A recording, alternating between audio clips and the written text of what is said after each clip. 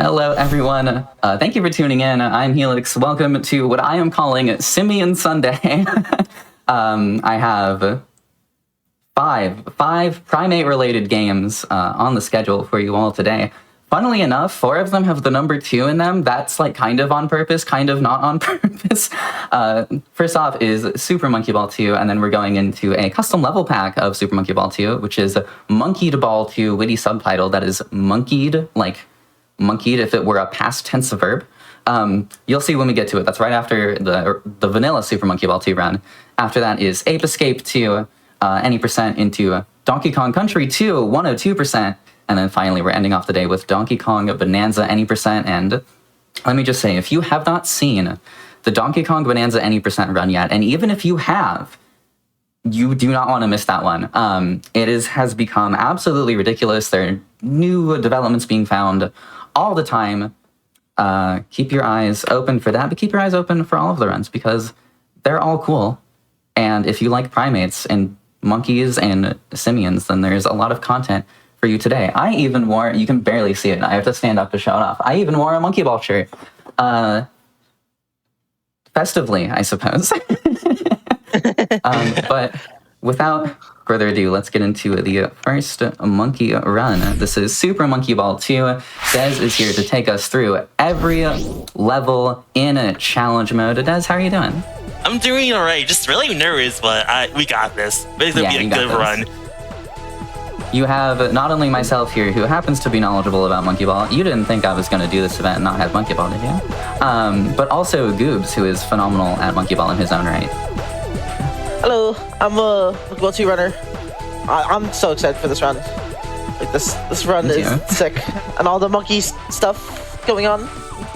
Yeah, stuff. And I mean, you're getting a full dose of Super Monkey Ball. This is, I think, 150 levels in total, if I'm not mistaken. Somewhere around there. I didn't actually count. That's kind of a guess. It's every level in challenge mode. So, but yeah, whenever you're ready, Des, we can get into it. All right, let's start. We're gonna start with expert. Oh, that makes sense. Yeah. Do they like the long expert, master, and advanced, and then beginner? That makes sense. Yeah. All right, count me down. All right, on go. 3, 2, 1, go. Best of luck. Thank you. Good luck. And so Des is starting with expert. Because in PB attempts, that's probably what you would do. And this stage is a big reason why, because there is a pause strat going on here. And we can explain pause strats in a little bit. But I just want you to see the power of pause strats. Let's go. Oh my god, I got it first try. Nailed it first try. Let's go. Incredible. Great work. That strat is like very, very hard, and especially in PB attempts, it is like a notorious like. Oh. Free fall moment. Let me try that level over again. So, oh my gosh. Party ball. Yeah. So to get into some of the basics about this game before we go into the more nitty-gritty stuff like pausing. Essentially, the general movement in this game, you're going to see Des use a lot of diagonals. That's because this game pulls inputs in a square. That means diagonals are the strongest input because they are furthest away from the center. So you accelerate fastest when using diagonals, and that is called boosting. And of course, you can also sort of do that into a wall, and that's called wall boosting. When you bounce off of the wall, you go into the air a little bit so you don't have friction. And friction slows you down, so we want to not have friction when possible, as that will help us speed up as well. This is a bonus stage, we don't care about these. 100 bananas is an extra life, but we have 99 of them. We'll be fine. So we just fall out of them and move on. Yeah, it's not like Monkey Ball 1 where the lives are very precious in the marathon run. We fortunately get to increase the life count to as much as we want. Thank goodness. Especially for a run like this where you have to play every level in every difficulty. A run like this is absolutely not marathon safe in SMB1. Yeah. SB1 is just not that good, but at least start.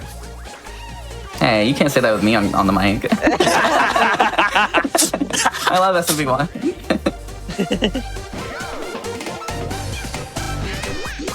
Yeah, no, SB1's really fun. I was playing it last night, but like... Ooh, cool. I'm an SB2 fan. I mean, I like them both. Oh, there's... Oh my Party days. you're gonna see, hopefully not too much of that, but potentially a lot of that. That's just what happens. The party ball really likes to get in your way, and if you hit it at all, nice save. That was a clutch save. Yeah, that was. Yeah, if you hit it at all, it likes to throw you anywhere other than the goal. Right?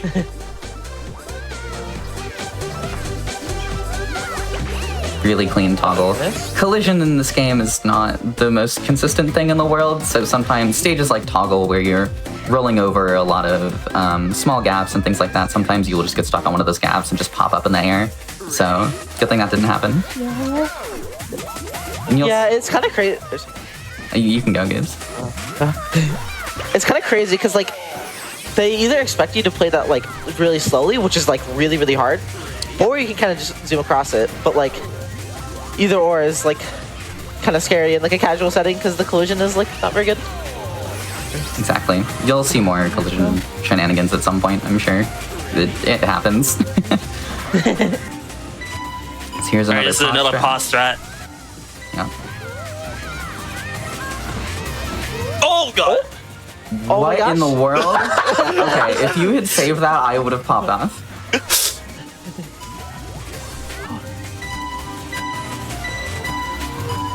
No, I didn't get it. Sorry. Alright, let's cheat. I can get the back up. Yeah, you got this. Nope. Oh, so I close. hit the party ball. The side goal. Yeah, the goalpost. That's another thing that can get you is the goalpost. Those goals are... When you're going at really high speeds, those goals are really tiny. Yeah. Yeah. It's crazy how much they shrink up at you, like when you're going this kind of fast. Nice. There you go. Yeah, so to explain pause strats a bit, this game is deterministic, meaning if you perform the same input on the same frame, you will always get the same result. So what we can do is use the notches in the GameCube controller to hold exact inputs, and then use the timer at the top of the screen to tell exactly what frame we're on. And so with that information and the consistency of those inputs, we can essentially follow a list of instructions and sort of be a very simple task. And that allows us to do just ridiculous strats that save many seconds that would not be possible, would not be humanly possible otherwise. Yeah. The nice thing, since the game is deterministic, like those pause strats, if you hit the frames, will work every single time, which is like so nice. The monkey ball speedrunning setting, where the collision is not very, the collision is kind of random sometimes. Yeah, exactly. Man. Yeah, and this is where wires are rearing their ugly head. Tears especially is kind of a very rude wire because not only is it thin and curved, it's also at an angle. There you go. There you go. Nice. Got the little drop off too. A really clean finish once you got it. Yeah. Monkey Ball 1 is a little bit more famous for its wires, but this game really has some horrible ones. Yeah. Tears Saved. wires. Let's go. Woo!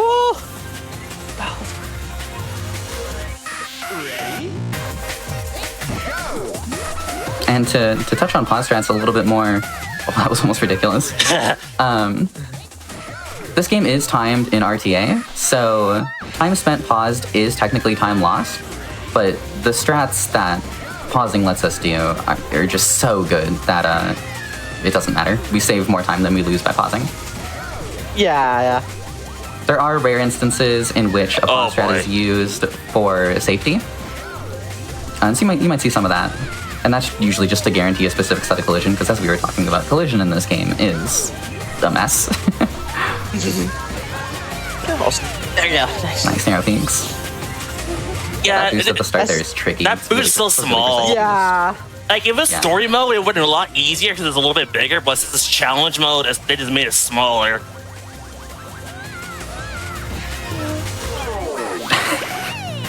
I keep forgetting that we're not taking warp goals. If you ever see different colored goals, a green goal or a red goal, that's a warp goal. That will skip stages. Remember, this category is all levels, so we are not skipping stages. It's blue gold only.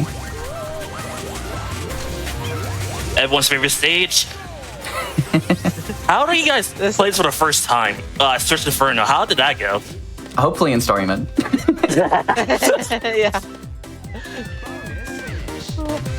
Luckily for me, I was young enough to where when I played it, I could look it up a solution. But I can imagine for people who couldn't look something up, like how bad Switch Inferno would be. I don't think How frustrating it'd be. I don't think I had internet when I played this game for the first time.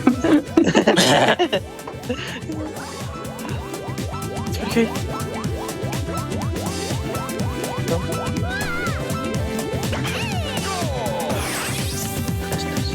This this split right here, expert 21 through 30, can be kind of like tricky sometimes. There's a lot of like decently hard strats and scary stuff that can trip runners up quite a bit. Like, yeah, and you'll see this if you watch story mode all level speedruns too. A very popular category of this game, commonly abbreviated as small, SMAL. nice. This is also World 7 in small. It's almost the exact same. So it trips runners up in that run as well, that category. Yeah. Oh, fuck. Oops. The domino. The domino.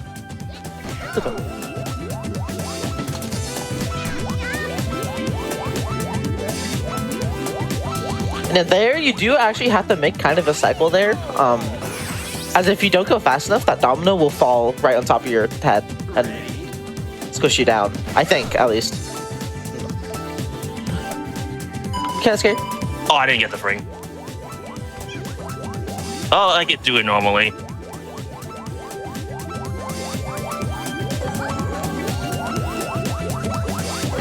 Sage is a menace in Banana Mania.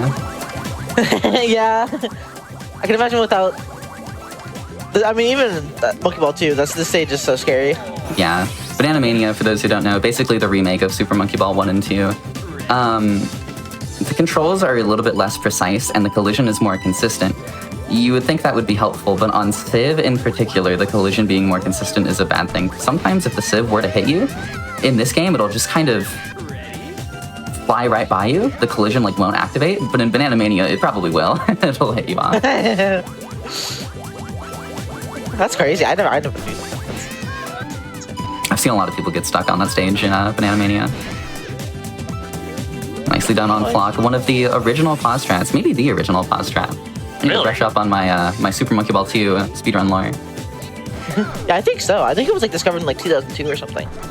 Oh wow, I knew it was the 2000s. I didn't know it was 2002 was the year this game released. I might be lying. Yeah, it might be a little later than that, but like I want to say like early 2000s. Also, this shot is very difficult. It is. The collision is really bad. This is one of my least favorite strats in the entire game. You have to manage your speed so perfectly, and speed and positioning. I mean, in a way, that's a lot of this game is managing your speed and positioning, but on this stage in particular, it is so difficult and so precise to get, excuse me, exactly the speed and positioning you're looking for. You need a really specific set of bounces to make it over. There you go. Yeah, and you need to slow down once you land there. Nicely done. I have bonked the goal post at the end of that strat before in runs. Oh no! Oh, so have I. Yeah, it happens to everyone. It's so scary because you think you're like cruising along to the goal, and then all of a sudden, yeah, it's just you take a little bonk. It's the most tilting death you can possibly take, I think. At least up there. Maybe not the most, but it's absolutely one of them. A bracelet's commonly considered one of the best stages in Super Monkey Ball history. Ooh. Nice blast right there to just fly into the blue goal. I don't think I've seen that before. Yeah, same.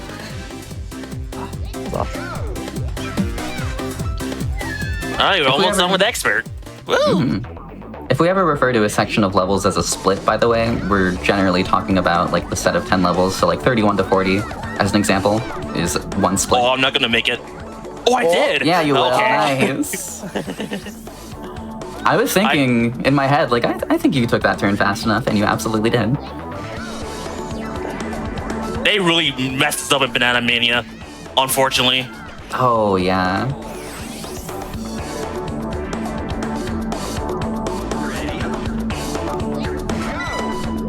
I should play more of the game.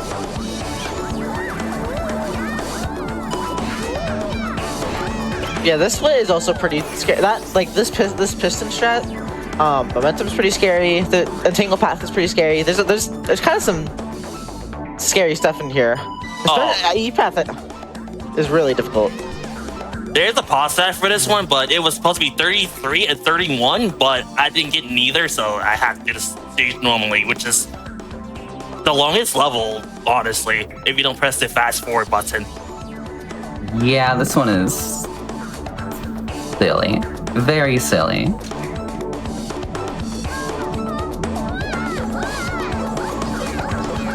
Oh, I might be too late on this. Okay. Yeah, you got it.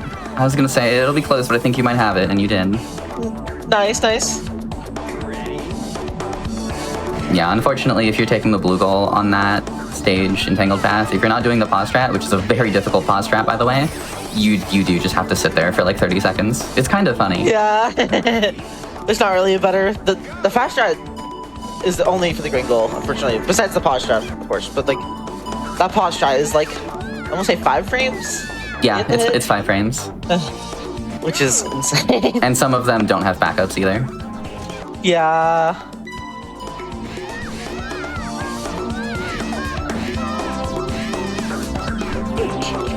So many cool pause strats, especially in Expert Warpless in particular. Yeah. I really Let's see if you can get this one. This one was recently discovered, I believe. Oh, dang. Okay. It's supposed to be 73, and I didn't get it. But like, this is the problem with speedrunning. Like, it's really good, but sometimes you don't get the frost ring, and you do lose time here and there. So you gotta keep that in mind. Especially when you get in a situation where you need to buffer by exactly 1 frame, like, for example, 75 to 73, what happened there. Doing a 1 frame buffer is very difficult. And if you do it too quickly, you completely unpause. If you do it too slowly, you'll buffer by 2 frames and then miss the frame you need. So, yeah, being in a situation where you have to buffer exactly 1 frame is tough. Yeah. I mean, it is a GDQ classic, but it is frame perfect to do a 1 frame buffer. Yes. Which is kind of crazy. It is like... Oh, nice save. I thought... What a save. Nice. Oh my goodness. Holy moly.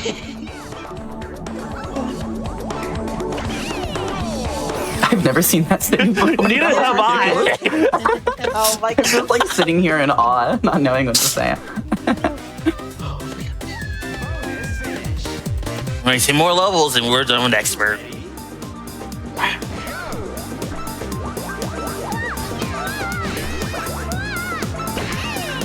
Like the last 9 stages. Sorry. Go on. The last 9 stages is really difficult if you don't know what you're doing.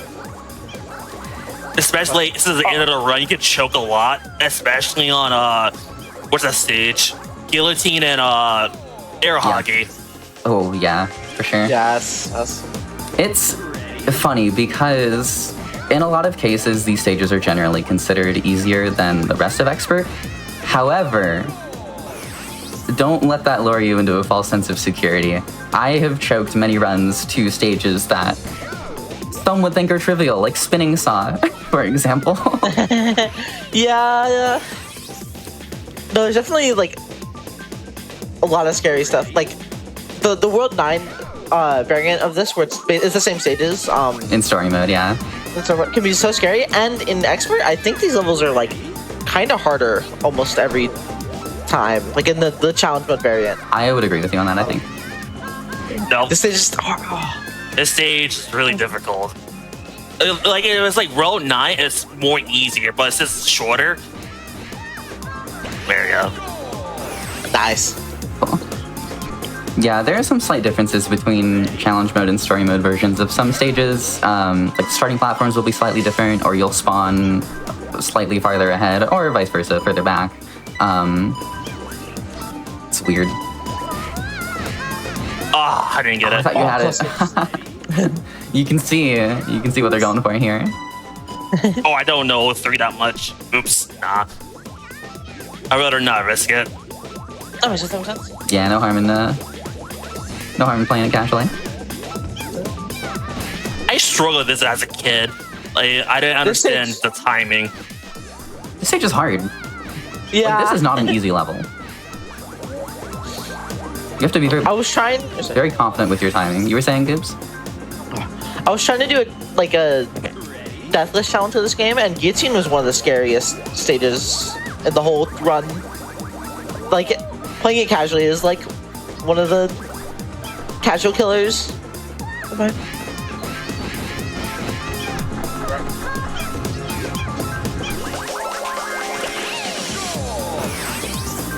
This is like an air hockey. Very nice corkscrew.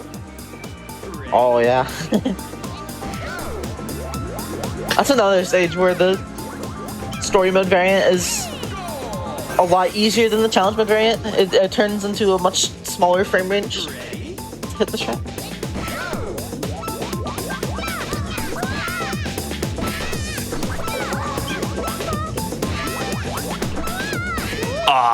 I mistimed that. Oh, close.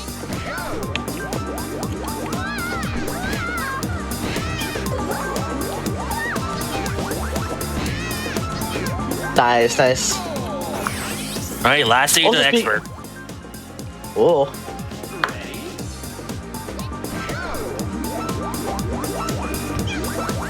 Oh, first try, let's go. Nice. All right. Yeah, that stage. I wasn't gonna say anything important. That stage is like a pretty like small frame range, but also it has dead frames during the middle of it. So sometimes you could do it perfectly and it just won't work. It's so annoying. I hate the head frames on air hockey. I hate this stage because this collision very not. Oh my god! But yeah, you could get terrible collision a lot. Yeah, no, Charge is the poster child of inconsistent collision. There's been times when you can lose up to like first try on that is ridiculous. That's very impressive, actually. Hitting that first try is kind of unbelievable. That's like the hardest strat of Expert Extra. Entire Expert Extra is extremely difficult. Yes, it is. No, that strat. The blue goal variant is actually, I think, harder than the green goal variant as well. So, very nicely done. And that green goal is like one of the hardest strats in the entire game. Yes, like ever. I have seen many people lose PB pace runs, or world record pace runs to that strat in particular. Me, for example. And me. And me. Yeah, I was gonna say, Goobs, I'm sure you've had your fair share. Oh, one up. I didn't realize I have like over 90 something bananas.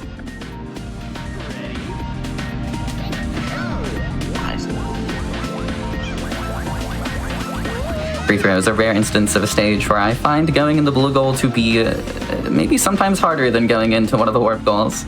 Yeah. Oh, whoa! I hit the top.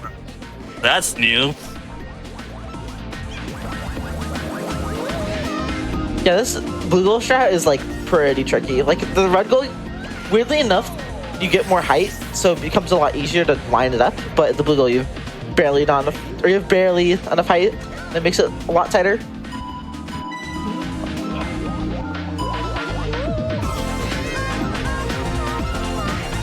Okay. Angela is a really good, fun strat to do. Yeah, that one's one of my favorites.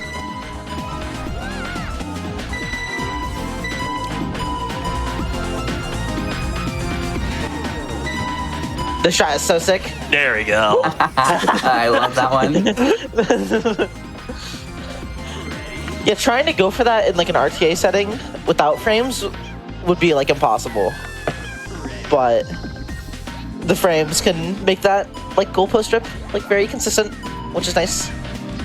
Oh, got the frame and just missed the input.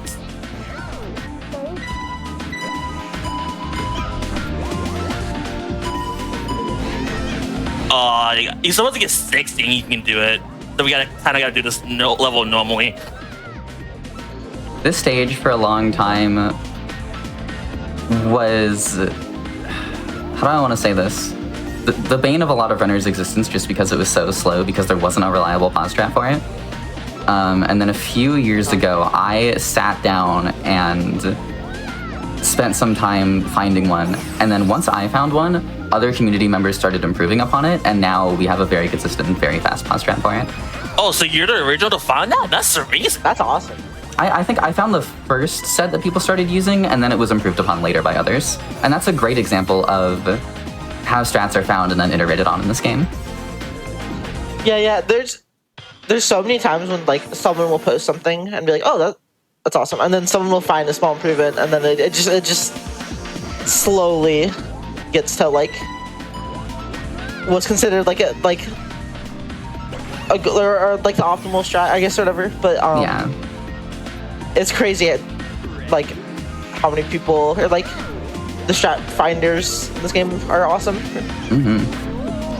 Expert Extra is completed. We are now into Master. Oh my.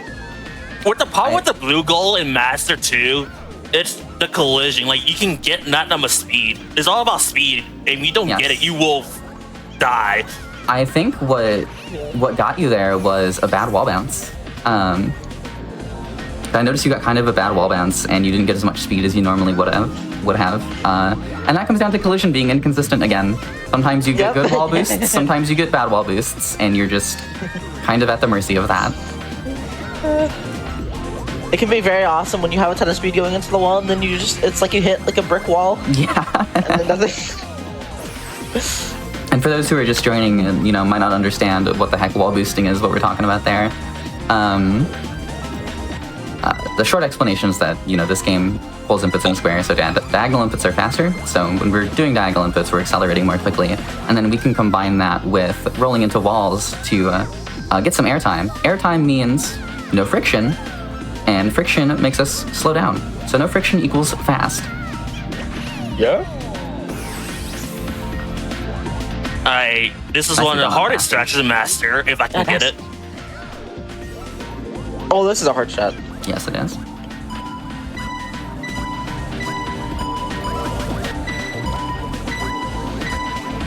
Oh, I didn't get it. Dang. He's supposed to get 13. That one is very difficult. I think that's 4 frames, which I believe so, yes. And I think 1 or 2 of them are frame perfect.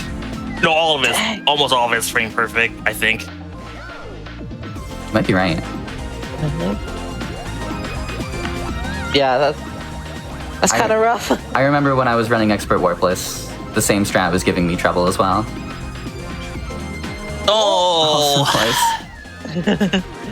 This is a great example of a stage that you don't normally see in runs because, the warp goal on passage, if I could speak, the warp goal on passage skips this. So you don't get to see it played, and it's actually a very difficult stage. Yeah.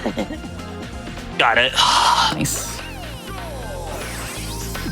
I think not just like my worst Master stage.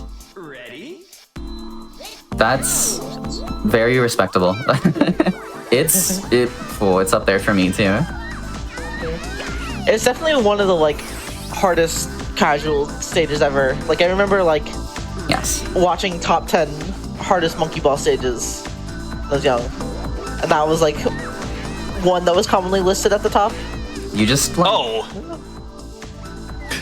You just unlocked hidden memories of my watching top 10 videos about Super Monkey Ball back when I was 14.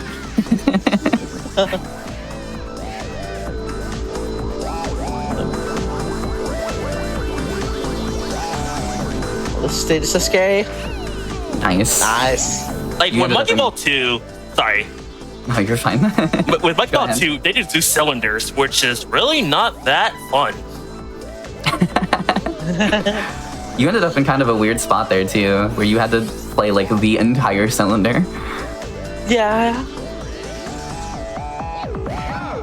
Shout out to Double Twin, the stage rolls. Wait, there's a pause strat on the stage? Yeah. I was unaware. I couldn't even recover. This would be so sick.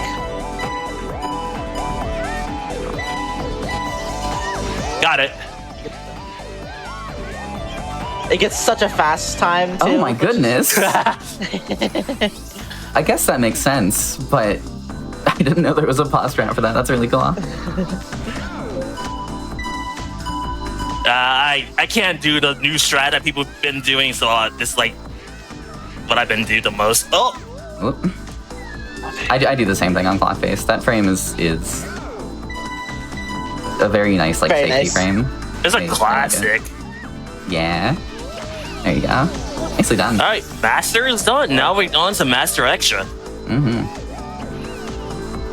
Oh yeah, so with these extra stages, to order to get it, you have to die. You had you have to do it without using continue. But in Monkey Ball 1, in beginner and advanced, you can't die once. So it's kind of like really difficult. That's another reason this run would not be marathon safe in SMB1. Yeah. Yeah. I don't know why the game creators are so evil with Monkey Ball 1. Well, it started as an arcade game. I think that's most of the reason. Yeah. Yeah.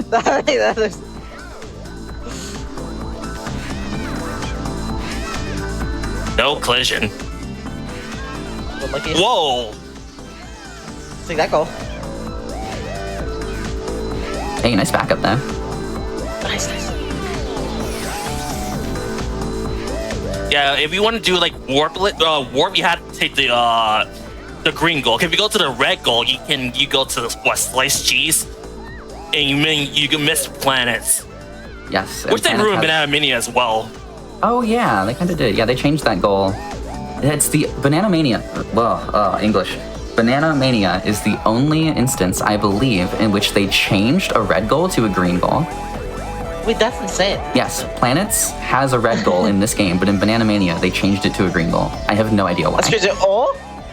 This strat is really hard as well. The angle you come at the goal in this strat is absolutely brutal, and the party ball loves to get in the way.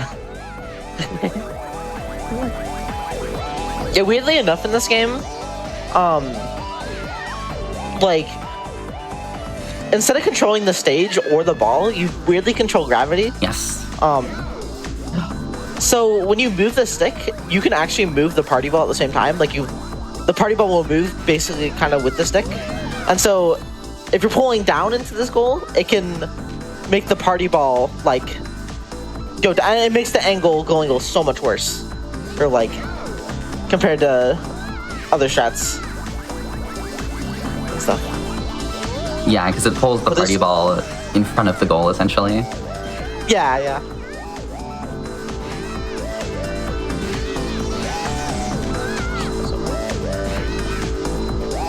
Oh, Nice. that always struggles doing it normally. That's a really tough goal. Yeah. Planet's blue goal, I find in a lot of cases to be more difficult than the red goal. Very clean sliced cheese, nicely done. I agree. It's nice.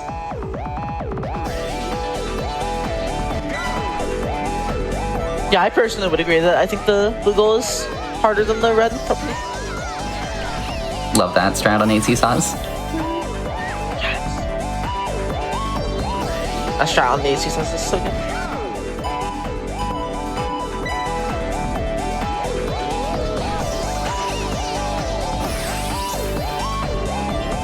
Nice little pause right there. Me?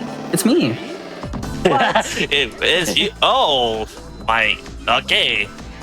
Try to do a pause strat. Let's see if I can clutch this. You got this. Oh. No.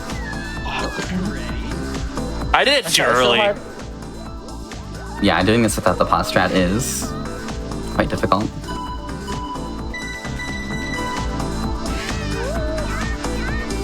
Oh. Nice. Nice. Even with the pause strat, it's a really awkward adjustment. That was very nicely demonstrated. Thank you.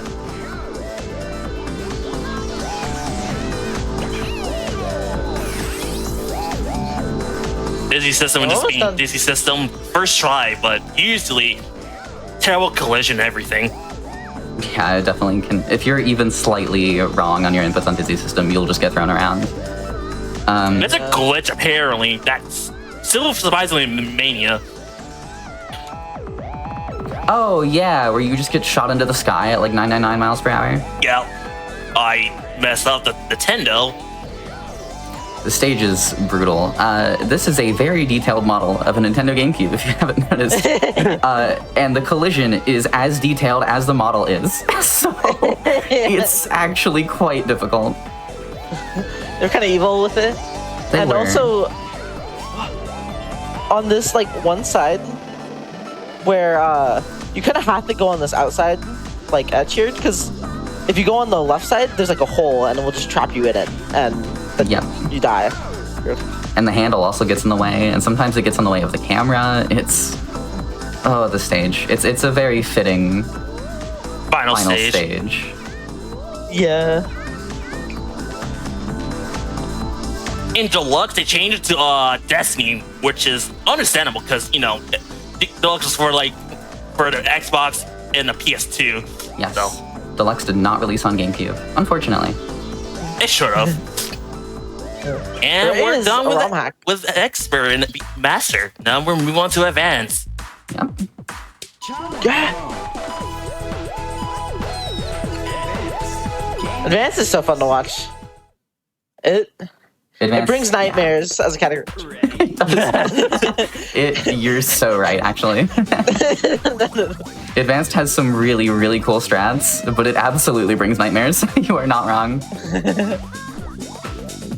Missed on the collision. Terrible wall boost.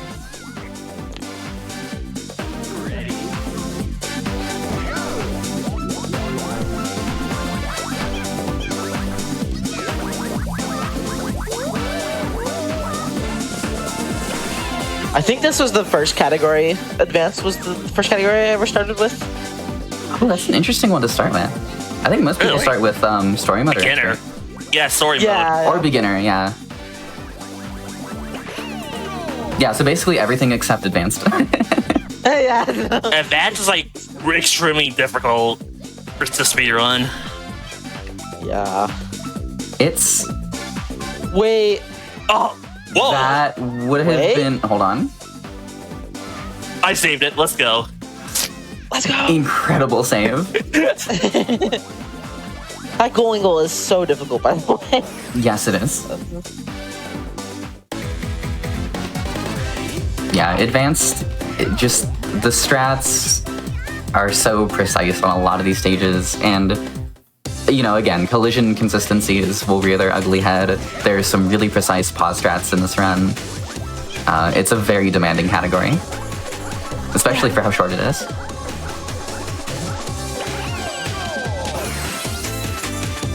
There's so many scary stages. And also stages that can just kind of randomly kill you for no reason. Yep.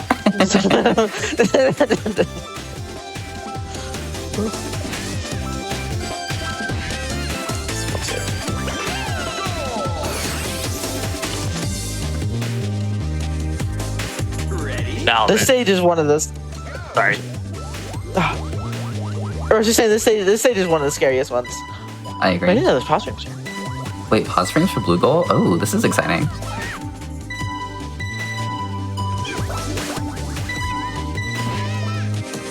Oh! That's awesome. I see what you're getting at there. That's cool. I didn't know there was a pause strat for that. There is a backup frame for second cycle, but I honestly don't remember it that well. Because usually you Oh, don't yeah. die. You don't die on this stage unless that happens. Cool. If you want to talk about weird quirks of video games, Super Monkey Ball 1 and 2 have a very strange thing where we call it first and second load. On certain stages, second load is very slightly different, and so pause strats don't work. You have to do a different set of frames. First load is when you first load into the stage, and second load is after a retry or a fallout. And so what happens is a lot of people will learn the first load pause set, but then either not learn or simply not remember the second load pause set. And so if they fall out, then they just end up having to do a backup strat. Yeah. And it's so weird. This game is so weird for that. the ridiculous thing is this problem persists in Banana Mania. Really? That's insane. Yes. It's not on every stage. I didn't know that. Too. It's only on some stages. Yeah, I think it's a weird. I don't know exactly what causes it, but I do think Complex Plane figured out why it happens. I think made a fix for it. I believe the reasoning that Complex Plane said. This is probably going to be an oversimplification and maybe slightly incorrect, but I'll do my best. During the spin-in animation, there are like floating point precision errors being imparted on the ball, and that spin-in animation is different lengths depending on if you're on first load or second load. Dang. Okay. I believe that is the gist of what Complex Plane said. Shout out to Complex Plane, by the way, your favorite Super Monkey Ball speedrunner's favorite Super Monkey Ball speedrunner. Yeah, very shout out to him. Complex Yeah, the legend. has been such a boon for this community. We love Complex. Also, just one of the best story mode players of all time.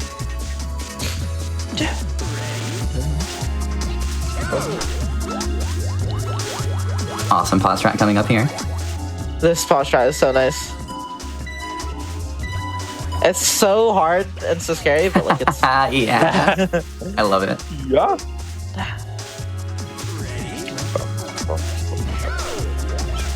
A fun fact on dribble is actually that specific pause strat, you don't need the third frame on first load for some reason. Yeah, I don't know why. On second load, you need that, like, let me rephrase this. On second load, you need either the third safety frame or an adjustment.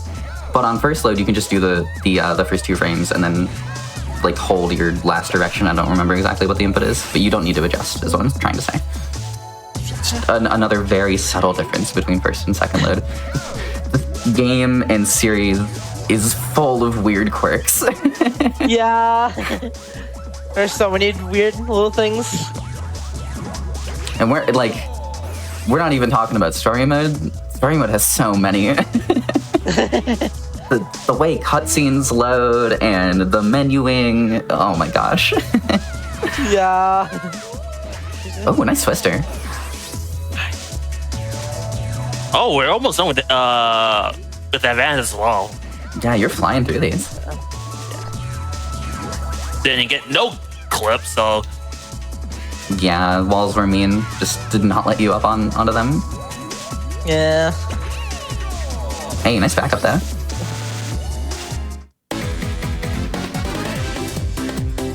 Some walls can be like the weird thing about the walls in this game too is that some walls are like a lot nicer than others. Like even though they look like they're modeled the same.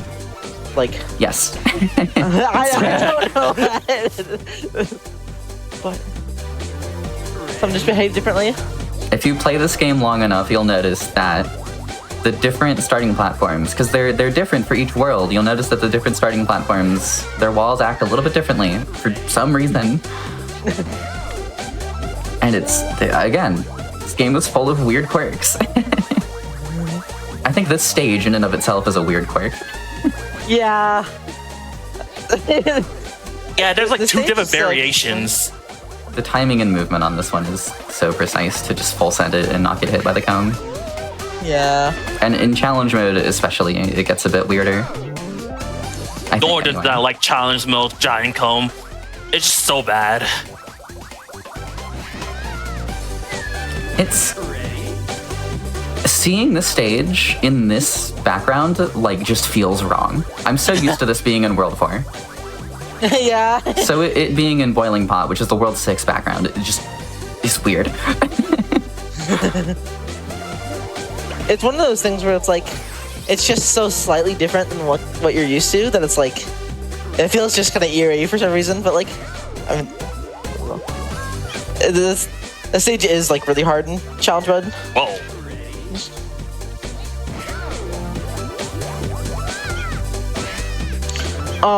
One weird thing about this set of levels is that there is like a strat for almost every level where you hold up at the beginning. I guess not so much in challenge mode, but in the story mode version, like you can hold up for almost every single stage and have a strat for it.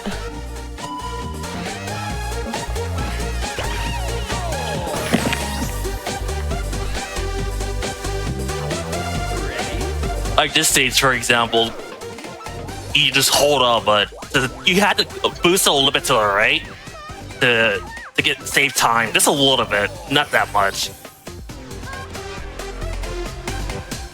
Ready? Everyone's favorite, and by that I mean least favorite stage, launchers. Oh my god. The fact that they hit you with this stage in a, like advance is so crazy because this stage is so hard. It's this stage is ridiculous. It shouldn't be placed where it is, and I think my theory is that it is so hard because it tests mid-air movement like no other stage up to this point does. No other stage requires even close to this level of mid-air movement. Also, the fact that they should not have made this a cylinder, because if you're even slightly off center, you just get thrown off to the side. You know, it's kind of crazy. And especially like it like you have to use like the mini map kind of to make it work, and yeah, there aren't too many bacon. stages that test that either. Yeah. Yes, 7-year-old And, Helix wasn't very good at that either.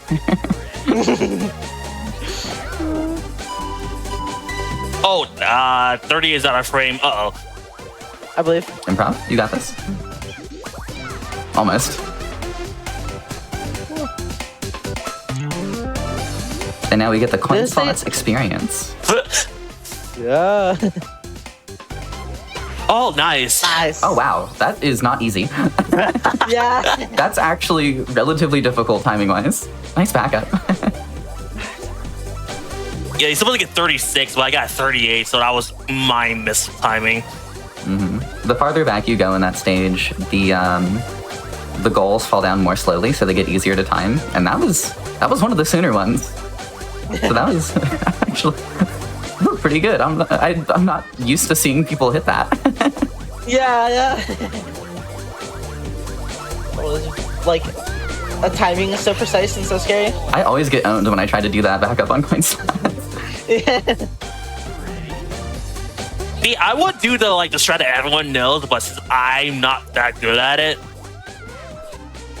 It's hard. That is a Oh, difficult strat because it's another one of those that really tests your air movement and also puts you in a really awkward position toward the end too. Yeah. Also, the pause strat here is just really cool. Cool. You just. Nice. Love that strat. Casually, It's the. Oh, sorry. go on. I was gonna say the posture is so nice because casually, that stage is a nightmare. We were both gonna say it. Casually on that stage, you have to wait 20-30 seconds for the goal to just slowly move up to the top of the stage, and only then can you try to go in it. But there are multiple ways in a speedrun to just get down there while it's still underneath and go into it that way. uh-oh. Oh, closest. Okay. Nice. Nice, wow. That's another timing thing that's really not easy. You're nailing these timing backups.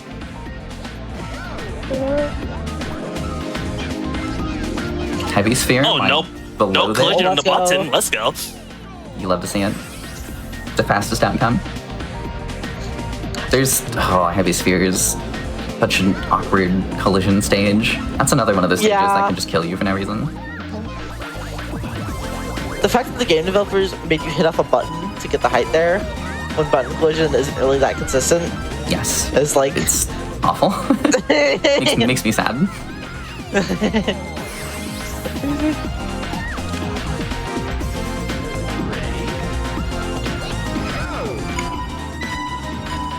This posture is so sick. Oh, I didn't get 53. Yeah, you wanted 53. The pause strat kind of rolls around that rim to get the goal while it's upside down. It's very cool. Yeah.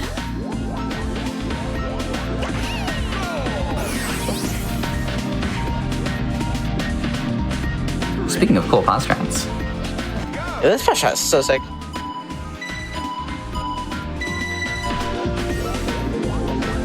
I didn't get neither backup nor the original. Yeah, I was looking for 81 there as the first frame. I'm not familiar with the backup set. The backup is 80 and down for like 75. That's a weird backup. It is. You almost never see down in a pause set. That's a very rare input. Yeah. Uh-oh. Oh. I This think is one of the best stages. No way! You're kidding. Oh my god. You're totally unserious. Whoa, okay. Now I have another reason to remember the 21st night of September. So for context, maybe you kind of understood it from the weird bounces that happened there, but Domes is a very, very inconsistent level, especially when you throw yourself at it like that. Des was aiming for 59.88 on the timer, and then she was going to hold up and pretty much just go directly into the goal. But obviously, she didn't get the frame, and so she just kind of threw herself at it and got some absolutely ridiculous bounces that just so happened to go in. That was amazing, and it was also very fast. Yeah, I think that was no, not quite. Or that was, it was still like incredibly fast. Like the bounces were so low, and like the dome explosion. We're like 3 stages past it. I'm still appalled. I've never seen that actually. At least not quite in that way. Oh, you're fine. There you go. Done with advanced. Teapot, I believe, is one of 2 30-second levels in this game, along with Melting Pot. Which is weird. They both have pot in the name too. I know, it's strange. This game is weird. Ready? And here is Beginner. Only 20 stages left in the run.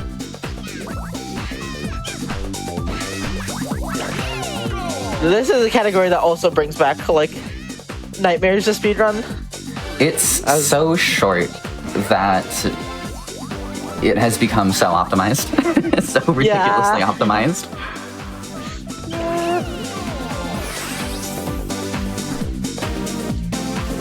And as we are in some of the easier stuff in Beginner, I want to really quick mention that Games Done Queer is coming up October 31st through November 2nd, highlighting queer and LGBTQIA plus runners, benefiting the Lambda Legal Defense and Education Fund.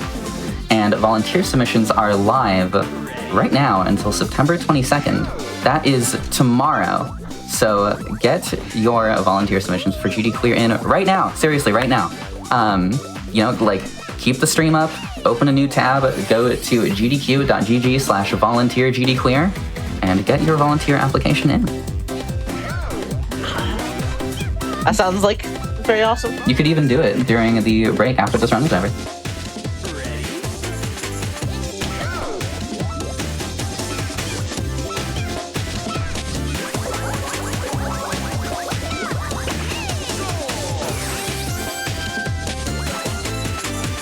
These stages are like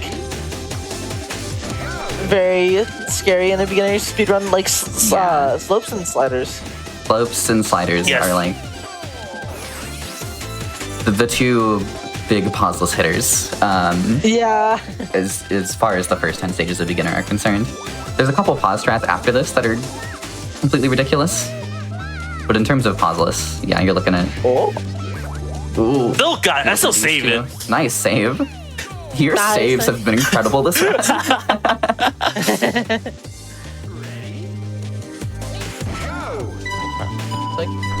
Let's see if I can get it. 35. This strat is so scary.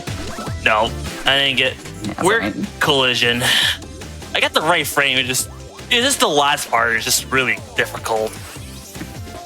Another thing about pausing is that if you are ever nervous at all, pausing is often the first thing to go. Because it is so precise that if your hands are shaking even a little bit, if you are not 100% locked in, it's so easy to miss a frame. Especially if you don't have any backup frames. It's one of those things where like it just becomes impossible, and especially in small speedruns when the final World 10 has like Gosh, yes. 30 pause, not 30, but like 5 big pause strats. It's like It's like 30 frames of pause strats almost. There are a lot that are, I think there are 4 pause strats in World 10 that are 3 or more frames, if I'm not mistaken. And then there's also like, depending on the strats you're doing, I think 1 or 2 more that are shorter frame sets. yeah. That's great. If I remember, I think there's like 2 or 3 stages that you don't need pause frames on World 10. I have never done a small one in like years, so I have no idea. Yeah. I honestly Those have are not the run nice small in a while either. You were saying, Gibbs? Or I was just saying those strats are a nice break from the nerve pause strat stuff for. They are, but they're also scary because like they're not free strats by any means. Yeah. So it's in a way it's worse when you lose a run to one of those. Like if I ever lose a run to Disorder, I'm kicking myself. No. Yeah. Or Mountain. Mountain feels even worse. Yeah. Oh. And for those wondering, what are these Let's stage go. names? We haven't seen these stages in this run. That's because there are exactly 10 stages that you are not seeing in this run because they are story mode exclusive. World 10 of story mode has stages that are not in challenge mode. They are the only stages in this game that are not in challenge mode.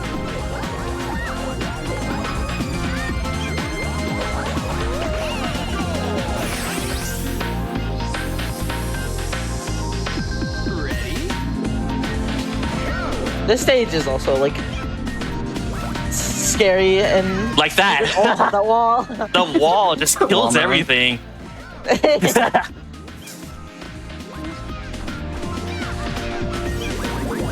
That wall is like you could either bounce off of it like a lot harder, or like get like a soft wall, or like go on top of the wall. It's very inconsistent and like be very nice. Also, watching you practice this was like one of the coolest strats. Just go right through the middle. Let's go. Nice. I was not aware of this pause strat until I saw you practicing it. That's very cool.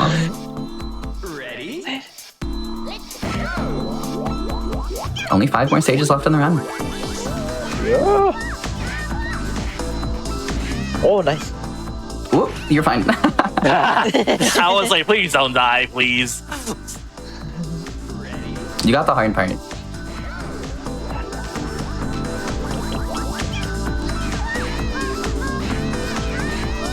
Oh, we are getting a lot of speed here unfolding. Oh! What was that balance? No way. I think what happened was you clipped the very edge of the platform and you just got sent, instead of up, you went directly forward. Yeah. Yeah. And so you didn't get the bounce that you were expecting. I had to like talk that out in my head to understand what the heck happened. Yeah. I couldn't jump because it just happened so fast. Yeah. It's another example of collision being kind of funny in this game. On stage where you can just hold up. Nice. 2 stages to go. Yeah. We're almost there. We're almost there.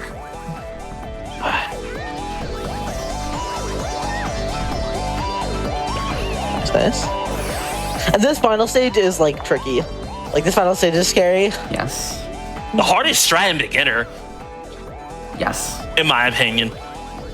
Unless you're doing like curve bridge frames, yeah. The hardest puzzle strat for sure, in my opinion. Whoa, I hit what the heck? corner. No. I hit the little cube at the end.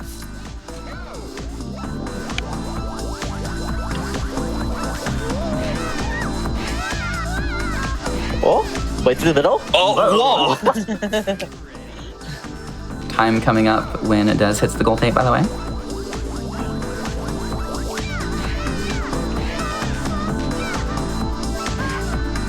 Wait.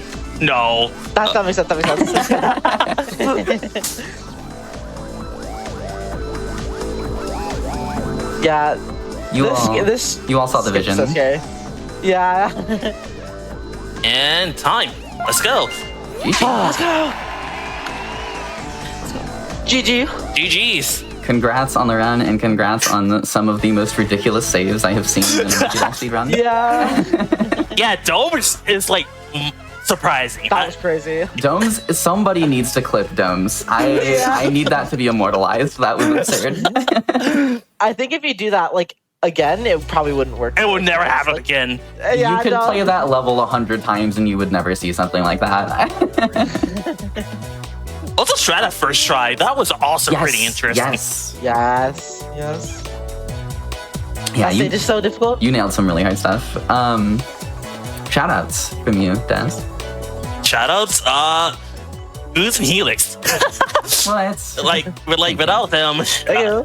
yeah, without them, we wouldn't be here.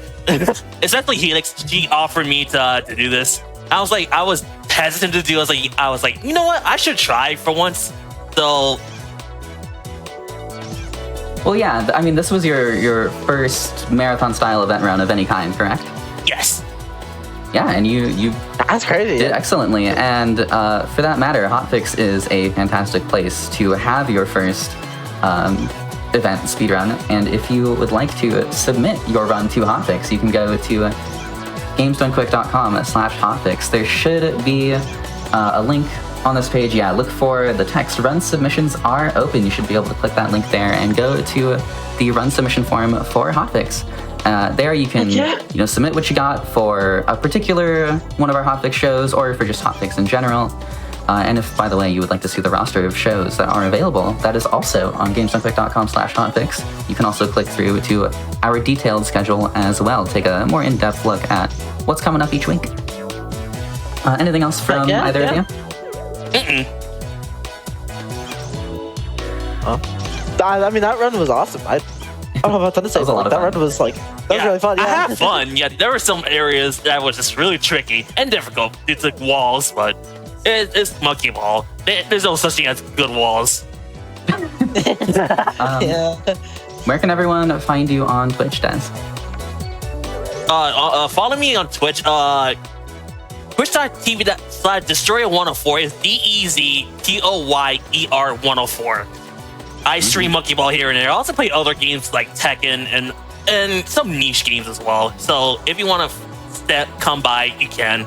But that's up to you. Cool. We're going to take a quick break here as we get set up for more Monkey Ball, so don't go away. If you liked this, you will absolutely like what's coming up next. It is a custom level pack of Super Monkey Ball 2 called Monkeyed Ball 2, Witty subtitle. It's if monkey were a past tense of verb. The name's funny. It's a very well done custom level pack. Very difficult, and the person playing it, I believe, is the world record holder. I'll check on that during the break. I think so. But Yeah. regardless of if they're the record holder or not, I can tell you firsthand that they are very, very good at that game. So, Yeah. keep it right here, unless, of course, you're going to fill out the your Games Done Queer volunteer form, gdq.gg/volunteer gdclear, and we will be right back with that in just a few minutes.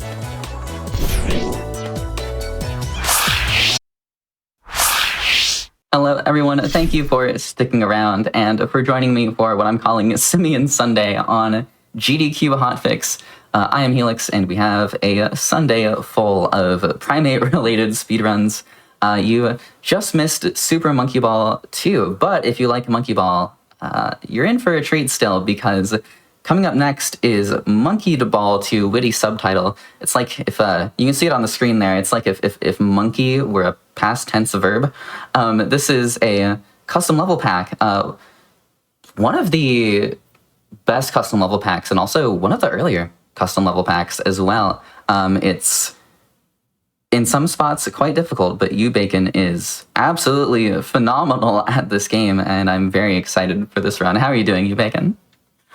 Oh, doing fine, thank you very much. It's a healthy late evening. Little bit nervous, but we'll get that sorted out along the way. And it's a pleasure to be presenting this run, and thank you once again for having me on this program. Yeah, happy to have you. Thanks so much for offering to do this run. I'm super excited. For those who don't know, I used to run this game myself. Alright, we'll be doing story mode in this run. We'll be focusing on story mode. Though the menuing I'm about to do might lead to think that I'm doing challenge mode. That has a very simple reason I'll explain in a little bit. But we're in story mode now. And that's all the setup I need. I believe I'm ready to go. I might as well count down. A 3, 2, 1, go. 3, 2, 1, go. All right, best of luck. Thank you very much. Alright, we're starting off simple, set no one ever. As everyone knows with optimized early games, those tend to be quite a jail. And for this run, it's also no exception. There's 2 stages in total that can troll me really badly, where I can just lose tenths of seconds for doing the correct thing but not getting the correct result. Those 2 stages being 1-5 and 1-7. We'll get there when we get there. There's a bit to explain since this is a story mode run. There's a bit of a difference as to how to progress through it all. As you see, I'm pulling up the menu often. Since we're approaching the weird stages, I'll explain that in just a moment. I would just like to explain what makes, for example, this stage such a reset-heavy one, even though it looks very simple. There's these walls to my left and right, and coming up one that I want to collide off of. Just like this. Perfect. Okay, so this stage did not troll me. Nice. Boom. One more jobber stage out of the way before we get to the second stage that can throw me away for no reason. Just gonna jump through these holes. There we go. And now there's this stage. It looks wonky, it is wonky. I tried to come up with multiple approaches for this stage. I hope this does it. Hey, okay, a little bit wonk was there, but it worked just fine. If you were watching the Super Monkey Ball 2 run earlier, I made a point multiple times that collision is weird and kind of inconsistent, and that applies to this custom level pack as well. Every custom level pack, if there's a suspectly low wall, it will cause the funny if you go fast enough. Oh, I didn't get the dunk, sadly. That would have been sick. Oh well. World 1 going well so far. No, nothing that goes wrong. I like that. Good start. We briefly mentioned menuing. You're seeing you, Bacon. Bring up the menu at the start and end of each level to retry and stage select respectively. That just skips some animations, ends up saving multiple minutes over the course of the run. Yes, exactly. Whoa! Okay. Slick goal, I'll take that. Nice. I believe people refer to that as a Gaiden goal. Oh, I haven't heard that before. I've heard goalpost rip. I have not heard Gaiden goal. That's fun. Post rip as well, but I think I heard that tied to Gaiden as well because you go fast there. At least I think that was the first pack where you go really fast. I can understand that. There are many stages in that pack that would cause that to happen. If you would like to see more examples of that, I can recommend watching the Gaiden story mode TAS. There's some really ugly goal entries in the TAS. Hard vouch, that pass is incredible. But yeah, in order to save some time everywhere, you just do some extra menuing. There's some caveats to it, but the gist of it is with retrying early, you don't have to zoom into the level before the ready go pops up.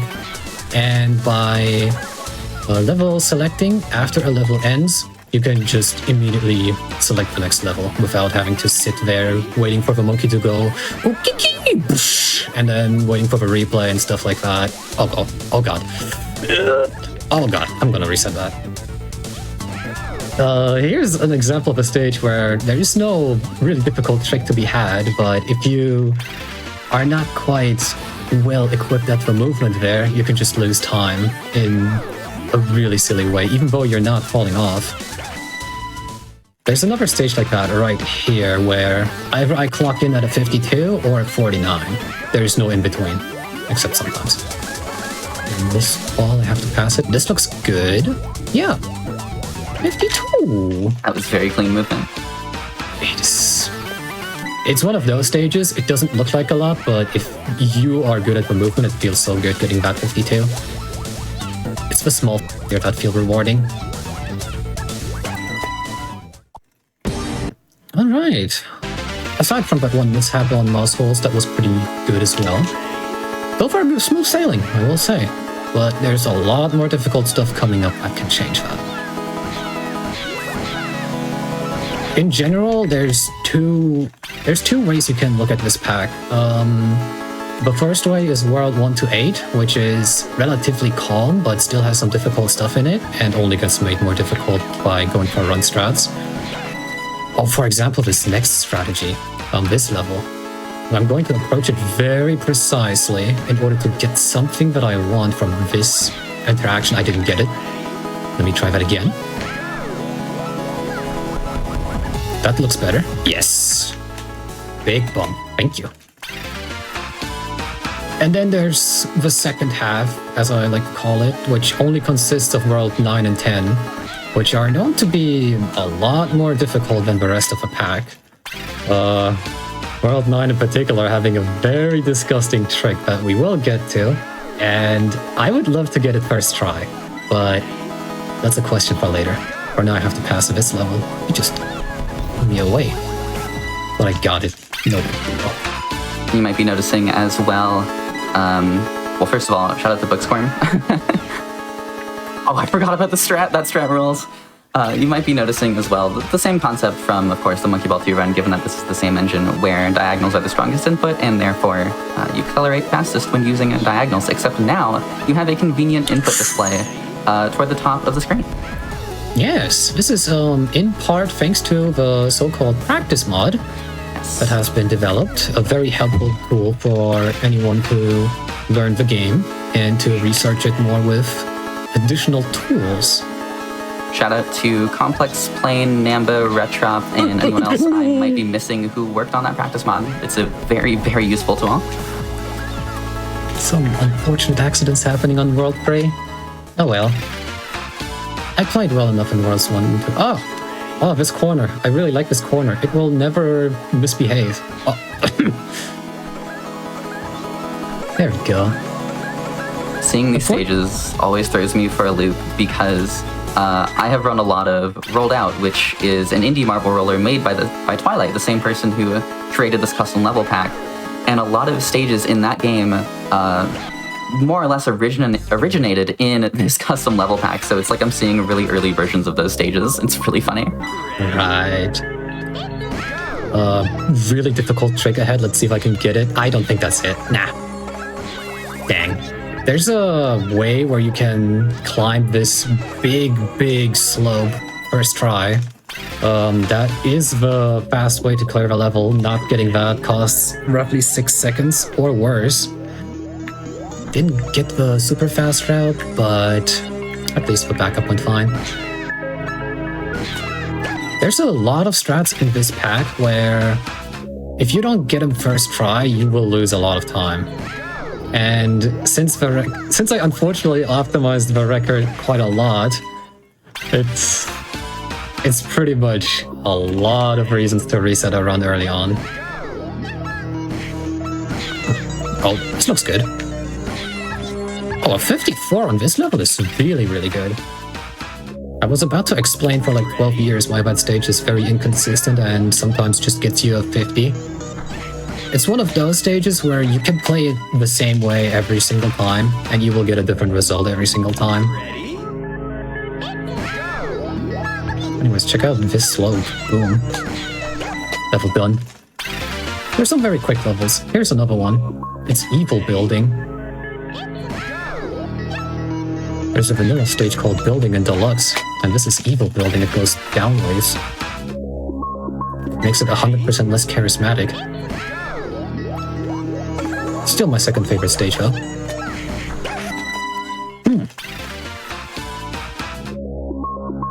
Ready? Next up, there's this one. I don't know how the stage works. I tried looking for a good strat here. I was not able to come up with a solid one yet. However, that was a 53, so I'm not complaining about that. But that was not intentional whatsoever. Well, alright, World 5. World 5. We're going a little bit more difficult this time, but overall, World 5 should not be that much of an issue. It's also one of the shortest worlds in the entire pack, because all the levels are just so fastly done. Compared to a few worlds later on where some stages will take 30 seconds individually. A lot of stuff later on will naturally just take a longer time to complete. Here's a cool strat. You just hit this and then you fly through the rest of the level. Right, I'm gonna go for a strat here. I came up with it 1 hour before this run. Didn't get it. I'm gonna go for it again. There's a way to get this very smoothly and get a 55, but I guess the Monkey Ball gods don't want it. Oh, I don't know if anyone paid attention to the minimap there. There was a boulder coming up that was on its way to crush me immediately. 3 seconds before rescuers arrived onto the scene. I'm very reference-pilled, by the way. Anyway, back to the run. Oh, is that gonna do it? Just a bit too much momentum right there. This is a very sketchy trick in order to play the stage faster. It worked now, thank you. I have developed that strat during derusting, or at least I went back to it and I tried to improve back onto its consistency. I'm somewhat better at it now. A little bit of menuing here once again that I didn't do yet. I am playing this stage next. I skipped 5-8 for now, and that has to do with story mode reasons. Whenever you are in the last stage, the game already tries to load the next cutscene, because there's cutscenes after all that I'm skipping in between every world. In order to cut down the loading time to the next story segment, you can play a longer stage last, so that the game takes longer time to load the cutscene. You don't even see it. It's just there, and you just have to believe me, but I skipped it. And with that, we already have passed the first half of the game, and things are only gonna get more tougher here. Still though, World 6 to 8, while housing some tragic stages, could still be not a huge issue whatsoever. Unless some stage just heard this and is taking quite personal offense to that. We'll see how that goes. Oh, there's one stage in World 6 that can be quite inconsistent. I will do a strat that I always do, and just like with Marble Party, if Monkey Ball decides it wasn't good enough, then that's just it, and I can't do anything about it. I think it's stage 6-6, Ring Bump. It's a classic inconsistency issue. I tried looking for a good strat on that level so badly, but it's just... the research up until this point has been no bueno. Let's see how it goes this time.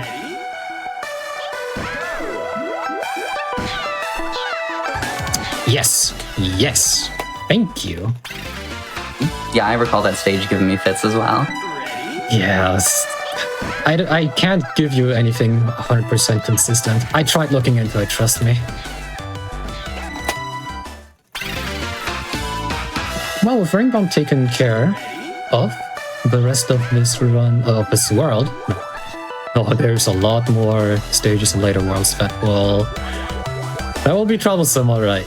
But World 6 should not be posing that much trouble anymore. Here's a pretty long and cool stage. You are tasked to be a freestyler, and you can just play the stage however you want. Boom, boom, boom. There's a goal up there. You can alternatively take it if you feel like it. Here's another green goal. It's upside down. I like it. Let's take it. Boom. Alright, heading into World 7, immediately with a difficult stage. I need all the momentum I can get from this very slim platform. Let's see if it's enough. It is enough. Beautiful. that level normally is really, really long, and that skip, I may have made it look really easy, but it's very difficult to execute. Oh, there's this funky stage. It's almost a hold-up, but you do have to go into that corner. Then there's this stage. I'm going to rely on very precise movement. I want to hit the wall in a very specific manner. This should be good. Yes, that is exactly what I want. And then you just... Okay. I wish you could have seen my reaction to that save. A little jump scare right there, I see. This is one of the scariest stages in the run because the ending here gets slimmer and slimmer. And since this is a speedrun, you want to naturally go fast. If I don't get a 45, it's a cringe time. It's a cringe time, I'm afraid.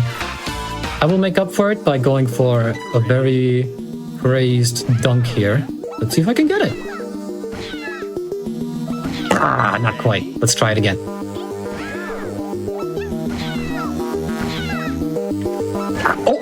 Okay, okay. I like going for the exact same strat on that stage and rolled out, and it is equally risky.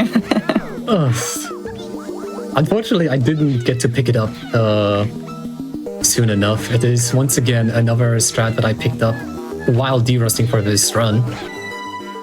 I was able to get it often enough to a point where I felt like, I can do it here. And it worked second try after all. Good decisions were made.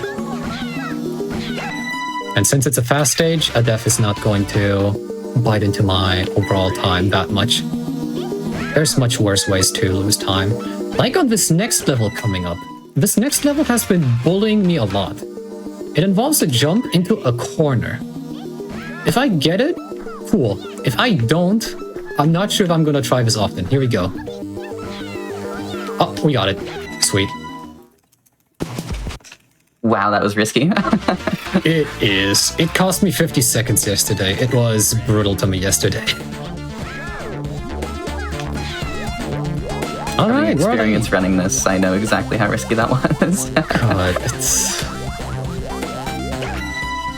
it's definitely one of the tricks to save time.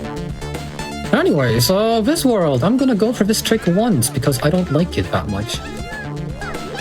Oh, I got it. Okay, maybe I like it after all. Ooh, nice. That trick is very easily throwable. Hold on. Nice. That trick on that other stage is very easily failable because actually I have to focus on this stage. And that's why I have to focus. One moment. Oh, come on. Come on. Ike, don't leave me hanging. Oh, no. Ike, please. Oh, nice. I learned that strat from Ike's last Monkeyed 2 run. I was very impressed by it. Shout out, I guess I'm me. Shout out to I guess I'm B.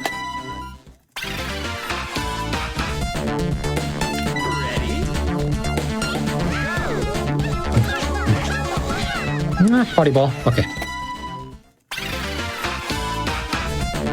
Alright, here we go. This is a stage. In here, it's called Spiral Tower. In challenge mode, there's an exact duplicate of this stage in an ice background, and it's called, I think it's called Elsa's Castle from Frozen. Oh, yeah, I think you're right. I vaguely recall that. It's just like how long the level name is. I think to date, like, until that point, it was the longest level name, but I could recall. But I never really did a tally on that one. We have another stage. This one is very difficult, casually, but thankfully we are not casuals on this instance, even though I like to call myself one. And we can instead do something like... this? No, not quite like that. No. Game, I need you to do the correct thing, now. Thank you. And then there's this cube stage. It's very much a cube. You wait a second, and yeah. Yeah. This run is bringing back unlocked memories. There's also another really cool strategy on that cube level, where you can go into it like sideways, but I shouldn't talk about that. I should talk about World 9. We have reached the difficult portion of the run. A very difficult portion of a run.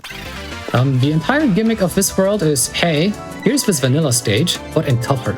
Good luck. And some of these stages are very, very tough, including this one. Yeah, this is where this level pack gets brutally difficult. Yes, this is where if you play it for yourself, you might be stuck here for quite a while. Anyways, the dreaded level is coming up. I am not going to elaborate until I clear it. Oh, it's this one. I see.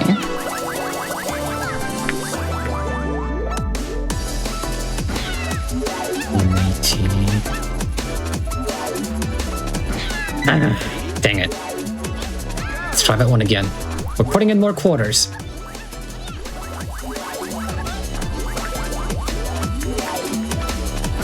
$160. Not quite. Not quite. There is a smile that crept across my face once I realized what you were doing here. 170.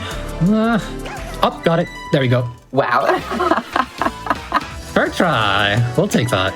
That stage is so long, otherwise you essentially have to go down each of the inchworms, or the footworms, I suppose, as that stage is called, to eventually get the last one. But yeah, or you could just do that. That works too. And yes, I did get that probably in my current record run.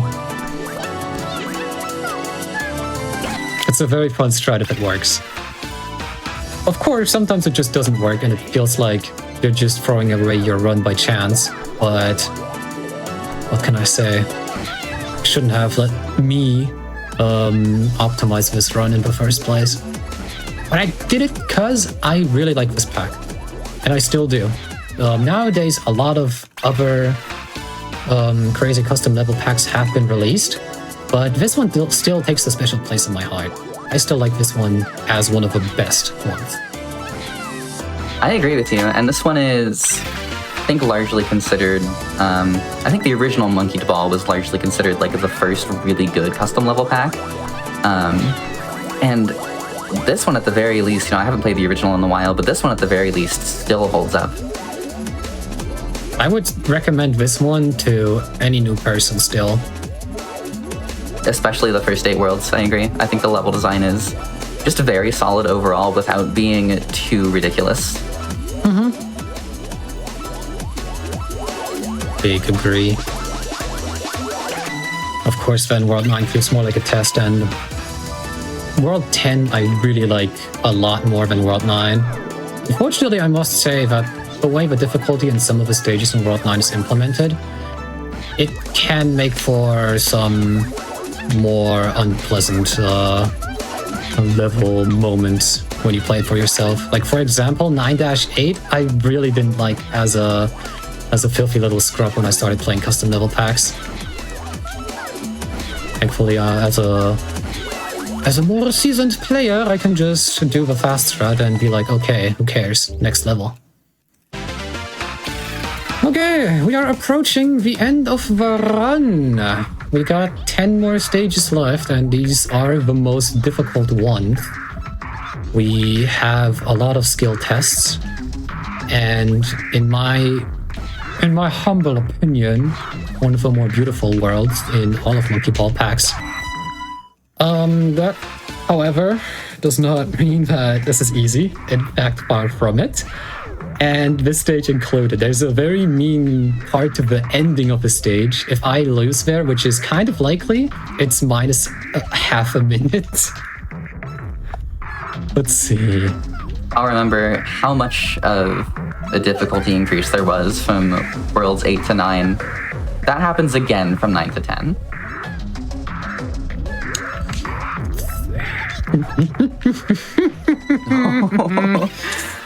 That part is always a little bit stressful, even if you've played that quite a few times. No kidding. We got this light wire here now. It's smaller and smaller. And we got these rotating platforms. You could play this faster in theory. I never did. People who also ran this pack did. Unfortunately, there are no VODs from that runner, but A-Box used to run this game as well, and A-Box was able to produce such good runs as well. A-Box had the former record before I took it after my grind like a year ago.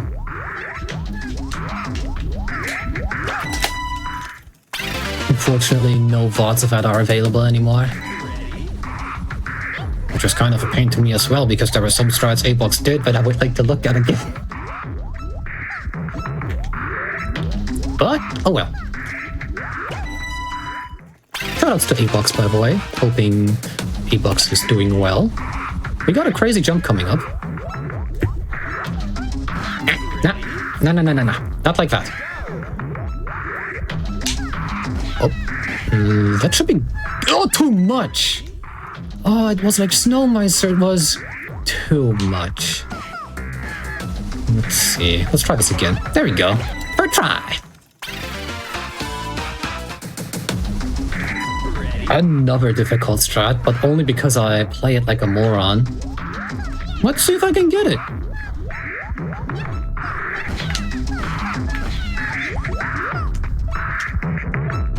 No. We'll try that dunk again.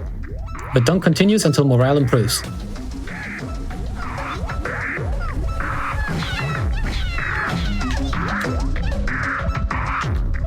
Oh, no. Game. I need you to let me get the dunk. Ideally in a timely manner.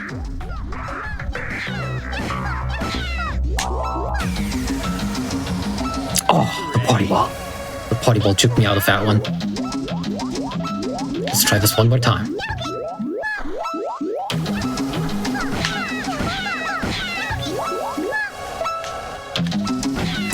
Oh, now the game is inventing new ways to throw me away from there. I want you all to imagine, by the way, playing these stages on world record pace with the nerves that come along with that. It's so ridiculous. I have no comments about that previous collision that just happened. It just decided to end me. Like I said, interesting. Oh, party ball again. It's like I'm so close all this time, but the game just decides, no, you're not. Nuh-uh. Back to the start you go. Maybe sprinkle in a reset. There we go. There it is. I'm afraid that took a little bit too much time, but... Oh, don't roll down there. We don't want to go down there. We want to go over here. Thank you for coming over to here. Nice little Zorp at the end there, too. Little Zorp indeed. Zorp is a term for when you're expecting collision or, roll over something that would often give you collision, but you don't get it. And in some cases, it's beneficial, like it was there. Yes. Typically... Aptly named Shriek. Yes. You hear the monkey shrieking a lot. On that previous stage, 10-8, you either get the Zorb or you get collision that sends you really high upwards, so it's not risky, as risky as it may seem. Final stage, by the way, time is after I get into the goal. If I get into the goal. Non-zero chance I will fail the final dunk. Yeah, the ending of this stage is funny, I will say. It's very funny. And now we will wait here because this wire has a tendency to go up. Little uppies right here. Okay. Let's see if we can get the dunk and finish the run. In just a few seconds. Got it! Time! Nicely done. Wow, that was absolutely mesmerizing. You went through that so fast. Thank you so much for coming on and for making this pack look far easier than it actually is. No problem. Thank you once again for the invite. Slightly butthurt that 10-7 decided to be so problematic, but other than that, I can't complain. The things that went... And 7 was so mean, but hey, you were still underestimated. What was the time, if I may ask? 29-18 looked like. 29, okay. Closer than I'd like. But I mean, considering everything that 10-7 threw at you, still being underestimate by 40 plus seconds, pretty solid. Yeah, I'll take it. Yeah, any shoutouts? Shoutouts to, most importantly, the format team for having me. That was a very pleasant experience. Thank you for having me. Also, well, I already did shout out A-Box. I haven't talked to A-Box in a while. I believe that's about it. As far as me streaming, I tend to stream very irregularly, so I would like to not direct my Twitch, but if you would like to support it anyways, it's YouBacon42. And I believe that's all from me. I believe I've done what I came here to do, so thank you again for having me. Yeah, thanks again for being on. I want to really quickly shout out Twilight, the creator of this pack, and rolled out the indie marble roller game that she made after working on this. It's quite good. I have speedrun it. It's very fun. Lots of similar stages with improved designs, or different designs depending on your opinion on them, but regardless, it's very quality. Yeah, shout out to the whole custom level Monkey Ball community, just as a whole. If you like custom levels, mods, things of that nature, my Hotfix show is Parallel Universe, which is about exactly that. It's about community-created content, so mods, custom level packs, even things like randomizers, bingo, and that airs every other Friday at 10 p.m. Eastern. Our next episode is this upcoming Friday, the 26th, so I'd appreciate it if you would tune in, of course. But yeah, just a little something to note if you like this sort of thing. And if you enjoy speedruns involving primates, there's more of that to come as well. We're going to take a quick break. When we return, it will be Ape Escape 2 with Rekelt, so stay tuned for more simians on this wonderful Sunday. We'll see you all in just a few minutes.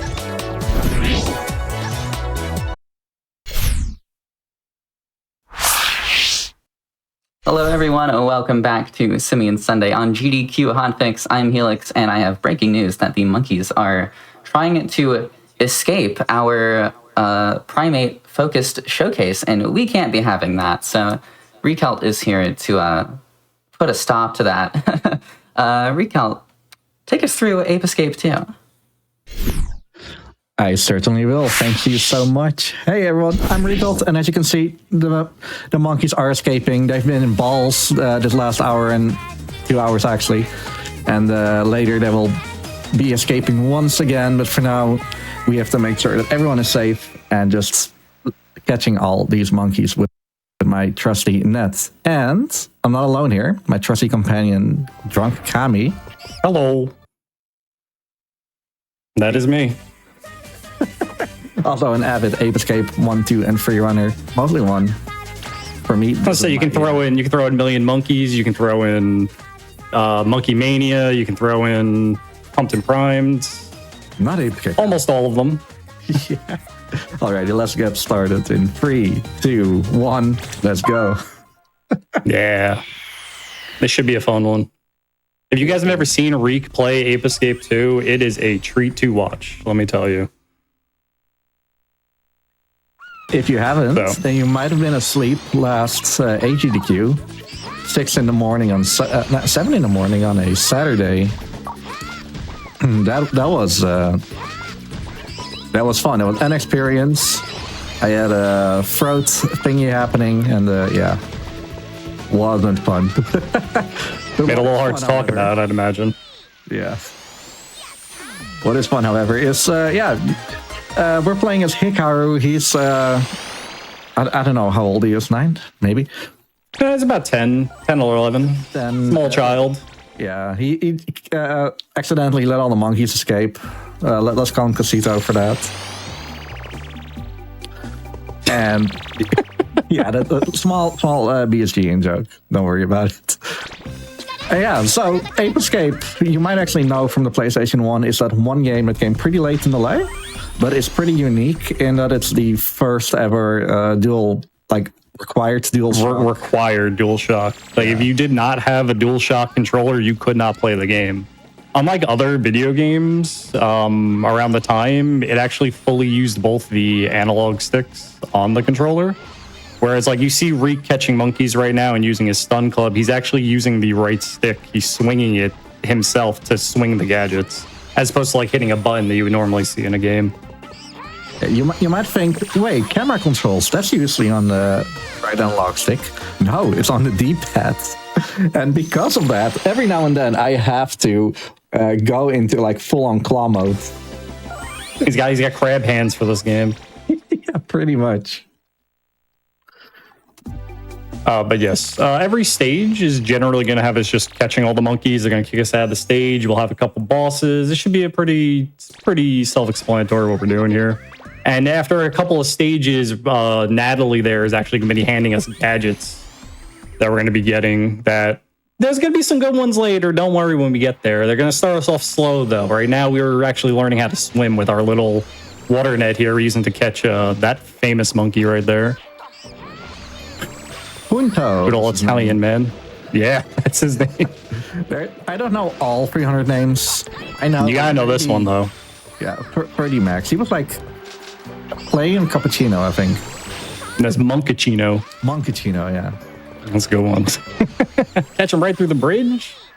Wait. I love seeing that every time. Yeah. It's a small thing where the moment you swing your net while jumping, the net gets a little bit bigger, it touches the monkey, and then, hey, you're caught. Maybe also something that's important to know is that in Ape Escape 1, it's pretty much you move the net with the right analog stick, you touch a monkey, it gets caught. In Ape Escape 2, that is only the case when you're jumping, but when you're on the floor and you're like within range of a monkey and you swing the net, it does a little bit of a Pokemon calculation. I'd call it like a cutscene almost.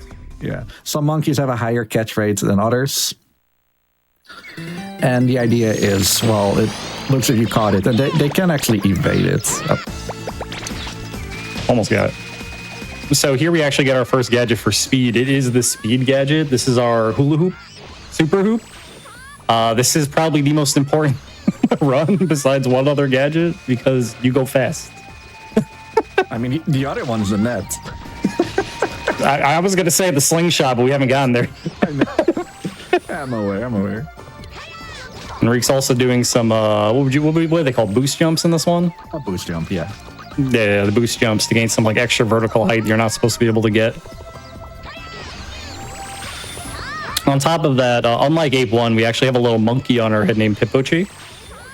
He is the most adorable little guy. Don't let anyone tell you otherwise. He is not evil. He is our friend.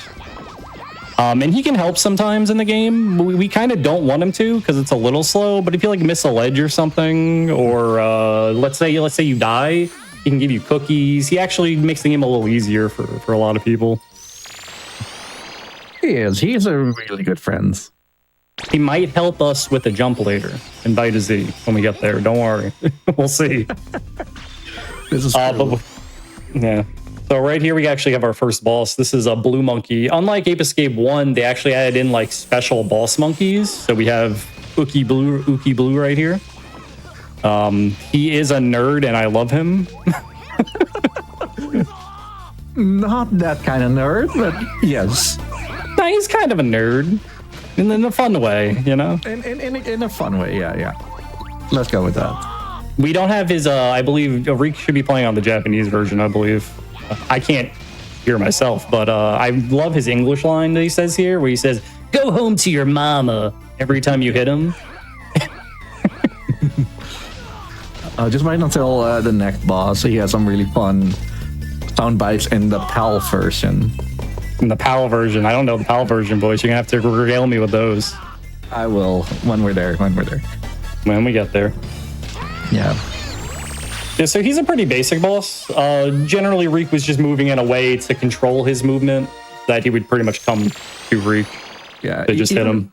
Even for a bad monkey, he actually obeys traffic roads. He can go over the red. So he actually has to come to me. And that's when his iframes run out. So... Top banana. Rest in peace, Top Banana. 1999? Yeah, just about. Game came out in 2002, however, so I don't know what that is from, but sure. This is a Castle Frightmare, as I've been told. In this stage, normally you actually head to the right here for some chairs, but we're going to use that boost jump that we were using earlier to actually jump over this wall here and go through the stage backwards. They backloaded this stage with a lot of monkeys, so it's faster to just go backwards, get all the ones on the back. You might actually see a lot of references in this game. Like we got Dr. Jekyll and Mr. Hyde here. Yeah. They were Ape operating Escape. on a banana. They did that.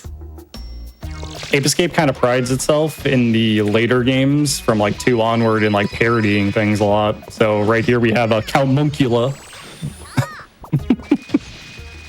And I believe in Ape 1 they had the South Park quartet. Yeah, they did have Kyle Stan, Prattman, not Cartman. Yeah. Even got a Mona Lisa monkey. I believe that night was called Monkey Hody, and that was called, I don't think that's Monka Lisa. I think it's Van Gogh. It was Van Gogh, I believe. So they love throwing in their references in monkey names. Unfortunately, when you catch a monkey, you see them in Japanese here. Obviously in PAL and NTSC, aka the European Australian version and the American version. They actually have readable names. They're different amongst regions, weirdly enough. But it has been proven that the PAL names are better, but not the faster speedrun. So that's sad. PAL names are better. Yeah. Especially in Ape Escape 3. I got some real choice ones there. Good old knees be cracking. Oh, yeah. We have some fun Great names here name. as well. We'll find them later. A couple of them when we pass them. Yeah. So Reek's going to do actually a pretty hard trick here. This is we just call it Vita Z jump. It's actually a pretty difficult. Oh, Pippo Chi. Thank you. The laugh. Let's go. That's a pretty notoriously difficult jump in the run, and this also, just like Castle Frightmare earlier, we're going through the stage backwards. So Get used to that. yeah, you're going to see that a lot in Ape Escape too. They made a lot of the stage design kind of like circular, where it loops back in on itself, which is like really nice stage design when it comes to like hunting down all the monkeys. Yeah, and pretty much it skips 2 minutes of walking with this robot. Well, 1 minute of walking and 1 minute of platforming elsewhere, which is still like pretty long. Yeah, it's not actually fast to run on conveyor belts that are going the wrong way. Truth be told. Yeah, that jump, I don't know when they found it. Definitely like 2015 or slightly before that, but it was so important. Oh, for sure, for sure. And that leads into the casino. Yeah, So we're getting a really cool item here. We've mentioned it before. It's yellow. It's the slingshot. You'll see how it's broken, but just across all the Ape games, they've never quite made the slingshot work. There's always been something with it.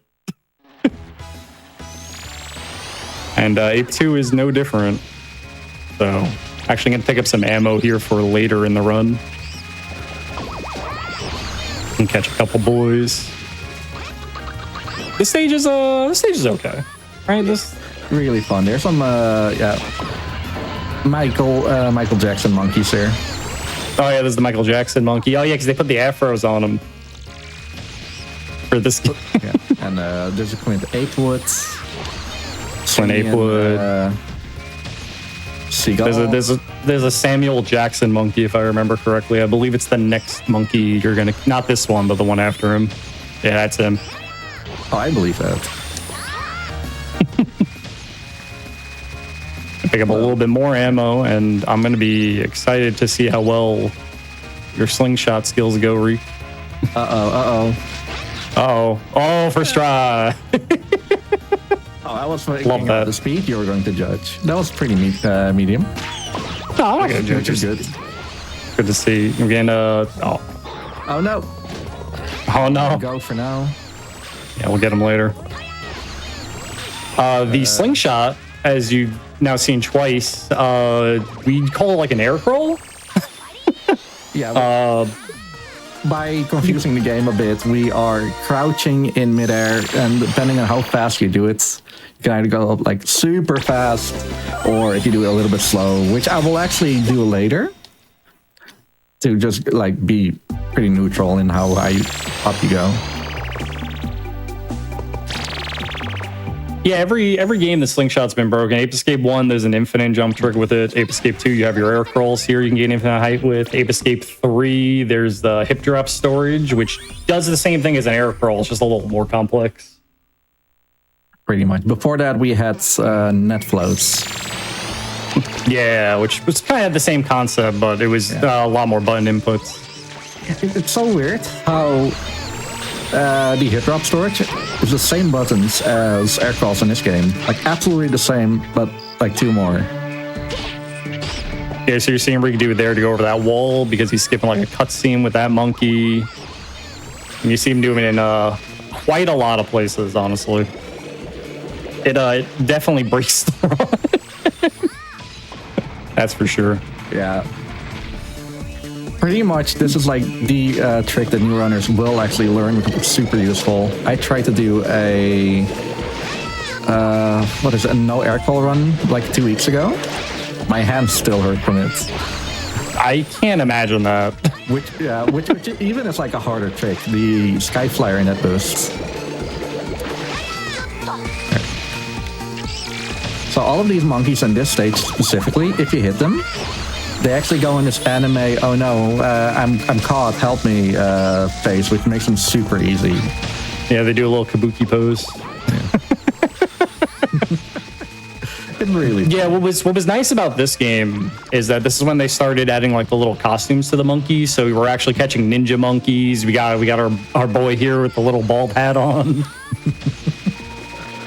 This is when they really started stylizing the monkeys through the stages, giving them a lot more character. And do you know this this monkey's name, this ninja's name? Unfortunately not. No, that's Mifune. Love that guy. Yeah, that's Ninja Castle, and that's going to lead to...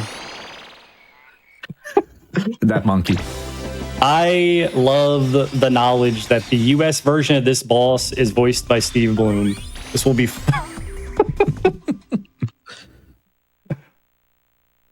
But here is Uki Yellow. Monkey Yellow. Monkey Yellow. He is fantastic. He is like one of he's the... a sumo wrestler and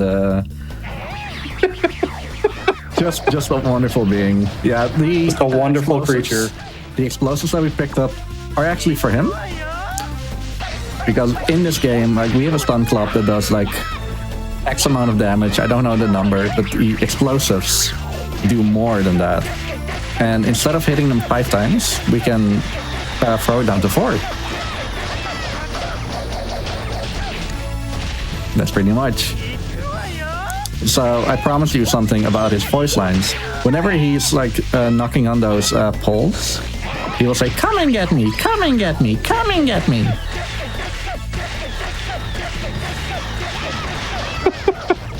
I mean, he just says some funny things all the time.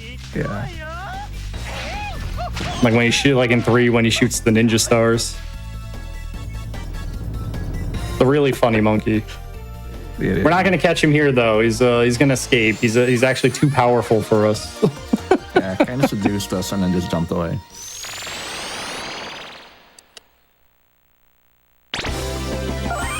So, yeah, we've been talking about like regions a little bit. I'm playing on a Japanese version for 2 different reasons. I'm from Europe, so I have access to the PAL version very easily. I have one in my thing. I have one on the PlayStation 4 and 5. which is actually worth whatever. The actual reasons are, well, first of all, 60 FPS, so that's pretty much US and Japan. The other reason is that only in this version, if I mash the, for example, the circle button, I will actually go through my gadget list and swap via those.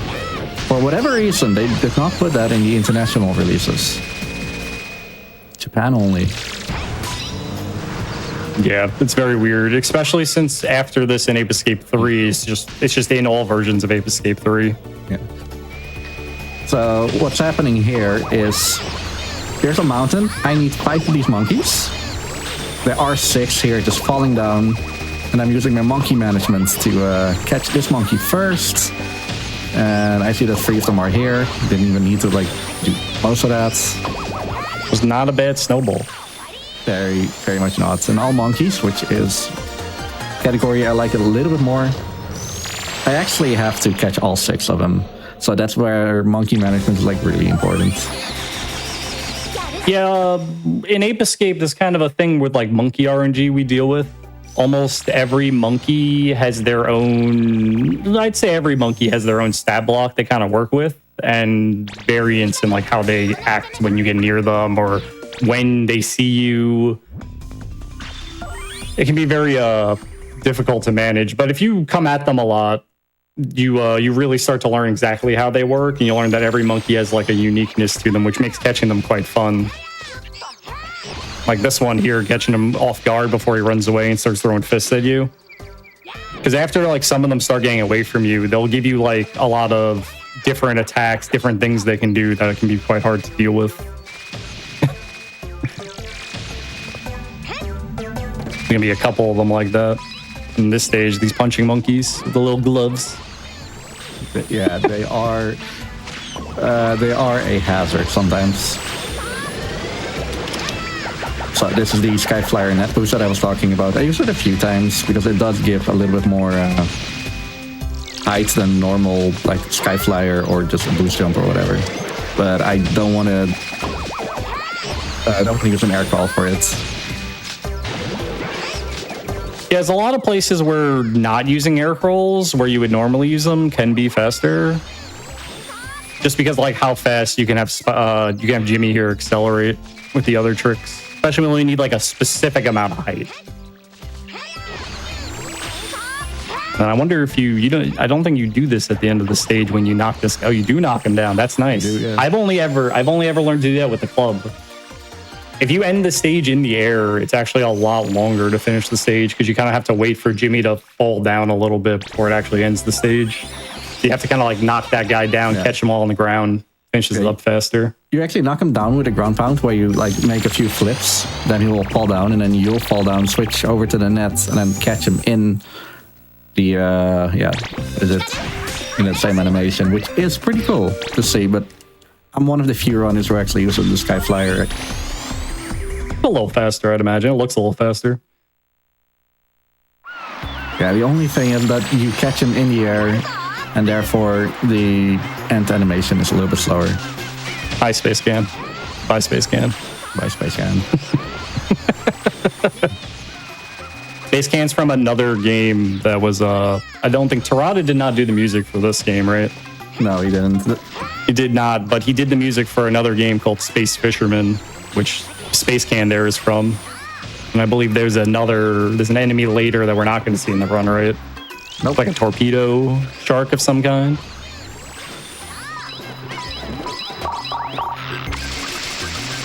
They're both from Space Fisherman.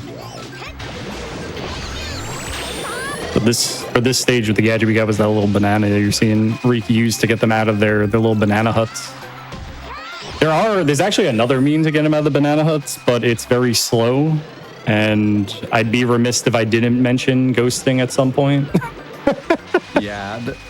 For whatever reason, you can like go into, what are they, diagonal places? Like they're like slopes. Yeah.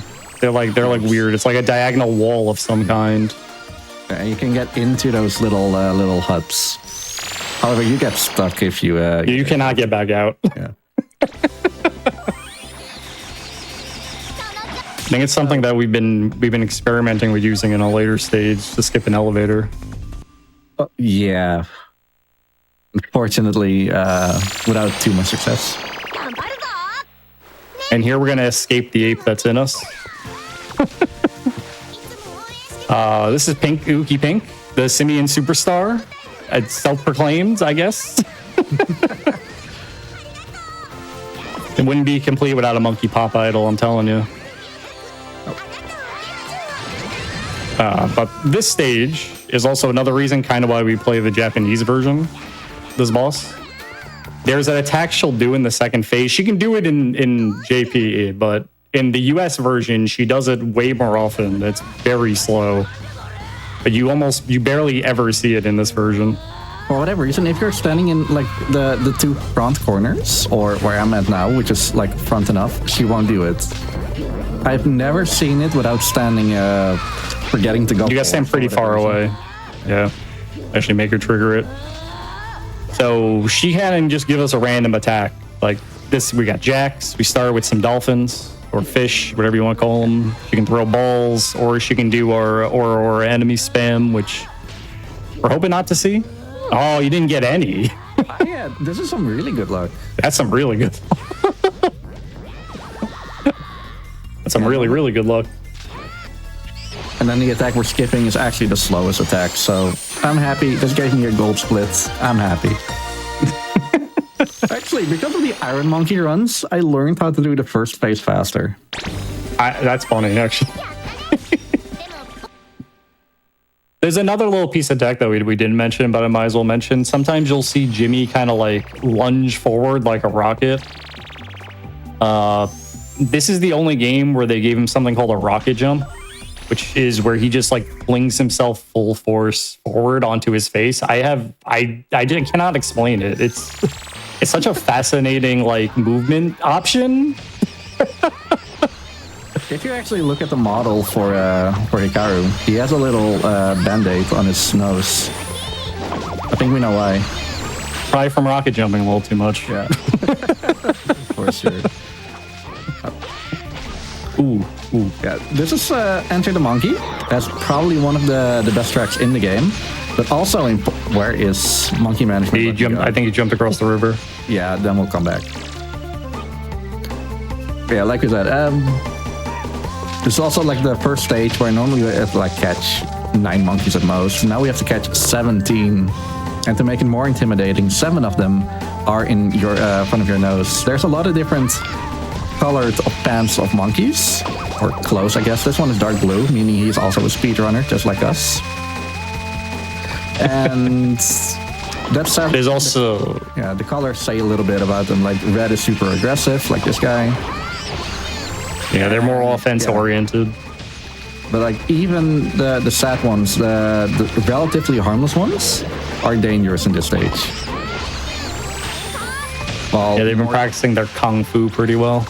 Yeah. And then the other pants colors, you got yellow pants monkeys, which are generally your typical normal monkey. There's nothing like too crazy about them. This is actually us coming back to get the blue monkey missed earlier. There's green pants monkeys, which I don't know if there are a lot of those in Ape Escape 2, are they? Because I know they added the white pants monkeys. Not too many, no. Not too many, no. But typically when you see a green pants monkey, they probably have rockets. They got homing rocket backpacks. The white pants monkeys are a little more, would you say, aware of Jimmy? Yeah, they're more aware and they can throw bombs. And they can throw bombs. I believe that's all the colors. No, and then you got the black pants monkeys, which are the weapons specialists. They are, yeah. Just like this guy. For whatever reason, he didn't go to Kung Fu school. He just has a gun. And instead of running around, he just shoots. He's the only, like, more monkeys have guns, but he's the only one who doesn't walk. He's the one who woke up and decided to start blasting. Yeah, I love how every monkey in this game, like, even though they have, like, similar colors or similar loadouts, they're so different from each other. Yeah, it's one of the few things that's, like, I've always found interesting about Ape Escape is that they really wanted every monkey to have a character of some kind.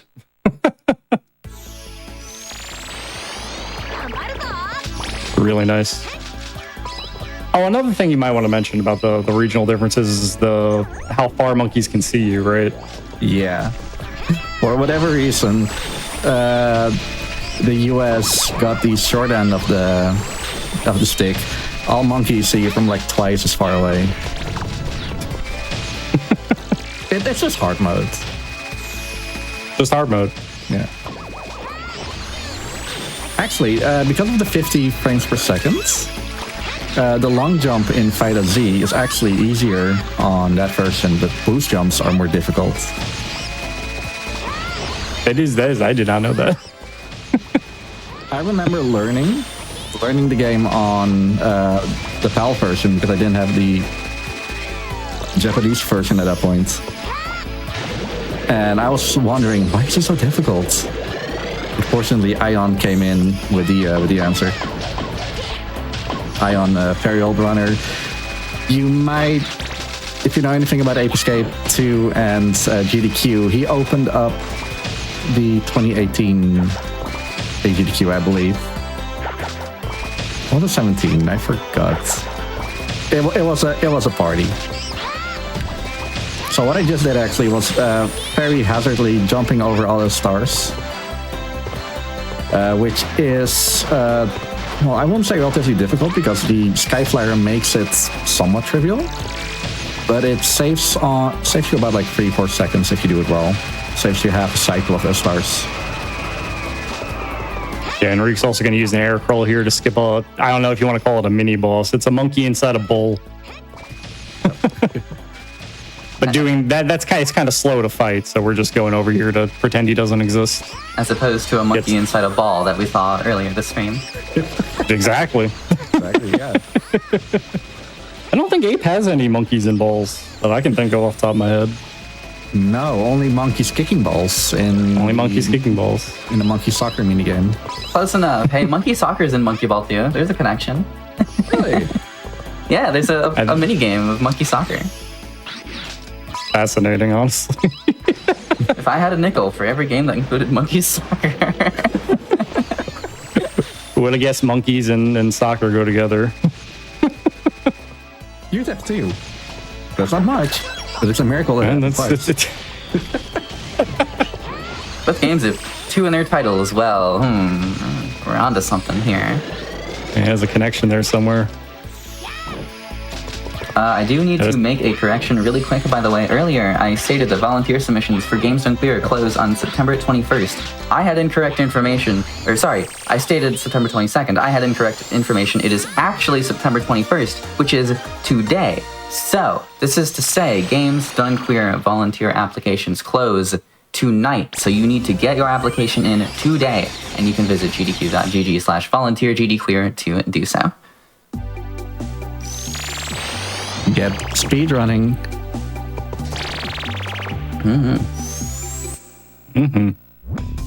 Next, we got Panic Pyramid. Panic Pyramids. Panic Pyramid. This stage is can be a little brutal. Especially the first monkey, yeah. Especially the first monkey. Because this guy can give you like a lot of like... There you go. He has a gun. Sometimes he'll just... Yeah. He'll sneak under you when you're not ready. Yeah, this was okay, but he can like knock you off, so you have to like fly up again. I've always had instances of him jumping as far away from me as possible. So this stage has actually changed routes in this specific spot for a little bit. Normally we'd like Skyflyer or over, and then go up here and then Death Views to get back to where we were. This is so much faster. The unfortunate part is that we can Death Views, because then we'd go back to the exit of this place. The only negative part about it is that this monkey can be pretty much anywhere. This is ideal, where this monkey is. She, I say ideal, but she's like kind of kicking my behind. It's a good place, but the monkey's just giving him a rough time. There are other instances where that monkey can be on the rope behind him, and catching a monkey off of that little tightrope. It's not fun, no. Yeah, no, it's not. No, it's not at all. Also another monkey whose name I know, Chimpette. Yeah, good old Chimpette. Love that monkey. All right, Panic Pyramid's a stage that actually has like 2 different paths to go, both with like their own exits, and we're actually going backwards into both of them because they put a monkey at the end of each of these sections. Yeah, if you're going the normal way, there's like 3 monkeys, and then a whole lot of nothing, and then like 5 monkeys close to each other. But we need 4, so we went in, got the one like at the top. Then we're going over here. Then we're gonna go back into the start, do a little out of bounds, fall back in where there's no ceiling. Went a little bit further than intended, but well. I'm glad you didn't walk off. I was afraid to. It's fine. All right, and this is gonna lead into our next boss, Uki White, Monkey White, White Monkey, whatever you feel like calling him. And he's going to have a very specific setup for a fast version of him that I hope we'll see Reek try to do. I believe you're going to do it, aren't you, Reek? I'm going to go for it. It's generally the last rocket, which is an issue. Yeah, it can be very difficult. But what Reek's going to use is he's going to use this slingshot to actually damage Uki White there. After he has to hit the mech first, and after he hits the mech, it's going to make Uki White vulnerable. Which hopefully he'll hit. It's very hard. He moves around quite a little bit. Then he's just hungry, I guess, because he didn't eat lunch. So we use the banana ring here to confuse him. And it's actually going to make him vulnerable again. And then hitting the robot makes him vulnerable again. And then he's going to enter his animation where you can hurt him again. Last rocket's always a hard one. All right, though, so we're going to do one more phase. But if that rocket hit, that would have just ended Uki White like immediately. But just using that banana, it seems to just mess with like his animation when he does what attack he does. And there you go. You can just get him real fast. Not bad, though. We kind of don't want to deal with Robo Jimmy doing attacks because slow and he can just give you random attacks. Yeah, I was lucky with that one. Not the fastest, but definitely not the slowest. And I got him early. You did get him early. Funny enough, I believe if you use the magic punch, which you're not going to see in the run because that's New Game Plus, on him and you kill him fast enough, instead of him actually landing on the ground, he'll just start sliding around in his like death animation. Yeah, it's so hard to get him at a point. It's so weird. A very fun monkey. Right? On to Pirate Isle. Pirate Isle's a fun stage. Pirate Isle has a category for catching a specific monkey. Our boy Richard. The short version of it, though. Great monkey. Yeah. You know, we gotta start with a Titanic reference, though. It's funny how Ape 3 also has a Titanic reference. It is. That guy's Pugwash. I don't remember this guy's name. I only remember some monkeys. Some monkeys got really funny names. So on the category extension leaderboards, we have like multi-game runs, Ape 1, Ape 1, 2, and 3. Any percent, all monkeys, the 946, which is actually getting all monkeys, but we actually skip a few. And then there's the 100%, which are even more different. The Kami over here, he actually made splits. One for every monkey, including names. I did make 946 splits for that run. More than that. Oh, yeah, it was a couple more. I include bosses, but I was just going to say 946. Across Ape Escape 1, 2, and 3, there's a total of 946 monkeys. So when we do the multi-monkey run, Yeah. where you catch them all, it's it's an experience.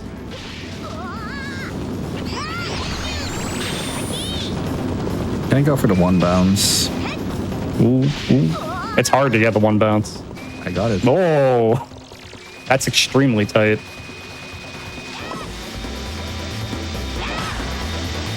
Yeah, but we don't do that too often. But when we do, it's always a fun time. We run all 3 Ape Escapes back to back to back to back. Yeah. Very recently, we did a full 100% trifecta for all 3 of the games, which for me was an 11-hour run. You did something I did in the marathon once. Yeah, I had to redo the entirety of Ape Escape 2 again. It happens. Yeah, just the first hour. It was another hour though. Out of 3.5, 4 hours. Yeah, it's still not fun, but it was an experience to say the least. I had a good time, and I do it again. Oh, 100%. What 100%. So mentioning though all the monkeys, Ape Escape 2 actually has 3 monkeys that you would never see in a run because they were, I believe for the PS2, you had to get a special disc, the Uki disc. Only on the Japanese version? Only on the Japanese version. Yeah. Internationally, we got them after the Any Percent was done. Yeah, they just released them into the world for you. But for the Japanese version, you gotta get like an Uki disc and actually downloads them onto the memory card. That when you do runs, there's like 3 special monkeys. Tommy, who is a menace. He's kind of dressed up like like a magician. Like Merlin, but in red. Yeah, Merlin in red. And his special thing is that he'll just sit there and he'll just spawn enemies indefinitely. Can you believe that is how we grinded coins at first? That's how you used to grind coins for the gacha machine? That is brutal. Glad that's not what you do anymore. No, for sure. I can't imagine the lag that would cause. That's my favorite kind of Monkey Ball trivia, by the way. Yeah, in the Japanese version, there's a special disc you can get that unlocks 3 extra monkeys. Like, that is incomprehensible without context, and I absolutely love it. It also, there's one other thing it lets you do. It has a special gadget called the water net. I mean, not the water net. Well, the salva shooter? What is Salvastar. Okay, we have to look at the stupid monkey trio. Important. See no evil, speak no evil, smell no evil. That's Classic. it, yeah. But the Salvastar lets you use the water net on land, which is a fascinating idea. That you have just pretty much you can just shoot a net out instead of actually having to run up to the monkeys. It has some positive things. Like some monkeys behind bars are easily catchable because of it. Also has some downsides. So fortunately you can like switch between them. Yeah.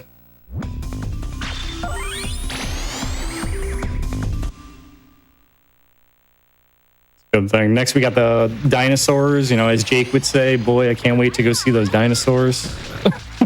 They're real. No.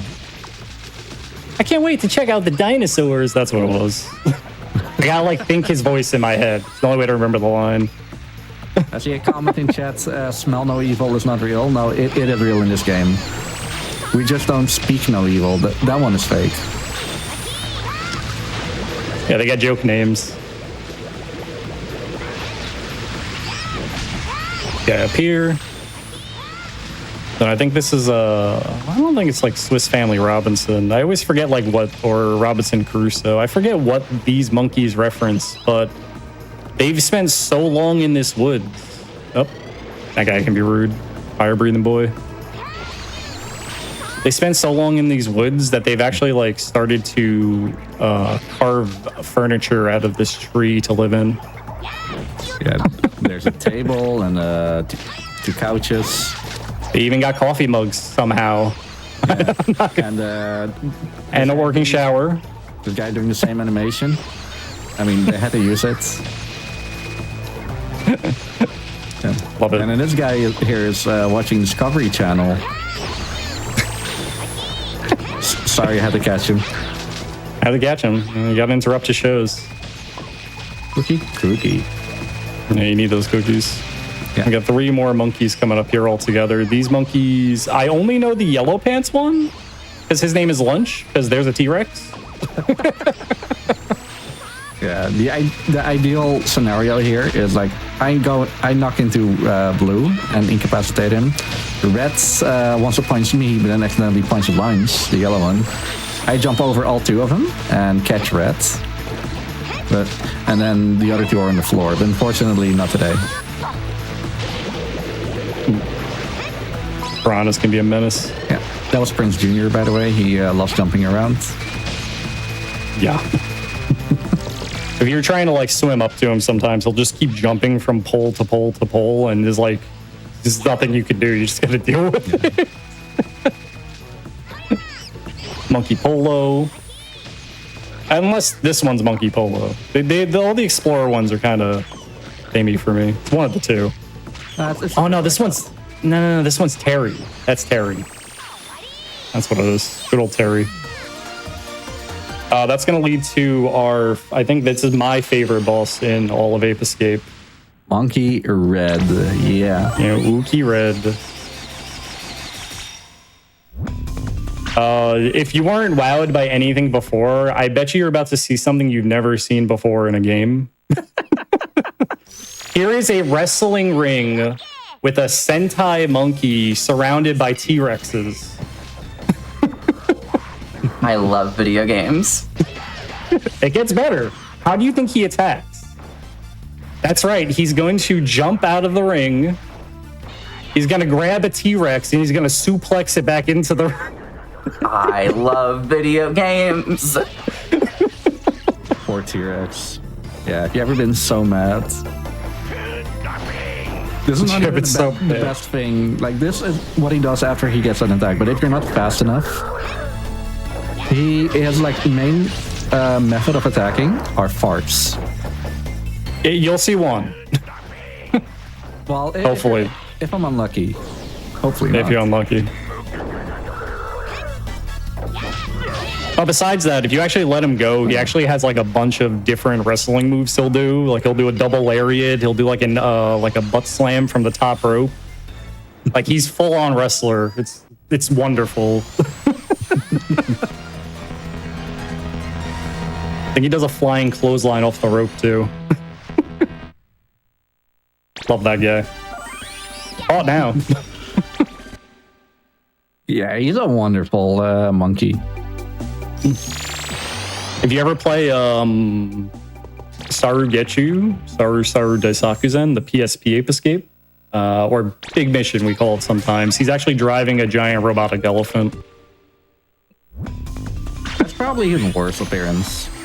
Yeah, but it's still funny to me. Ape Escape 3, I think he's a Bruce Lee knockoff, and you got to fight him up a giant tower. Pretty good. There he actually goes into what's the word? There he actually goes into like fighting modes into farting modes. Yeah. So this is the last stage, the last normal stage, Skyscraper City. To catch 17 monkeys in here. Don't feel bad for that one. They just left buried in the sand. Yeah, couldn't move. At the bottom of a slide, even. You see, he's turning around. I'm just gonna fall in here. Respawning that monkey. That monkey's gonna run around everywhere. And he's annoying. But now he's an easy catch. Yeah, just a little death abuse to respawn him back where he should be standing. I think that's one of the fastest monkeys in the game to have to deal with. Yeah, one of the one with the T-Rex. It's actually the fastest. Yeah, that sounds about right. Yeah, so then two more. So there are slow blue monkeys. You got our two receptionists. Can't forget those. And then I don't actually know what they do in this skyscraper. What do you think they do in this skyscraper, Reek? Because like, I don't know. Like left of the main entrance after the reception, you go into like a giant sewer. So I don't know. They got a sewer. I know there's a banana smoothie stand. one of the rooms. Too bad we don't see that one at 80%. It's like a weird mishmash of like urban design. It didn't really have much guidance. Still like it though. Yeah, I think Ape Escape 2 is in the middle of games that have like really great stage designs. Like Ape Escape 1 The idea is that you're like back in time. Get there. Yeah, that you're back in time. And it's PlayStation 1, so you're not expecting like super cool locales. Yeah, you got the dinosaur level, the ice level. They are good, yeah. And then in this stage, I mean, we've seen a lot of like cool stages. Like, don't get me wrong. In Ape Escape 3, they just tune it up to 11. That whole theme about the game is like movies. So we're going to like Winter Wonderland, which looks really cool. There's Toylands on top. They got an entire horror stage, including Jason monkeys and whatnot. And a stage where actually on an armada of like airplanes, fighter jets, yeah. Like that is just up there. Yeah, and Reek's doing just some more out of bounds here, just to skip a lot of the stage. Honestly, they want you to like drive a little tank through this stage, but it's very, very slow. Only a little bit. Only a little bit. Little fairy mark bits. But we do need it at one section, so he actually does a death abuse here to respawn the tank right at the end of the section. Yeah. It was nice of them to even include that, honestly. You mean checkpoints? I mean, of course. Yeah. Well, I meant like a respawn for the tank. Call it a happy little accident. I mean, you do have to. Have to be nice. It's not a Kaizo game. It's a lovely kids game. A lovely kids game. A lot of love playing it as a kid. Yeah, I grew up with Ape Escape.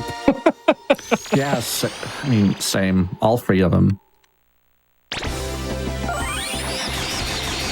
So we're actually coming up to the last stage, I believe now. We're not catching any monkey. Well, I mean, we're gonna catch one monkey, you know, the final boss, but Yeah, we're not actually. Oh no, forgot this stage existed. Go me. I can understand why you want to forget it. I don't want to forget it, but I forgot it existed because it just goes by so fast. Except for this voice line where Hikaru. You gotta go on. That's all you get. Another localization thing that's super weird. In Ape Escape 1, the antagonist is known in not Japan as Spike and in Japan as Kakeru. I mean, that's sure. In Ape Escape 2 and 3, for whatever reason, the protagonists of have their names shared between Japan and the PAL regions. But in NTSC, they just Americanized Just renamed him. Yeah. There's Jamie there. I know him as Hikaru. See, I didn't forget this boss existed, but how fast that stage was, that's why I forgot it existed. So this is a yellow monkey. You might remember him from, what is it? Earlier. 30 minutes ago, where he Just got about. a whole crate of Phyta Z bananas. And big boy now. Big boy now. He's another boss that we're kind of at the mercy of the RNG of what moves he decides to use. So we're just hoping he uses the fastest ones. He is hungry. Yeah. He also uses explosives on his teeth. Oh, chops. So this might be one of the faster attacks. Unfortunately, to make it fast, I do have to take a hit. Which isn't a problem right now, but when we get to the last hit for Yellow Monkey and he does chops, they'll do more damage. They do like a whole cookie. Terrifying. I'll go for it. Yeah, worst case, you're just gonna fly over them. Yeah. Yeah. So second to last tooth I'm gonna hit out right now. And it's gonna do 2 attacks. Unless it does what we call the magic shake. Come on, magic shake. That we saw, but now it actually cancels out. No magic shake. So he's actually gonna have to sit through this entire phase for the attack. Which he's just air crawling to fly over it. Because we definitely don't want a game over. Not a game over, but like a death in this fight, because we'll redo the whole fight. checking. I might get some cookies here. Generally, if you say please, they give it to you.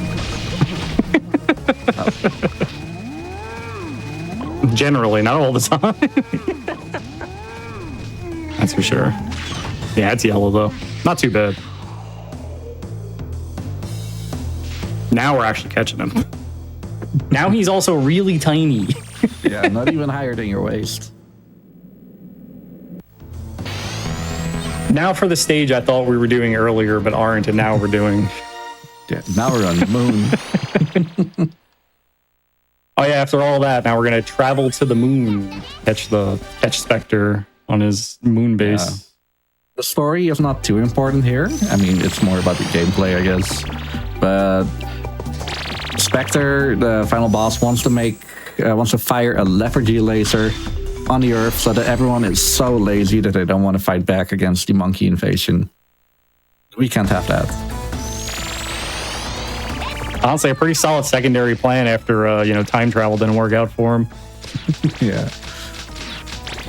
So, just as the previous stage, this stage is pretty massive. Except that we just air crawl to the ends and then go back through the door, because that same door that has the trigger to the ending.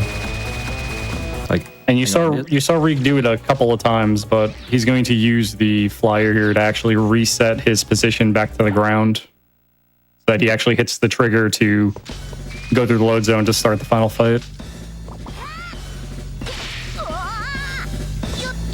You can do a whole fight on one cookie. I am scared.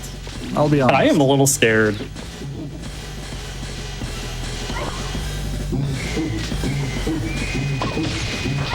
Gonna be too bad of a fight, but this is the final boss of the game. It's always Spectre. Yeah. In a robot suit. In a robot suit. I believe that he wanted to use this because he was like, I want to defeat humanity with like the symbol they used to make fun of us. So of course, Symbol Monkey. So where a few years ago this gadget was really useless, the water gun actually has two good uses other than dousing fire that we pretty much don't do. Cookies. Yeah, easy. One of them is destroying the little RC car. The other one is letting monkeys dance if you make them wet. Very important. Yeah. So this also was not always like a part of the routes. Yeah, and the RC car does as much damage as an explosive from the slingshot. So we're actually using it here to actually kill Spectre in two phases, in two cycles. Instead of and then we go to phase instead of 3, and then we go on to phase 2. Yeah, we used explosives before. After that, we switched over to the RC car, but we had to hit it with the slingshot, and it had to be like relatively precise. Yeah, because you didn't want the slingshot pellet to hit and then do no damage. Compared to the RC car exploding. Yeah, but then the water gun, like, it does no damage, but it does destroy it. So this is perfect. And then for this section of the fight, you have to use the magnet, which is a gadget you've seen maybe once in the run, because it's kind of like the water. It only has a specific use. To pull his chest piece off, what Reek is doing is he's dropping a car in front of him, and Spectre's AoE attack he does is actually blowing up the car for us to do the damage, because Spectre can't hurt himself. And you're going to see that twice, and then we got one final hit. I should finish off Spectre. It's a good run today, Reek, honestly. Yeah, I'm happy with how this is going. I'm 1 minute behind, which is very good. With how much randomness there is in the run. Yeah. Last hit though, he's got to turn up that difficulty, you know. Yeah, since I got enough cookies, I got full cookies. Oh, you got full cookies. I'm getting the stun club. So. Oh, you're gonna do the stun club hit? I'm gonna stun club hit. Little warning for tech. Time might be in 30 seconds. So where before all the attacks are pretty random, and we had actually bad luck with the punches. These attacks are They're always the 3 same attacks, but not in the same order. So now he's gonna do the grab attack.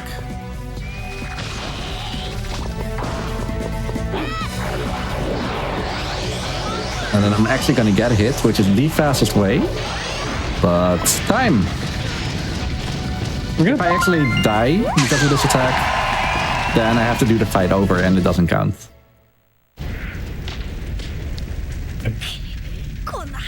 That's Ape 2. That is the whole Ape run. Escape 2. We caught most of the monkeys. Not all of them, because there are 2 more monkey runs we're gonna see, which is Donkey Kong Country 2, 102%, and Donkey Kong Bananza.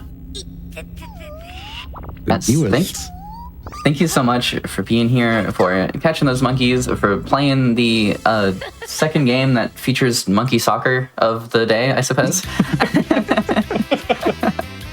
Now we have to show it. Nah, I don't think we have the time. We have a tight schedule, right? If you can do it while doing your shoutouts, I don't know how quick it is to get to it now. If the memory card works. Fair enough. Speaking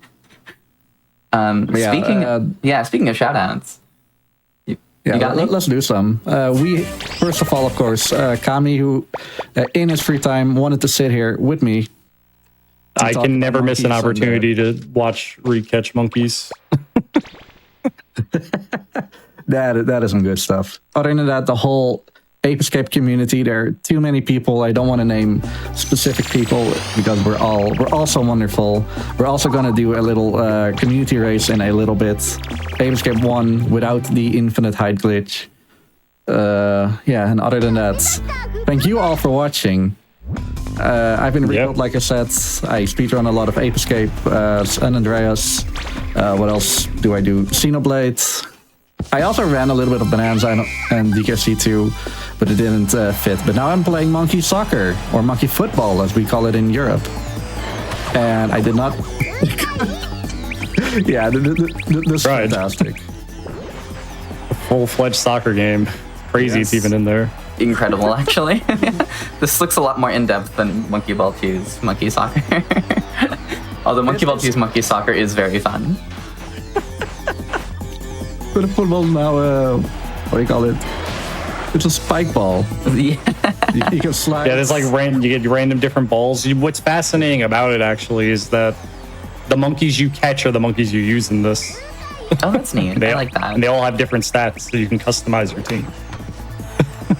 All right, we gotta go and get set up for Donkey Kong Country 2 102%. But before we do, I would like to remind everyone very quick that September is here, which means discounts of 25% or more on 1, 3, and 6 month subscriptions during September. So if you're enjoying the stream, if you enjoy the speedrun and speedrun adjacent content that we have here on GDQ Hotfix, please consider taking advantage of this discount and subscribing for exclusive emotes, ad-free viewing, and access to chat during our replays.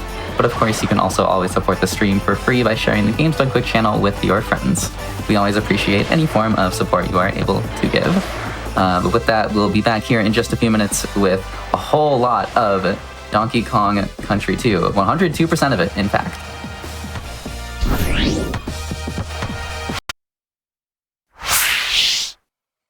Hello everyone, thank you for sticking around through the break. You are watching GDQ Hotfix, and specifically what I'm calling Simian Sunday. It's a day full of primate-related runs. Shout out to Recount for catching all the monkeys in Ape Escape 2, which means now we are prepared for not just 100%, but 102% of Donkey Kong Country 2 by Ryan Ford. Ryan, how you doing?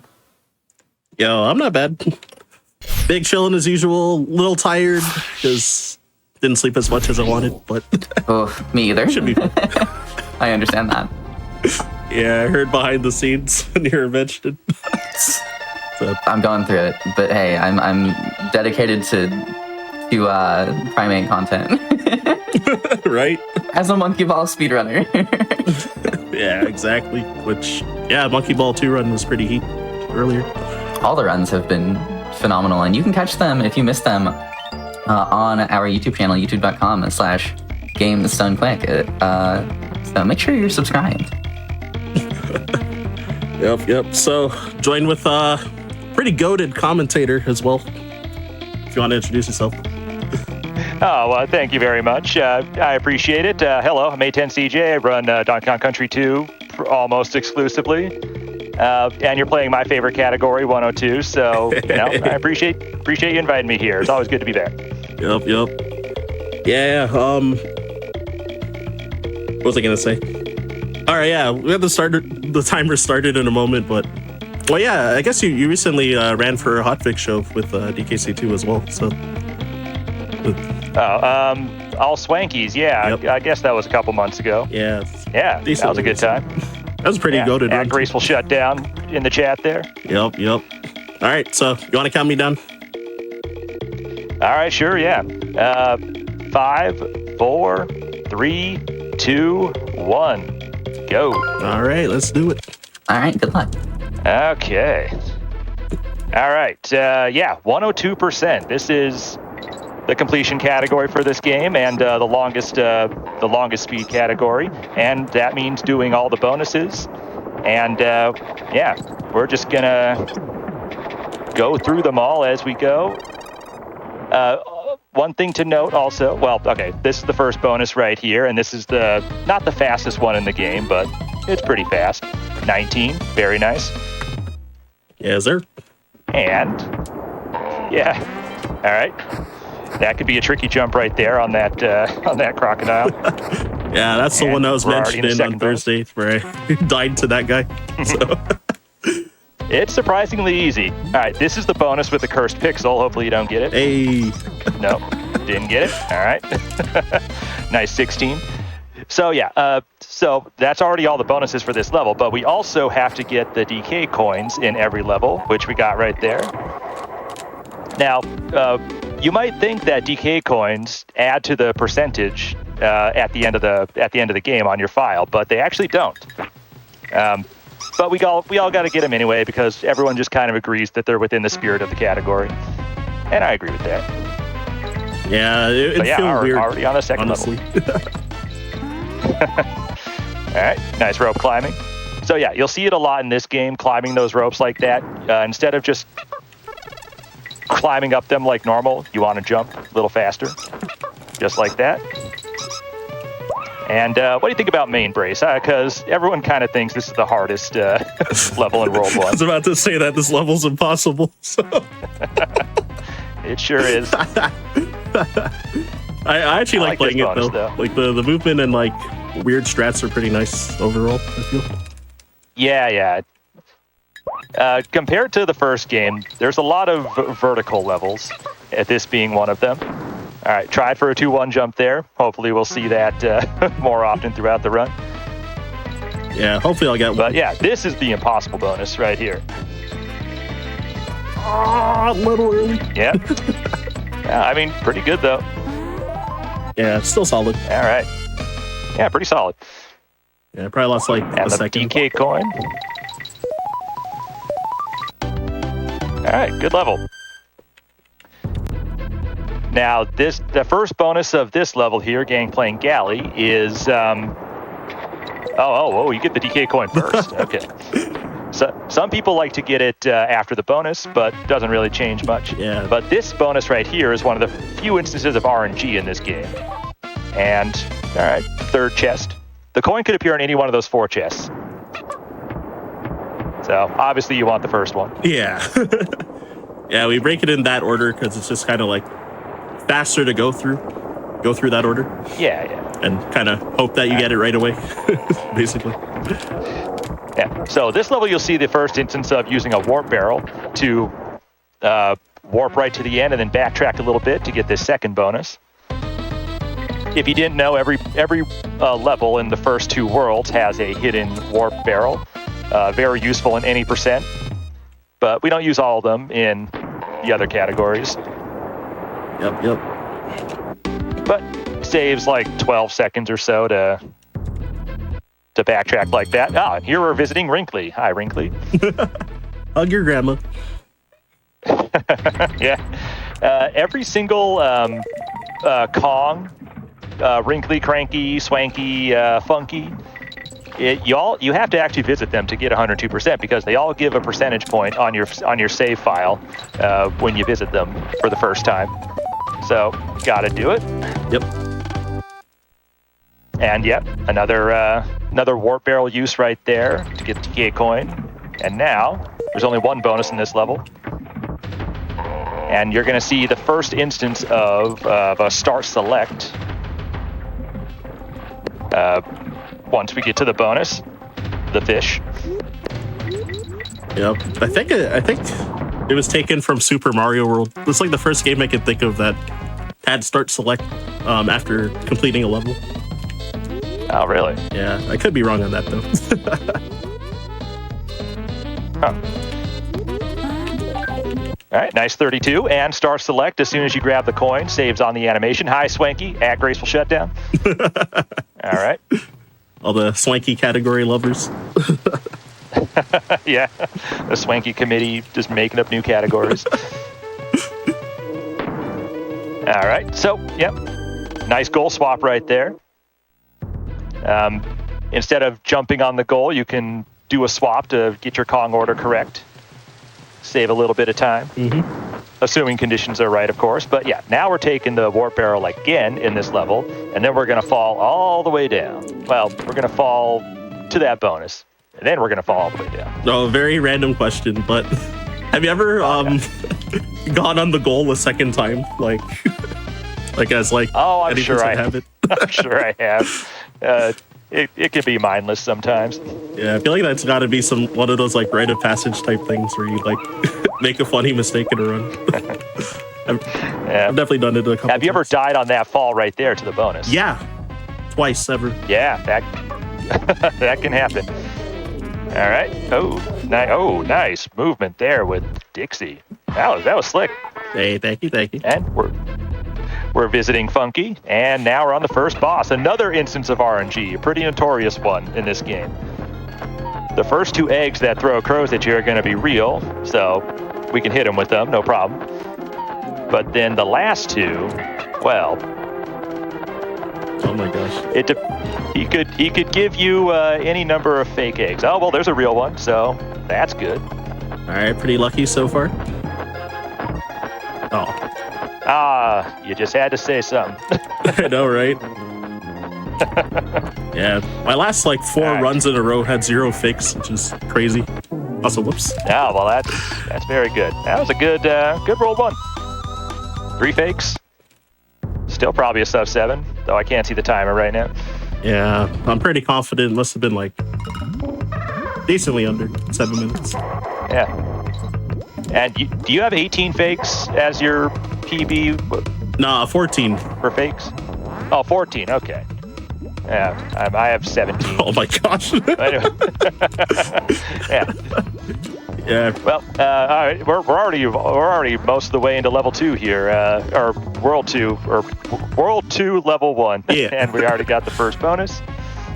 Yeah, when we talked about 2-1 jump earlier, then it's because of this level. Oh yeah. In any percent and a lot of other categories. Oh yeah. But we don't use it here on this level. Yep. Not in this category. Yeah. All right. Nice optimal croc movement there for 4 bounces. All right. That was one of the last DK coins I found, I think, as a kid. Oh, I love hearing. I mean, it just. Oh, sorry. Go ahead. Yeah. Oh, you wouldn't have thought that. I guess I didn't think to look up there. I love hearing people's different experiences about like what potentially their last DK coin they found was. Yeah, for me it was the one in the next level. It's the last one I found. Yeah, that's a lot of people's like last DK coin. Yeah, 5-year-old me, I thought I was such a genius figuring it out. It was me, my older brother, and a childhood friend that owned the game. Like when it first came out, and we played at his place. Then we're all trying to figure it out, and then I was the one that found it out and was like, thought I was so smart. I mean, the first game does give you a hint if you 100% at that game because there's a bonus within a bonus. Oh, that makes sense actually. And and who knew that they tried that garbage again? But yeah, this is the notorious DK coin of the game right here. In the bonus. Yep. And yeah, whoops. if you didn't know, you don't need Dixie in front to go in the Dixie barrel. You can just throw her in. What is happening? All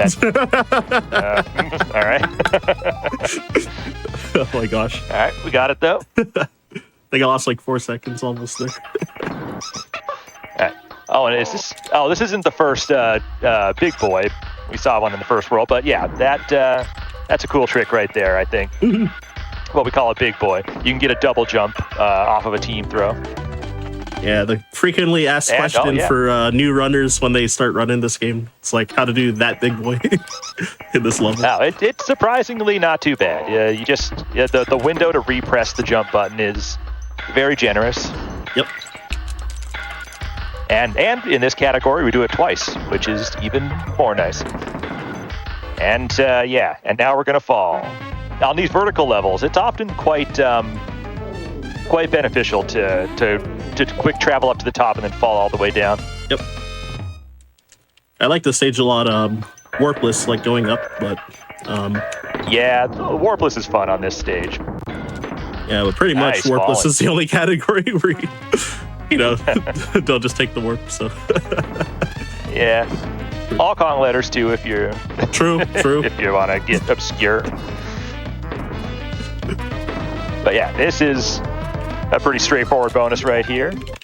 Nice start select. And now we have enough coins to pay off Clubba to get to the Lost World for the first time. And now Jungle Jinx. A difficult stage for a lot of people.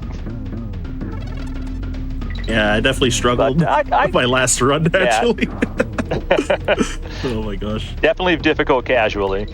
But, the tires are janky as hell. This is one of probably the most jankiest level in the game, I'd probably say. Yeah, I agree. You really got to get used to how the tires operate and how you're going to bounce off of them. But good first half. Yeah, it's the only level in the game with like these tires, so it's just kind of like weird. It's just like one-time gimmick. Yeah, I guess there's quite a few levels that are kind of like that with different gimmicks, but yeah. And every Lost World stage has one bonus with the DK coin in it. Mm-hmm. So that's nice and clean. And now the trick, we're going to see another trick at the end here called Scrolly Scroll, hopefully. I'll do my best. Which, yep, all right, nice. We're going to take damage on that B. We're going to go into that barrel, bounce with the tire. The camera goes crazy. Oh my god, what are we going to do? Nice. Ooh, very nice. Yeah, that part's a little scary a lot of the time, honestly. Especially having to do it solo Dixie, but you did it great. Yep. And here, we're going to not get Diddy because we want to do this stage solo Dixie. That saves a ton of lag. This stage is super laggy if you have two Kongs. Yeah, much riskier though, of course. Yeah, so I'll definitely try to not die, but if it happens, then I'll just get the barrel next time. Yeah, never a guarantee, but so far so good. I always needed, as a kid, the invincibility to get through that section. Oh my gosh, and I think it makes it extra laggy there too, if I recall correctly. Oh yeah, definitely. Oh, whoops, went a little too fast there. Oh, yep. Yeah, you can go too fast. Too fast in a speedrun? What does that even mean? Right. Is this one of your least favorite bonuses in the game? It's certainly one of mine. I hate it. Yeah, you want to talk about jank. Like, this fish see? Right? Yep. Just like that. Well. That fish loves to just not kill. The enemies when you stab them. It's ridiculous. All right, we're gonna play this one slow, I guess, this time. But oh my god. Yeah. Not one of my favorites. Yeah, try to save a second. I think 25 is optimal, but even if I go fast, I can't get a 25. Yeah, they usually at best get like barely 24. So. Oh my gosh. Yeah. Well, all right. Something was bound to go wrong eventually, so there it is. I mean, if anything's going to go wrong, that's not the worst thing. Yeah. All right. Also true. It's very early into the bonus. Nice. Yeah. Nice duck fall into the water there. I like that trick. Yeah, same. Because yeah, otherwise he'll like kind of bounce off of the off of Clapper, and Yeah. you'll get stalled while trying to dive. So it's really awkward. All right, so good luck with this stage. This stage is also notorious. Yeah, I'm gonna super focus. We saw here. Rambi. Yeah. We saw Rambi in the first level, but now we got to make him fly. Yep. Yeah, Nice. that opening part's probably one of the more scary parts of this this level, but Oh yeah, definitely. That was a slick first half, though. I need to learn that optimal quick kill on that blue guy on that balloon. oh, Still haven't learned that. with the horn attack, yeah. Yeah. But okay, now we're gonna do something a little crazy. We're gonna get an invisible object and move that sign, and that way we have Rambi for the rest of the level. And his hitbox is huge, so we can do this bonus a lot quicker as well. Yep. Okay, and when I said we were gonna make him fly, this is the trick right here. To get that DK coin, and then the hardest double jump. Yeah. That double jump. That sucks. Did you get the halfway? No! Oh, you did. Okay. I actually don't know how to do All right. this without. I mean, it's fine. I ideally would have made the rhino fly to the end of the level, but now I just got to take the balloon. But yeah, also that failing that last little double jump to the cliff, the ledge grab, it's not terrible if you don't get the halfway. Yeah. Above the bonus, but Yeah, honestly, accidentally got it. I honestly forgot But what it's fine. to do here. Guess this is the one Yeah, thing I I should have have no practiced. Because, I guess going I into the know. bonus, that means that I just barely got into what's it called? When I went into the bonus, I just barely got the halfway barreled in. Yeah. You you weren't low enough when you did the double jump. Yeah. So the camera scrolled up. Which makes sense Spawned it. because I jumped barely late when I did the dash jump right after the move your signpost TM. Hey, we saw the move the sign. That's a cool trick. But also, yeah, if you don't get the halfway and then you die at that point where you died at, and then you go back to the start and you take the warp barrel, it only loses like 20 seconds, which in 102 is not at all, a run killer. So, Yeah. all right, we're back on track. Here we go. Yeah, definitely a bit miffed about that, but yeah, I think my B press just dropped or something. Which It's just the rhinoceros, man. Heck, Rambi. I know, right? Yeah, because you press B. The rhinoceros. Yeah, like you press B and then press back to cancel your dash, and Rambi will do a double jump. But yeah, he canceled the dash but didn't jump. So. All right, another big boy right here to get up to this bonus. Saves like 8 seconds or something to go over the natural route. I like that one. And this one is not RNG. It's always going to appear in that chest right there. And you may notice that he did a what do you call it? A team up while grabbing the coin to stop the coin animation. Yeah. But it saves a lot on that bonus in particular, and only a couple in the game. Yeah. But that one in particular, It's that one that stops the camera. because it stops the camera. Yep, it stops the camera from scrolling, and you exit stage right sooner. This was a really bad hit to take. Oh my gosh. Yeah, that one loses a lot of time, but we got backups. There's backups for days. Yep. Oh well. What was this bonus called? The well-designed bonus? Yep. You can just skip a bunch of barrels. Yep. They try to get you to take those barrels. Yeah, even casually, I was like, "Oh, you could just skip this." So. All right, bird time. This is definitely the developer's favorite animal, buddy. Probably mine too. He's pretty goated. Yeah, Spots is cool. Yeah, since Oh, right. Yeah, you don't want to take a damage boost there because you have Dixie in front. since I took that accidental hit. Yeah. If you have Diddy in front there, damage boost is optimal, but yeah. Now, this is a satisfying bonus to do well, but it never goes well. I know, right? That was okay. Yeah. Another star select, and cleaver time. The knife. I forget. Do you know if there's a difference in how he moves between 1.1 and 1.0? No, I think it's the same. I hope I'm not making that up, though. Yeah, I forget. But yeah, this is also a satisfying fight to do well. And some RNG as well, where the cannonballs spawn. You obviously want them to spawn. You want the cannonballs to fall down as close to the edge as possible, so smaller throw distance. Yep. And then But you know, the difference between the best and worst RNG on this fight is something like 2 seconds, so nothing too crazy. Not like Crow, of course. yeah, exactly. It's definitely a reason I love speedrunning this game is that there's very little RNG. Pretty much in every category too. Yeah, there's not very much. It's Crow is really the biggest one. Yep.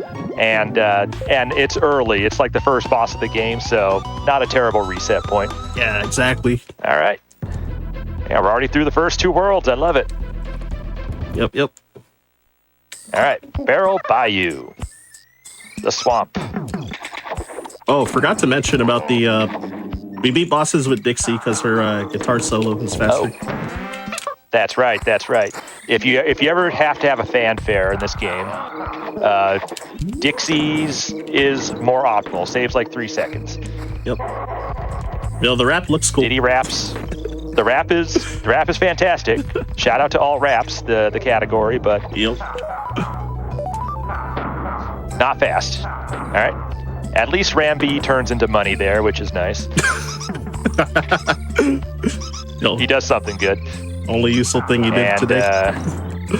Ooh, okay. Very nice. What do you call it? Quick grab on the cannonball there from the chest. Yep. You got to get those rats to spawn precisely to make that happen. All right. Yeah, that strat feels good. Bonus, when you pretty get straightforward. Mm-hmm. All right, so what's the next trick? Swamp fly? Yeah. All right, so why are we throwing Dixie into that barrel? Well, it's to set up a super jump. We're going to take damage at the right spot, and we're going to fly over that entire barrel section right there. And we can get in the bonus solo Dixie, so there we go. Perfect.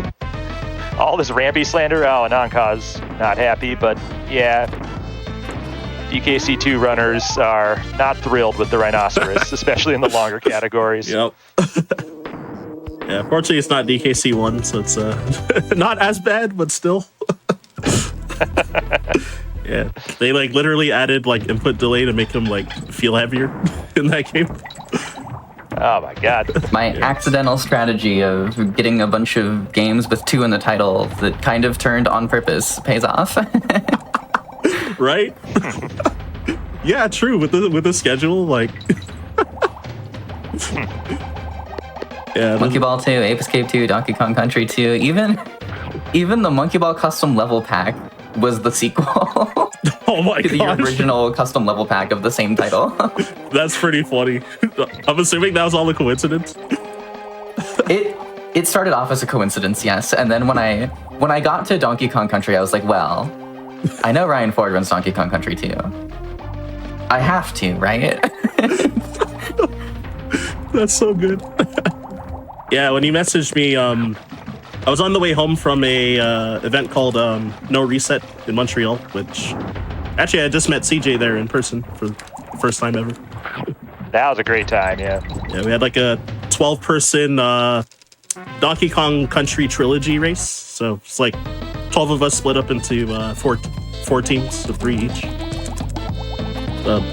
Yeah, that was a super dope, like 4 days out there. Just the whole weekend, really.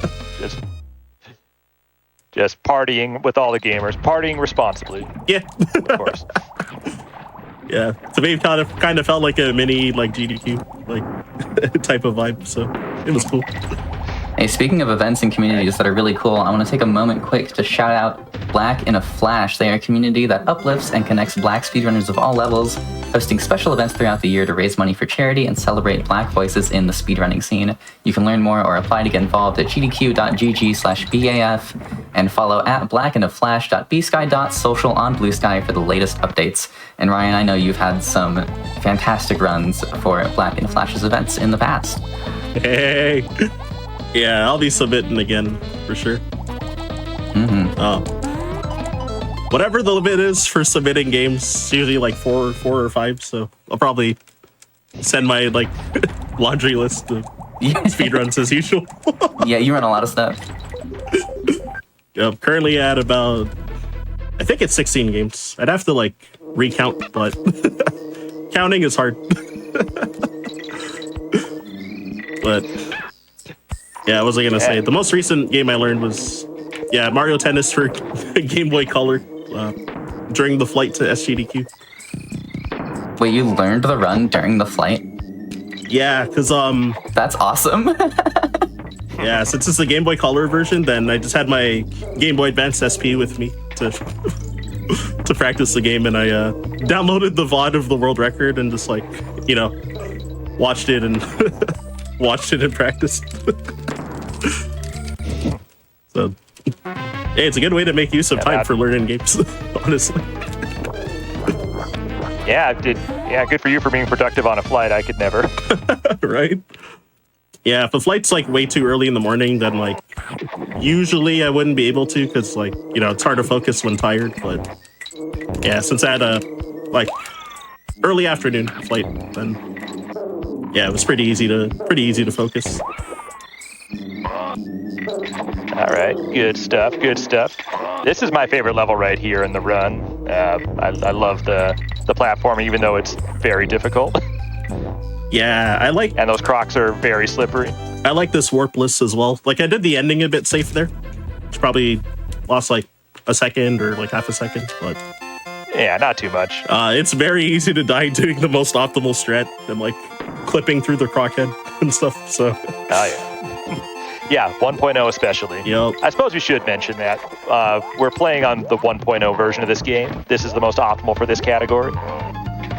For reasons we'll see at the end of the run, primarily. Yep.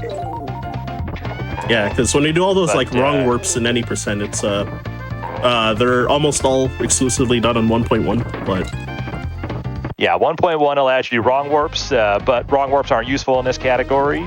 And there are other tricks available to us on 1.0, so 1.0 is the one we want to use for this and for Warpless. Yep. And a few others.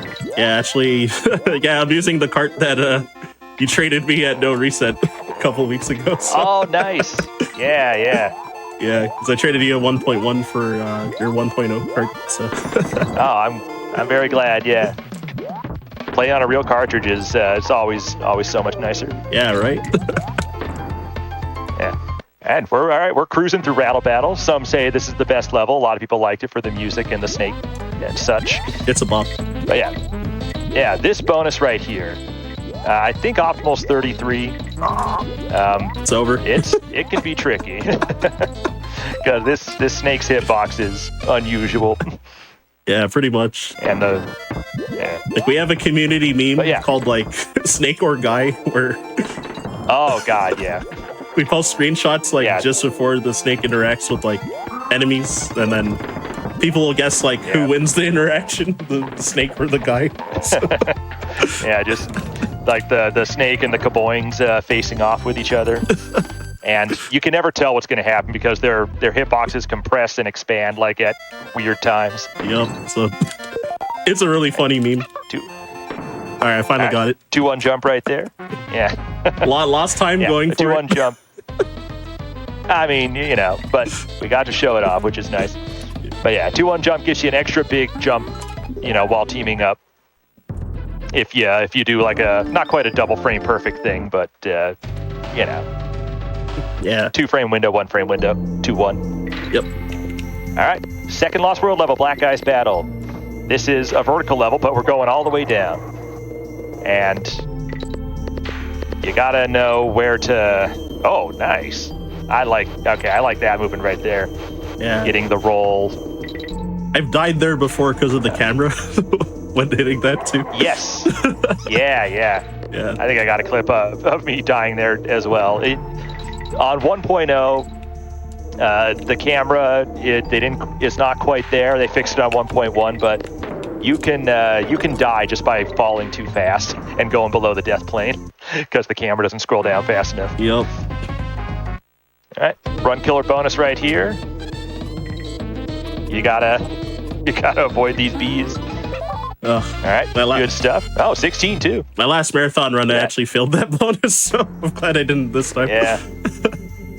Yeah, it'll lose like 40 seconds or something if you fail it. Yeah, because you have which is usually a reset.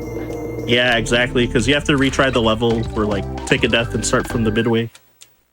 Yeah, that was a good black ice battle. Nice plink. Hey, thank you. All right. Remember that super jump we did in Barrow Bayou? Well, this is also a super jump, but it's different. It's an even bigger super jump. If you swap underwater and then take damage after you swap underwater, you'll fly up to like halfway up the level. But we use it to get in this bonus in this category. And this is a rough bonus, actually. Oh my gosh! Pretty satisfying if you can get it right, but this is a disaster. Yeah. But whatever, get me out of here. Yeah, I think 20 is what you want. I think I've seen a 21 at once, but wow, 21 is crazy. Yeah. Holy.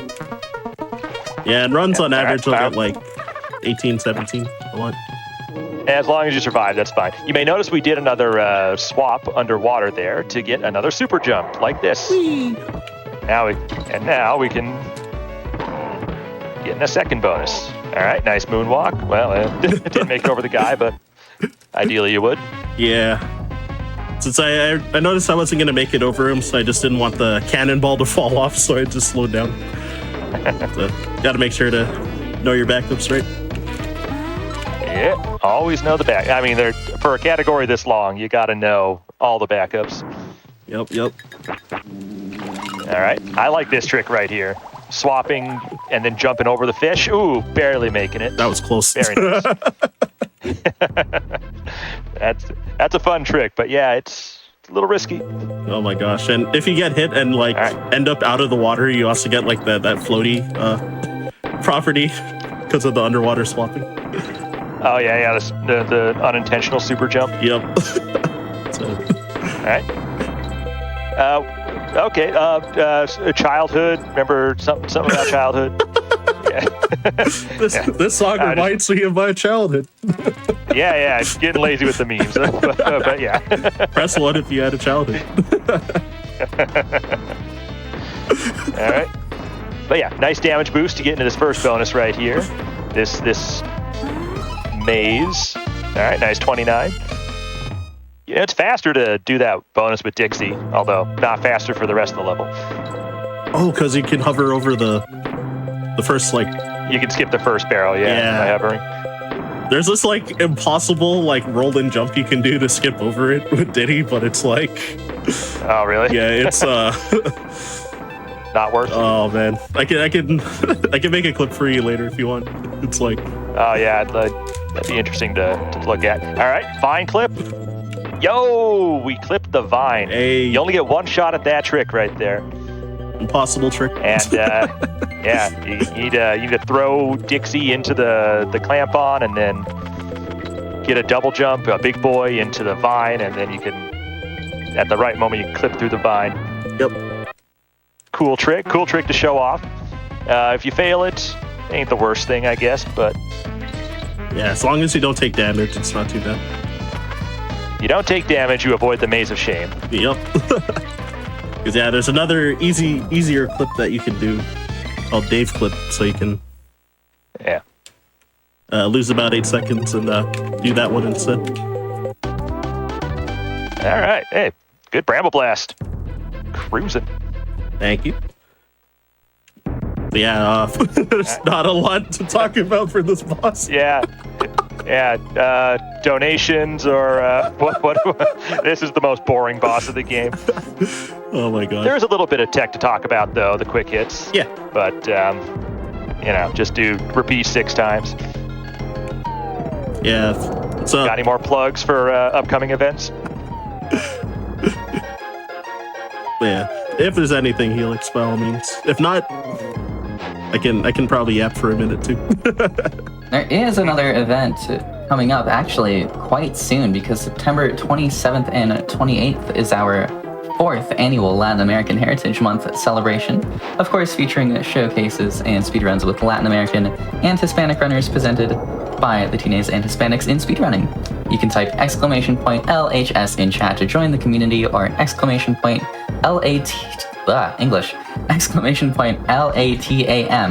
in chat for the full schedule. Hey, thank you. What was I gonna say? I think I know at least two people that have usually been involved with that event, so I'm assuming they'll both. I assume that they both submitted, but I'm not too sure. And yeah, just to reiterate, that is next weekend, so that's very, very soon. Make sure you check out that schedule. Yup. Oh, nice. All right, hey, we made it through Cudgel. Yeah, that was actually perfect timing. Yeah, fight's like a minute and a half long, roughly. So yeah, just kind of like. All right, don't World mess 4. Things start to get pretty difficult here. This stage, all right, you're doing Dixie movement. Some people do Diddy movement. This is what I like about this stage. You can swap to Diddy or you can just go with Dixie, and they end up roughly being the same amount of time. Yeah. So choose your own adventure kind of deal. Yeah, Diddy. It is nice to have Dixie. It's what, like half a second faster if you're optimal? Something like that, yeah. Diddy is supposed to be slightly faster, but of course, much more difficult. So a lot of people opt for the Dixie movement. And it is nice to have Dixie get her own little platforming section. Diddy's usually who you want for that. But yeah, now we got the spider. Yeah, which I guess to touch on that a bit, yeah, Diddy's run speed is faster than Dixie's, so that's why we try to be Diddy most of the time in the run. Yeah, you do want to be Diddy, most of the time. Well, maybe like 60-40. Dixie does a lot of work in this game. She's got the hover. She's got the faster fanfare. Yep. Oh, nice jump over the B there. I'm always scared of that jump. Like, it loses so much time if you miss. It doesn't really it's a little rough. save a lot either, so it's one of those. Yeah. One of my favorite tricks, the Yoshi spider at the end here. And we give Squidder the Yoshi treatment just to just abandon him. I love that you're alluding to it. Yeah. Oh my gosh. All right. Were you going for the sub-pixel manipulation there on that hook? No, I have no idea what that is actually. When you jumped on the honey, you didn't clear it that first time. You had to do 2 jumps to get over the edge. I didn't know that was sub-pixel dependent. Oh my gosh. It is, but you can manipulate it with the little slide at the beginning. I can show you later. That's why. Yeah. Oh my gosh. It took me. I thought I was just messing it up whenever it didn't work. Oh my gosh. All right. Oh, another star select. We're coming. We're not going to have very many more star selects. Thank you, Canadian Milk, for the Yoshi spider, by the way. Canadian Milk is also demanding swag. I guess that's up to you.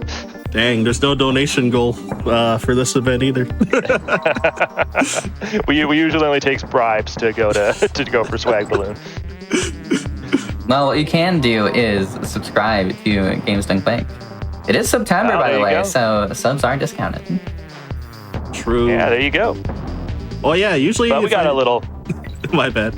Yeah. Like usually if I run for a hotfix show, I usually ask if someone would be down to gift me a sub. So same thing. If anyone's available or willing to. right. This is low-key like one of my least favorite bonuses of the game. This is a tough bonus. I hate this bonus too. Yeah, it's tricky and it's surprisingly easy to fail, and you lose a ton of time if you die. Like it's a run killer bonus. It really is. Oh my gosh, I think I lost like 4 seconds or something. Oh yeah, it's a rough one. So way to play it safe. Oh well, Graceful just subscribed, so I guess you got to do it. Hey. Yeah, that relay race for No Reset, he offered to donate $50 per person that did swag balloons. Well, we're clearly enunciating that it's on the table right now with no misunderstandings to be had. Yep. DK coin, nice. The well-hidden DK coin. Yeah, I grab it in every category just to like make sure I don't autopilot and forget in a run. You're probably good. Probably good to do. Yo, big gifts from K Alamo. That's someone who's in my chat quite often, so much appreciated. Nice. All right, this is the 1, 2, 3, 4 bonus. Just 1 jump, 2 jump, 3 jump, 4 jumps. Nothing too crazy. Yep. Counting is hard though. You know, no math. I love that community meme actually. Like, no math. It's so good. All right, here it comes. Right, here we go. Hey, nice and swaggy. Very nice. Yep. So didn't even lose, did he? Yep.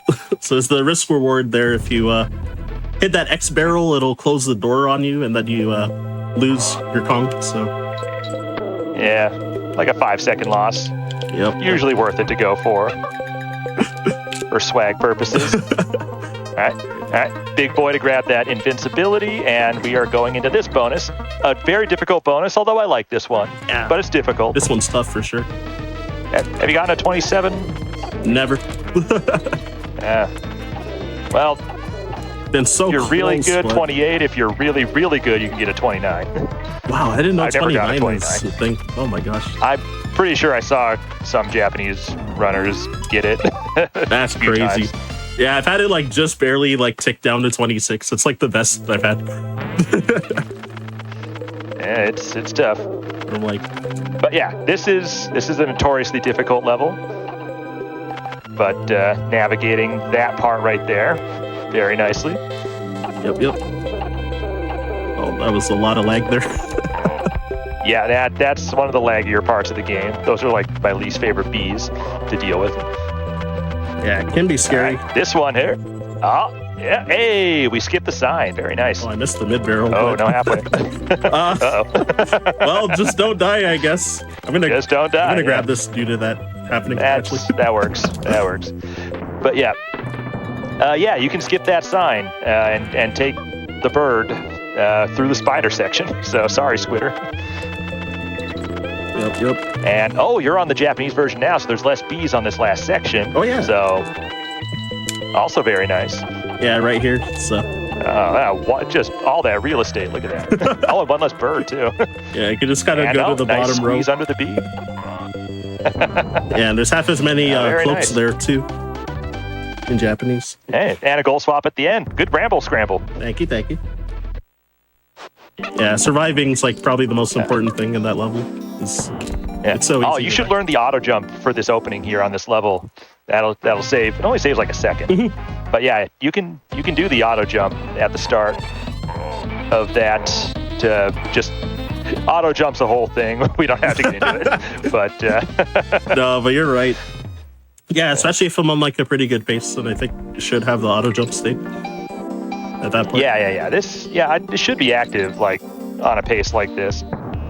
Yeah. So. All right, this is the don't read chat portion. Yeah, never read chat. It's good to not read chat just in general, but especially on this level. Stay focused. My last run yesterday, I was trying to read chat, and then I was like, I should probably not read chat. And then people are sending extra messages being like, hey, Ryan's not going to read this. And being a troll. Yeah. If your chat's aware, they'll try to distract you with bits or subs or something. Yep. If you were to gift bits or subs right now, it would be very distracting for Ryan for content. Yeah, exactly. So, You know, just hint, hint. Yeah, that guy right there, the number 2 guy. If you kind of do your movement wrong, then you can just bounce into a pit really easily. So, want to be careful. Yeah, about that. number 2 guy's notorious. Number 1 guy gives the DK coin. Hi, Daisy. How you doing? All right. No awkward swap on this category either. Oh, yeah. Another positive. True. Yeah, as any percent, you're usually Dixie there due to a wrong warp and bramble scramble. Hey, we visited Cranky, and yeah, you may notice that we skipped him. We visited every other Kong in the first world, but on this World 4, Cranky. This is the first time Cranky's like on the path. Yeah. World 4 and 5, so you can saves. choose either one. Yeah. There's 100 bits, so I think I have to distract you now. Well, no, that delay. We're already on the next level. That delay is something. Yeah. Right?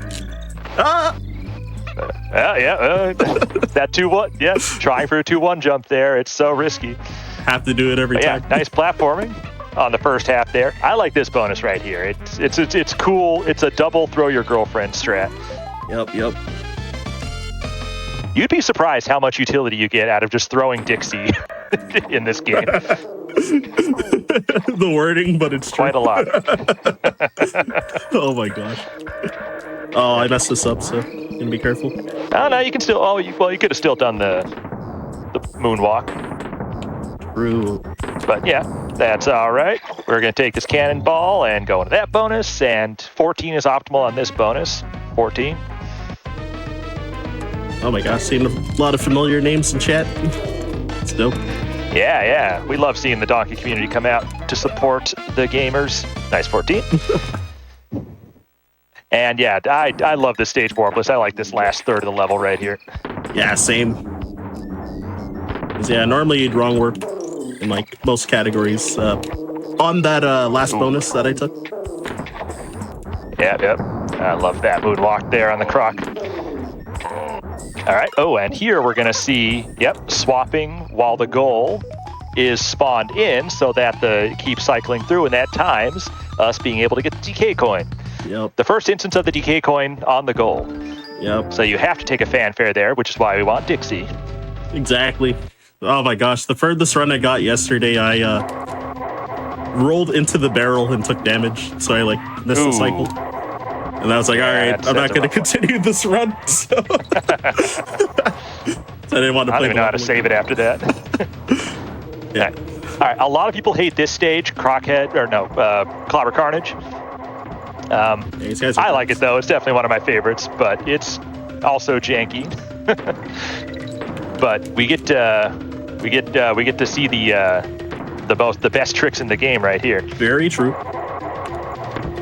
What are they even called? I call them just the big money shots, but Yeah. you know, I'm sure there's a different name. Yeah, the club rule. Yeah, invisible object. Yeah, and you can take that barrel to shoot you like all the way across the level. It's cool, very cool. And we get to do it twice. Yep. Nice. Invisible object, throw right there, and that turns that barrel that we're in into a big shooty barrel.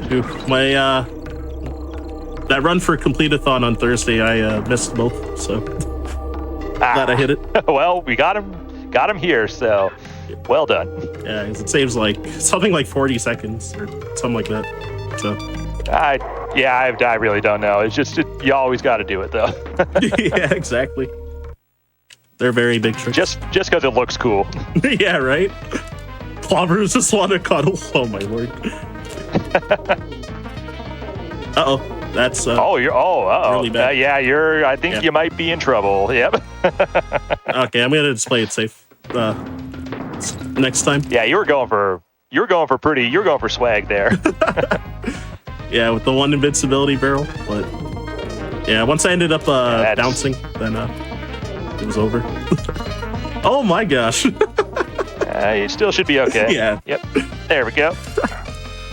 Yeah, so you had can end with like 8 seconds left if you do that optimally. You can get an 8. You can get an 8 even getting both invincibility barrels. Yeah. Yeah. It's hard. It's hard with getting both, but skipping the one, it's like it's a free 8. Well, free if you don't fail. It's always free until it's not. I know, right? All right. Hey. All right. And pretty momentous big boy right there. Yeah, I wanted to see if I could skip that B with the barrel, but I'm pretty sure I would have gotten hit. So I just waited a second. Yeah, you would have gotten it. Yeah. Oh my gosh.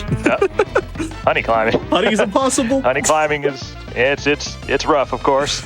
As we all say, it's a infinite skill ceiling. So yeah, I still don't know what optimal honey climbing even looks like. Is it fast or is it big jumps or small jumps? I heard it's supposed to be like jumps. not full jumps, but like not that short either.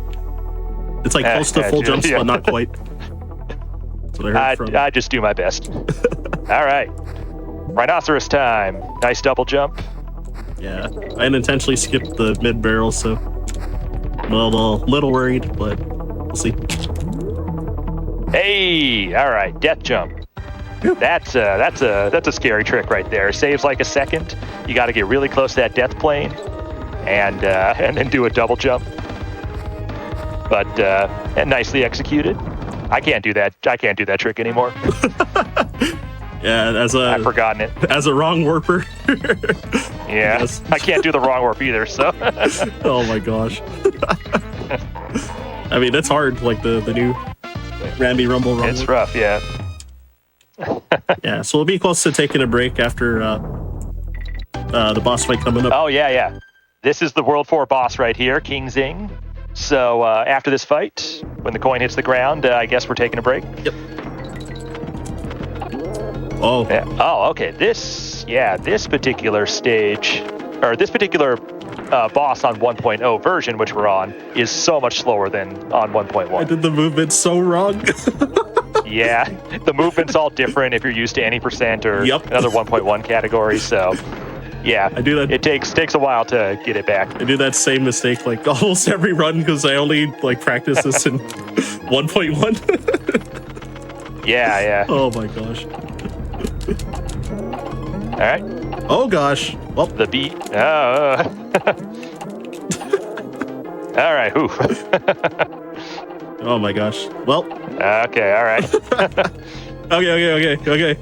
Come on, I want to take that break. There we go. Slept on the king a little, but yeah, it's fine. All right, so we can stop the timer here. Yeah, stop the timer right there. Yep, so we're going to pause the timer, take a really quick wellness break. This is a great time for you all in chat to get up, stretch your legs, get some water, maybe grab a snack and come back. We will be back in just a few minutes with the remainder of Donkey Kong Country to 102%. So keep the stream open. We'll be back very, very soon.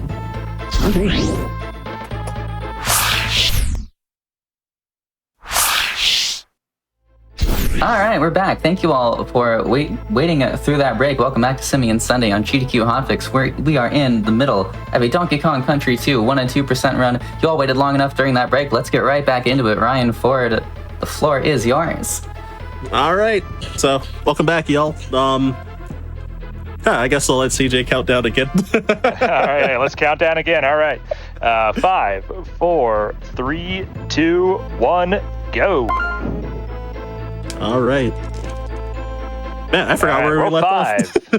I know it's, but it'll come back to you. All right. A lot of people like World 5. I think it's pretty pure, just platforming, rolling and jumping and moving and bouncing on enemies and stuff. Oh, thank God I didn't have that weird death like at no reset. Oh, good. Yeah. Yeah. Wait, did you do the moonwalk through the guy? No, I fell. It was like the spot where the flitter is before the two like crunches. I fell in that gap somehow. Yeah, that's right. Yeah, that's a rough one. I was like, wait, that could happen. Oh my gosh. But fortunately, it didn't happen. So, yeah, one of the tricks. You're doing the big boy off the guy right here. Yep, yeah. Oh, so close. I That's a good. All right, very nice. You got the big boy up to the bonus there. That is so hard for me to do. I still haven't figured it out. Yeah, it's not easy. Or not consistently. Yeah, especially if you want to get the big boy like into the barrel without doing the second team throw. It's really hard to time it. Yeah, surprisingly tighter than it might look, but very nice. You doing front rope or back rope? Back rope. All right. You can, that little, grabbing the rope from the back there is a lot safer, but if you can grab it from the front below that guy. Yep. And save a marginal amount of time usually at the cost of your entire run. Yeah, I recently gave it up because it I failed it 2 runs in a row, and then I was like, all right, that's enough. Yeah, and you can clip through the rope too. It sucks. Yeah, both times I ended up clipping, and I was just like, all right, that's it. I'm going for back rope. So this level here, Haunted Hall, it might look like an auto-scroller, and it is, but there's tech. You know, you can actually save frames by doing cart jumps at specific, precise times. In general, you want to, well, the bonuses here are a different story, but in general, you want to jump up the every upslope, and you want to jump down every big down slope. Yep. And you'd be surprised, it can save over the course of like a single any percent level, you can save like 5 seconds just by doing optimal jumps over not doing any jumps at all. Yep. And that blew my mind when I first heard it. Right, same here. I need to actually like learn how to properly like the proper jumps everywhere. I'm still not doing it optimal myself, but definitely saving multiple seconds over what I was doing a few years ago. Yeah, I was told to just like look at the task and copy it. So I mean, basically that's how it should be, but who can remember? Who can remember all those jumps? Yeah, so eventually I'll do it. Jumping up the big slopes, big down slope. Oh, and you do want to do a big jump into the doors. Yeah. Saves a few seconds or a few frames per door that way. Yep. All these frames, they add up. Yeah, kind of similarly like back with Rickety Race. If you jump up upward slopes, you actually lose time for that one. So. Teeth at the thing, nice. Oh yeah, the 120. That's a tough bonus. I just saw the chat. Oh yeah, yeah. Anonkaz with the old memes. Yeah, playing this one safe though, because it looks like you're doing it pretty good. How do you even play it safe? Yeah, if you can like jump down some of those slopes, but it's so easy to miss. No, thank you. Yeah, I think you can save like a quarter second or something throughout the bonus, but with like optimal jumping, but yeah, it's like you kill your entire run to like barely save time. Yeah, World 5, I said World 4 was getting difficult. World 5 is even more unforgiving. Yep. Oh, whoops. I was just like pressing buttons for no reason and just jumping. You know a couple of swag jumps right there. Oh my god. DK coin under the thing. Yeah, I got to make sure not to forget that because it loses like 2 minutes or something. If you I've done that before. Same. All right, I cannot wait to get back to 102 so I don't have to do the wrong warp on this stage and I can actually do it properly. Oh, nice. Oh, okay. That was some nice optimal rolling through the guys, rolling through the rats there. Yeah, that one's pretty tough too. Oh my gosh, failing every 2-1 jump this run. Yeah. Yeah, you need the good frame on that one though. Yeah. And I think this is the fastest bonus in the game. Right there. I think you're right. Yeah. Yeah, if you do it properly, you can like just land on the coin without turning around. Get in there. Yeah. And this is also that trick right there is the hardest for me, not grabbing that barrel. Yeah. I was watching Leftovers PB recently and I saw that he just buffered a jump instead of rolling there. Oh, interesting. All right. Have you gotten the 29 movement on this? Actually, in practice, bonus? Never in a run. This one's for sure not going to be 29. No What is that? Oh my god! Wow, that star did not want to be grabbed. Lost like 5 seconds to that mistake. That's so bad. Oh man, yeah, I did. It's so satisfying to get a clean bonus on that one. Yeah, it's Or like a 28 or a 29. impossible bonus part 2. Oh my gosh. Like the 8th impossible bonus of this game. Ooh, okay. Yeah, I got a scared slow roll too. there. You saw that, right? All right. Hey, nice LZ swap. Hey.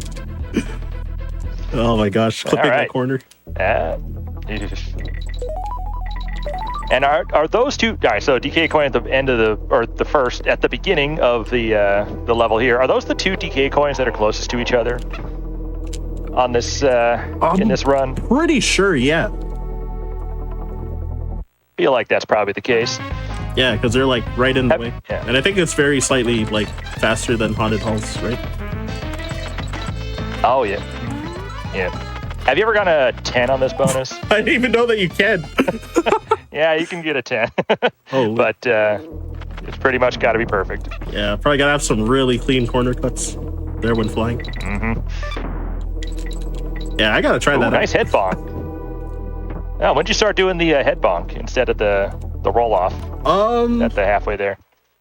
I think around 2 years ago. SBD Wolf told me that it saves like 6 frames over falling off. So then I was like, all right, I'm gonna just head bunk then. No, I picked up the barrel, dude. It's still pretty all right. That's a tough bonus right there to do cleanly. Absolutely. We're running out of easy bonuses. Right? Not too many left. Yeah, picking up an object loses about 20 frames, so that's why I didn't want to grab it. That was a pretty clean parachute. Very nice. Hey, thank you. Yeah, definitely all just All right. practice. Oh my gosh, I almost visited Funky there because I've started recently doing that. Oh, so that was an accident. Oh. No. Well, yeah, it doesn't save any time, right, to visit Funky or visiting the Kongs later. Nah. So I recently got the auto split set up and it's like routed for Funky in World 5, so. Oh, okay, got it. Yeah, so like this week I started like switching my muscle memory for that. You may have noticed the Dixie swap there. We're doing that in order to set up for a Dixie fanfare. Yep. At the end. Since I got Dixie already by accident, then it's like, oh, might as well make the best of it.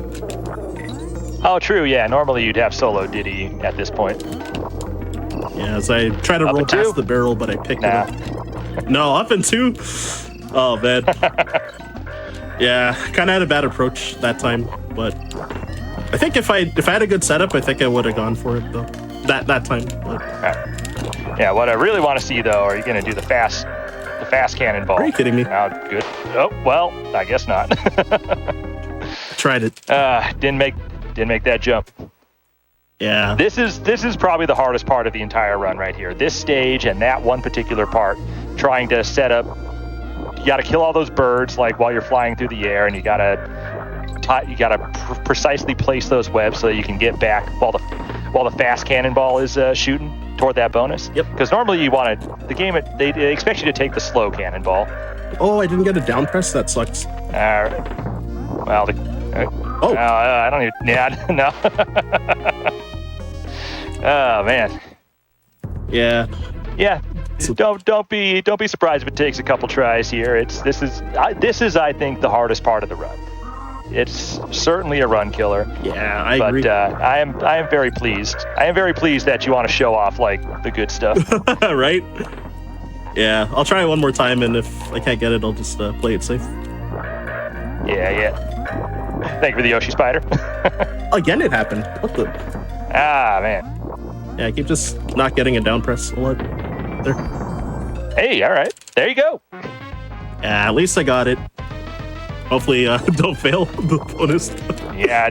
Also, this bonus is also it's hard enough just getting into this bonus. It's easy enough to fail it too. All right, just doing 6 webs. Yeah. 25's optimal there. I usually go for a safe like high 24. Oh my god. I jumped in buffer for no reason. Ah, man. Yeah, and okay, nice job going under the world there, but of course, now you can do the any percent, the any percent tech. What am I doing here? I was, I brain farted. Yeah. Sorry. Oh my It's goodness. just Webwood's things, man. I know, right? 4 deaths, so that's pretty brutal. Hey, Or 3 know, deaths, I forget. I actually lost better count. than infinite deaths. Yeah, we call it the Webwoods Infinite. Oh my gosh. I'm still not getting down presses. That was like 3 different times on this life that I didn't get the input there. It's crazy. Yeah, I have no idea, but I might need to look at the controller. I know, right? Yeah, I have been trying to replace this controller for like nearly a year, so I wouldn't be surprised. Oh, I mean, man, that's a long time to be with using a defective controller. Yeah, because I always buy them used on eBay because I'm cheap. But all the ones I buy are like worse for different reasons. So I'm like, oh, well, this is like the best that I have. I do that as well, but then I take them apart and I clean them and I swap out, I Frankenstein them with a bunch of good parts. That makes sense. All right, so. All right, and nice. All right, we got the DK coin. We don't have to do the level again. Yep. That DK coin's on frame or on screen for what, eight frames or something? Yeah, it's very, very short. The developers were mean on this level. This was always my least favorite level casually, but hey, we moved on. Hey, remember Crow? Oh! You remember how much you loved Crow? Well, now we get to fight him again. Yep. Even though he's dead. Slightly less RNG, I guess, but still has RNG. Yeah, there's RNG on this one as well, where the barrels spawn that you got to hit him with. I think the difference between the best and worst is something like 4 seconds. Yeah. Just don't get hit. Although I think it's a little, it's probably like 3 seconds if you do really really fast left spawn tricks. Yep. Yeah, and depending on which Kong you're using too. Oh my gosh, that was scary. That was a nice dice dodge there. Dodge it like you dodged that star, and oh, you took damage. Left. Oh no. Oh my God! Oh no! All right. I was trying to think of how to react to dying on purpose. Hopefully you got somebody. We always get somebody with that. Call that trick Zombie Dixie. Ooh, I got the. It actually does lose 0.1. We've proven that. Yep. But it's too good not to do. I also got the frame perfect barrel break there, like where you bounce on the TNT clobber and get the DK barrel at the same time. Oh yeah, you did. Yeah. It like instantly breaks the barrel, and then you don't have like the freeze frame where Diddy's coming back to you as well. Yeah, that is frame perfect. Yeah, happy about that. But okay. What? They're both Nice fish move. Oh, or both there. Oh, it didn't despawn. One of those guys is normally supposed to despawn, which I thought you did the setup right for it, but I guess something went wrong there. Maybe it's a Japanese cartridge thing. It's cursed. Oh my gosh. Not looking forward to getting back to the fish movement on this level. Moving this fish is so hard. Yup. Oh my gosh, I hit the wall. That's exactly what we're talking about. Caping with the aquatic Ramby and the rhinoceros of the sea.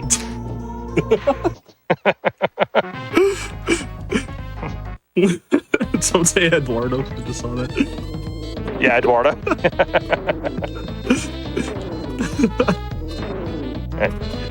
Yeah, careful with this bonus here. It's it can be janky as well.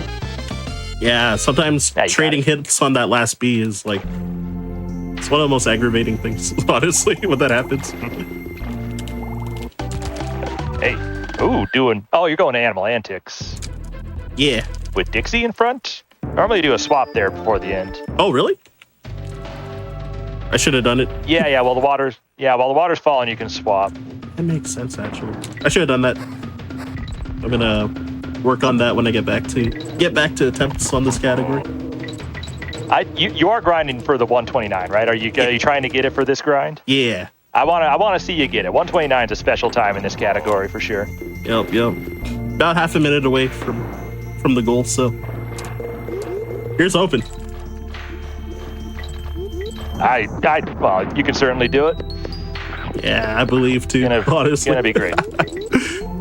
Yeah, we just got done using the fish. Why are we the fish again? We're back with them. Just complained about them.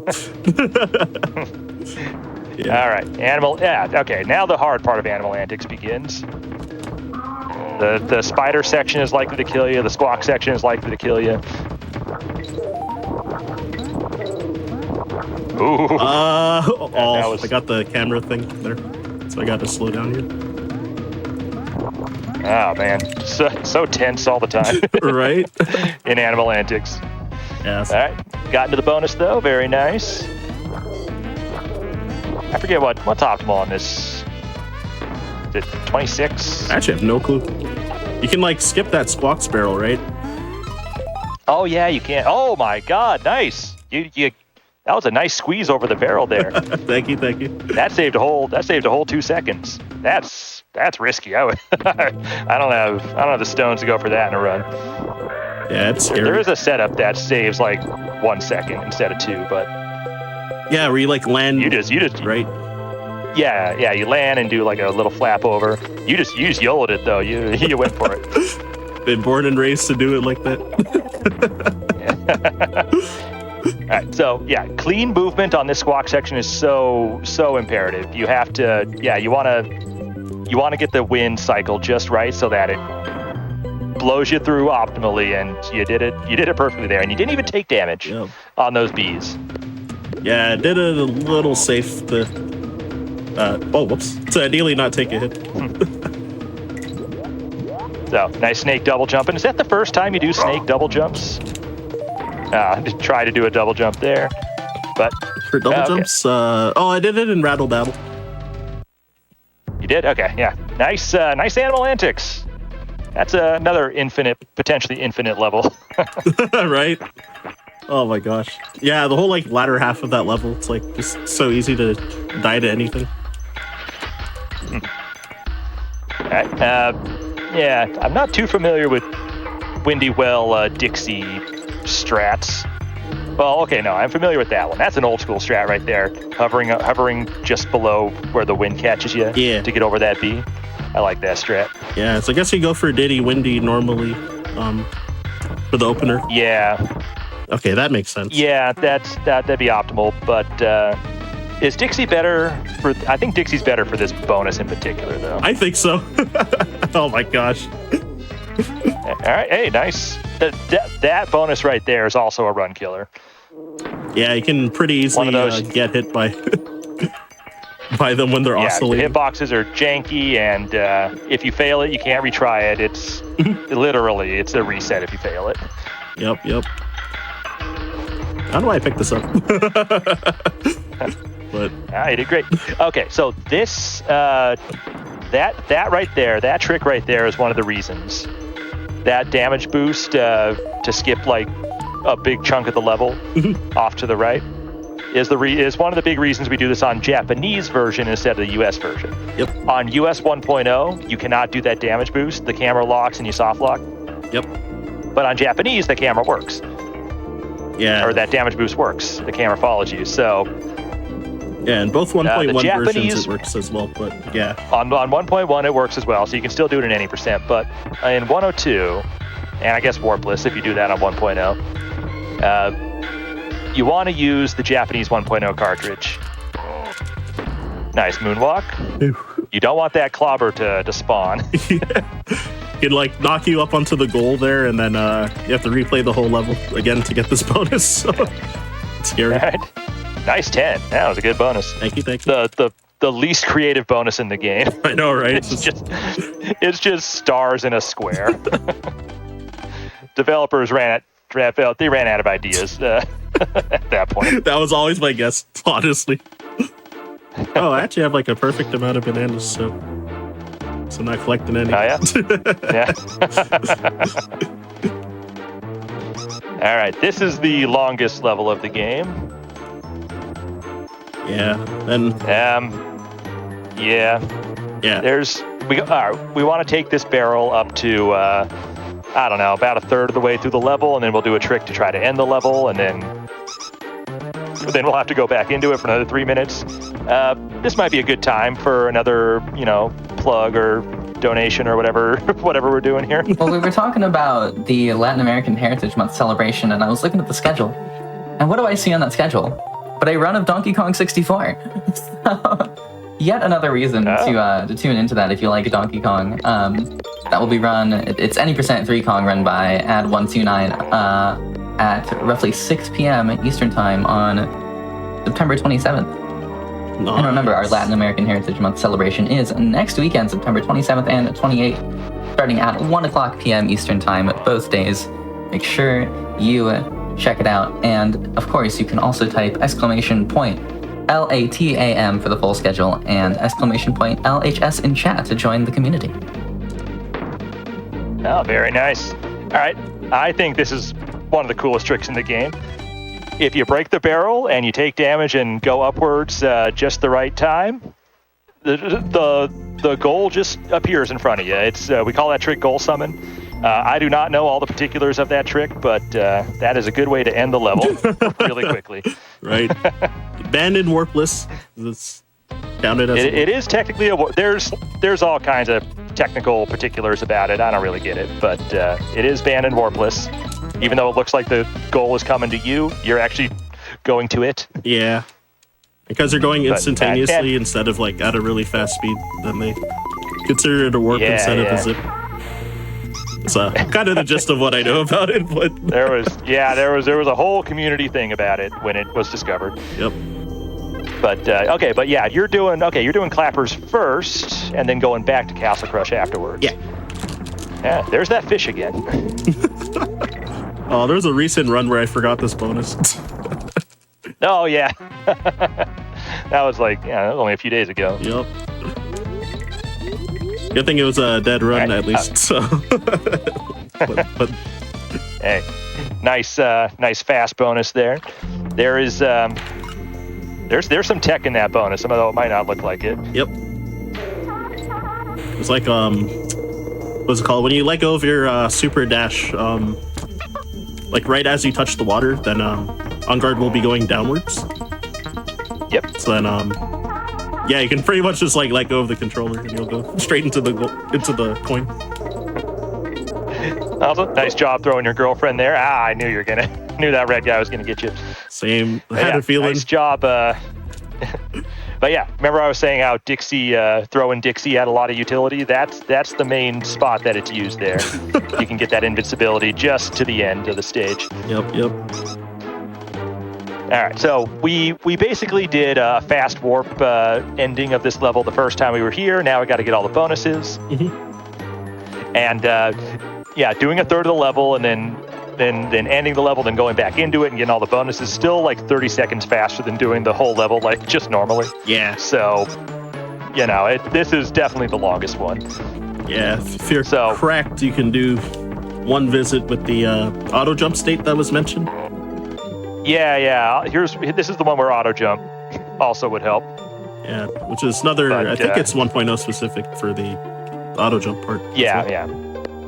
Well, the infinite team throw part is 1.0 specific. Auto jump does still work on 1.1. Oh. But you can't do the infinite team throw. But it does. It does allow you to do, I guess, a few optimal jumps throughout an any % run. Wow. Not that it saves much at all, but. Okay, I never knew that. It's not nothing. Yeah, like in Ramby Rumble, when you enter the Ramby room. Although I guess that's not true anymore because of the wrong word. Okay, we're bringing the barrel up here, and it might look like this was like the same setup for the the goal summon, but here we use it just to get in that bonus. Yeah, because normally they expect you to turn into Ramby, but since we weren't Ramby when we entered that run, or entered that nice 7, that's a 7's tough to get on that bonus. Mm-hmm. The lag is like so brutal in that that bonus. Yeah. All right, 2-1 lottery. Oh, you got it. Nice. Second try. Ah, okay. Yeah. I'm trying that in Barrel Axe. Haven't got it yet. Oh. Soon, I believe. It's gonna save a lot. But yeah, no. the 2-1 jump. Hey, that's the you 2-1 jump that succeeded. Yeah, so that one's double. Yeah. You need a good frame there on that one. But yeah, now we're the bird, and Squawks weighs like 10,000 pounds in this stage. I don't really get it. Like, Squawks is so heavy here. Yeah, it's so weird, right? I just gotta have something to do with the crusher. Yeah, I feel like I'm like mashing like my life depends on it. You know what? I did not know that you could do that with Dixie there. I did not. I have never seen that before. Yeah, but if I was on a pace, I would absolutely not do this. But I guess it does lose a little bit of time since you're yeah, the team up animation. Because of the team up animation. But you know what? That's funny. I've never seen that before. And that should be the last instance of the start select out of a bonus. Yep. Oh my gosh. After grabbing a bonus coin. Yeah. All right, wasn't even close. Chainlink Chamber Warpless is a rough stage. I love this level Warpless, but practicing it though, like, it's brutal on the hands though. Like actually. Oh yeah. This is definitely the roughest on the hands. Oh my gosh, I was almost gonna try and do the wrong work for like no reason. Think I would have soft locked the game. Yeah, that would be bad. Yeah. Oh my gosh. So my don't want to do that. My PB, I failed this bonus once, so it's pretty miffed. Yeah, this bonus is scary. Yeah, because another one that has like variable length, there. so it's like awkward a bit. But that one went well this time. Yeah. Oh my gosh, I jumped so low. Okay. All right, and this is the climb. This is the notorious, one of the notorious parts of this run right here. You gotta climb while invincible as fast as you can, doing optimal jumps up these ropes. Jump, Diddy! And it's okay. There you go. Yeah. This is the part specifically that's brutal on the hands. Ooh. All right. Yeah. Okay. Ooh. Rather not take the damage. So. Yes. Yeah. We do want 2 Kongs to set up a trick after this bonus. Yeah. This bonus, however, is pretty easy. The last easy bonus we get. Yep. And you can get an 8 on this bonus. I actually didn't know that. Yeah. Hey, when this gets patched for no reason. Yeah, we want to get. There we go. Nice. So this is also a 1.0 exclusive trick. You can slide into that wall by by swapping. Yep. Swapping and holding right or left at the right time. Yeah. I think I timed it. It saves like 5 seconds or something. Okay, cool. Because I was told 8, but it's definitely not 8. The person that told me sounded very unsure, so I was like, okay, so that makes sense. Nah, I finally timed it. Not too long ago, and it's like, okay, it's 5. It's pretty clearly 5. Okay. Although it might be that might change depending on if it's Warpless or 102. But nice snake movement, by the way. Thank you. This level, Toxic Tower, is the level where you really get to show off. The cool snake movement that we're doing here. Having to do these snake double jumps all the way up the level. That was very nice. Thank you. Do you change your grip for the snake jumps? Yep. I have such a weird grip. Like, it's such a meme. But it's like a frequently asked question usually in the Discord, like people asking like how do people hold their controller, and then everyone will like post or repost like a picture they sent of their grip. Everyone's got a different grip. It's it's tough. There's always some memer that has a keyboard and they're like, yeah, this is how I do it. They just gotta have it free with the keyboard. Yeah, nice parrot movement too. Hey, thank you. All right, but nothing matters till this bonus, of course. This is also a run killer bonus. So easy to try to go too fast. You cannot fail it. 25 is optimal, but obviously play it safe. Yep.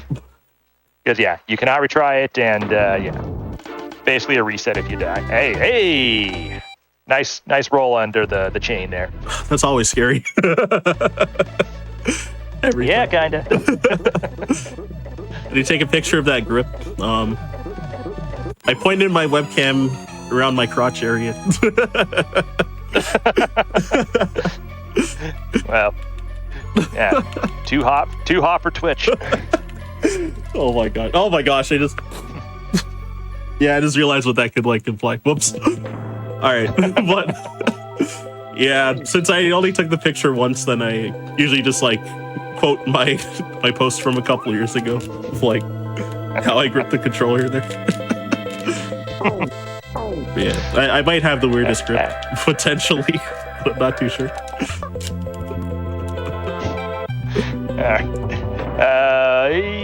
Okay, yeah. Nice job getting to that bonus right there. You do not want to take damage that first half of the stage, otherwise you just can't do it. And here, the devs intend you to use Dixie there. Oh my god, nice, rolling down. Hey, thank you. The devs intend you to use Dixie there and slowly like hover down, but yeah, we can do it with Diddy. And now, we're gonna try to skip this race. You know how the devs intend you to race this bird? Well, we're just we're just gonna skip that. Ignore that. Skip the race, and that's all that matters. And we get to hear the childhood music even more. Yep. No, I do like the race music too, but the race music is good, but yeah, but this song's for really good childhood too, hammers. so it's like I don't mind. Yeah, fortunately, when I took Nice that D-ring hit, the skip right DK, there's a DK barrel that's like on the way to the DK coin in this category, so it's like not as scary. Yeah, it's emergency safety barrel right there. Safer than any %, that's for sure. Yep. And we are through. All right, now we're fighting K. Rool. Look at that. Yeah, so Oh, he's abusing Donkey. Oh no. yeah, K. Rool won. This fight's like over 3 minutes long, so It's a long fight, but there is definitely optimizations to be had. When K. Rool does the suck with the cannon, with the blunderbuss, obviously you like the dust animation appears, and obviously you want as little dust animation as possible. yeah. So if you get a dustless, Risky, though. then it's that's optimal. Yeah, of course. dustless is optimal, but of course, risky. If you throw too early, then it'll bounce off and lose time, and often you'll take damage. It's a whole thing. Yeah, exactly. Yeah, gamers got all kinds of setups for how to make optimal throws. Yep. Save frames on the dust animation. Yeah, positional and visual cues, audio cues, and all that. But yeah, mostly this, I guess people think of this particular fight as just a big long cutscene. Because you shouldn't have trouble with it after a while. Yeah, exactly. Although I like that strat right there, just chilling in place. Letting the cannonballs just bounce over you. Same. Yeah. That's a neat strat. Yeah, since the first and third one he shoots these like really low ones that will hit you, so you just gotta jump over those and then you can crouch under all the others. Yeah, I did not know that there were varying heights for, they look like there are a few different heights, but I didn't know the first couple would hit you. Yeah. Or even lower than the other low ones. Yep. It's a little scary. Figuring that out at first. Yeah, practice. Yep. When I was Although, new to running no one this like- game, I actually like died to it a couple times. I think everyone's got to die to K. Rool once or twice. Right? Hey, the monkeys are blue. Look at that. All right, this is definitely a swag strat. It loses some time, but it's a cool thing to show off. Hey, you did the big throw as well. Yeah. The 1.0. Another 1.0 exclusive trick. There's a lot of 1.0 exclusive tricks. And we can do another one here. Yep. Yeah, if you're like standing right where it spawns, then you can throw it. That was dustless right there. That was dustless. Yeah, finally got one. Been kind of biasing towards throwing late just to not like lose a cycle. Of course, potentially. yeah, but you win for swag that time, and it worked out. Yep. Yeah, like generally I've been trying to get dustless where I can, but I've been like late every time. I mean, better than being early, obviously, but yeah. Because I'm just being overly cautious. All right, that's the last hit on K. Rool, but we're not done, of course, because we haven't 100% of this game yet. You got 15 coins. That's what you want. Yeah, got about 2 minutes of downtime before the game saves. Now we got about 2 minutes of credits or rather an ending cutscene to sit through. K. Rool's face got eaten by sharks. I guess we won't be seeing him again. Yep, GG's. But no, we should keep the timer running though, because there's a few more things to get. Yep. So yeah, I think with all those deaths in Webwoods, then I'm gonna assume that probably got like, I don't know, maybe like 6 minutes left for the run. It's like 5 to 6. I forget exactly how much. I think it's like 5.5 around there. Yeah, I forgot what my split time is. I on average. Yeah, if we could, Yeah, so. But we just gotta sit through. We just gotta sit through Cranky telling us we still suck because we haven't gotten everything just yet. Yep. We're fake gamers. Yeah, so you can't do all the Lost World levels in one regular playthrough because K. Rool also has a Krem coin. So yeah, we get the last 75th one beating him. So. Yeah. I mean, we did pretty good. We're beating Yoshi right now. Yeah. Link not even there. Good. Already destroyed. Yeah, Link is gone. Might see him in like any no percent. hopers. And the no hopers in the trash. And what are the other props there at the bottom? Is that Sonic shoes? Yeah, and Earthworm Jim's gun. Yeah. It's a neat bit of trivia. Yeah, I think Nintendo throwing shade at other games like Rare. Oh, I missed the reset button. Yeah, right there. Yeah, no, I got caught up. Yeah, right when the music cuts out, you can still reset when the screen is still black, but right when the music cuts out is when the game saves, and then you can restart or reset, and our file should be the same, and it should say 95%. Yep. 38 coins. Perfect. Yeah, my since my console's on the floor, I was using my foot to reset, but oh, that's dangerous.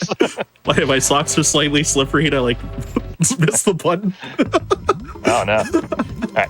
Oh my god. We got one more level to do. And we got one more cool trick to do. Why are we getting in that barrel and just waiting? Well, watch this. No! I had a feeling I went like a pixel too far. Sure. Yeah, you were a little too far to the left. All right, watch this. Hey, perfect. All right. So, if you take damage in that barrel right when the timer counts down, it's an infinite barrel. But that's only the first part of the trick. The second part of the trick is going out of bounds to the left, and then the camera is going to scroll us all the way to the end of the level to the right. This is basically a screen wrap. It's taking us to the end screen of the level, I suppose. Yep. You still gotta kind of do some manipulation of the barrel movement off screen at certain points in order to not run into anything and get caught on stuff. Yeah. But it's not a hard trick to do. I'd say try this at home, kids. Yeah. The strat I learned was like the safer version that was posted on the wiki by Izin, who also kind of recently passed away. So. Yeah. Unfortunate there, but rest in peace, of course. Left a legacy for sure. Hey, nice job going out of bounds here. Hey, thank you. Also 1.0 exclusive. Yep. You don't have to do. It's so much easier to do this instead of having to go through those thick bees. Yup. And fanfare, Dixie, the last fanfare of the game.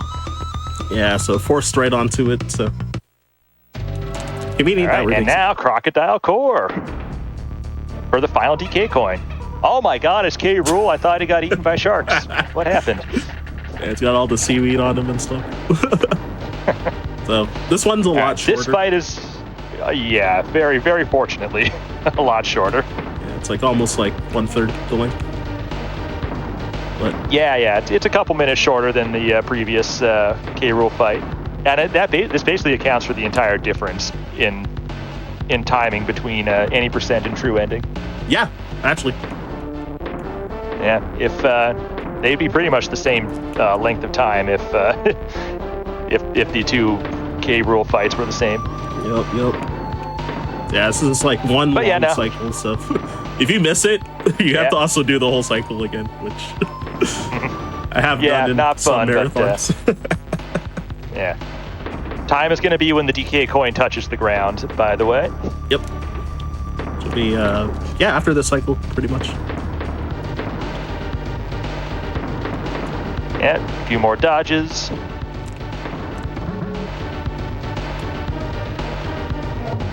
And Oh, time.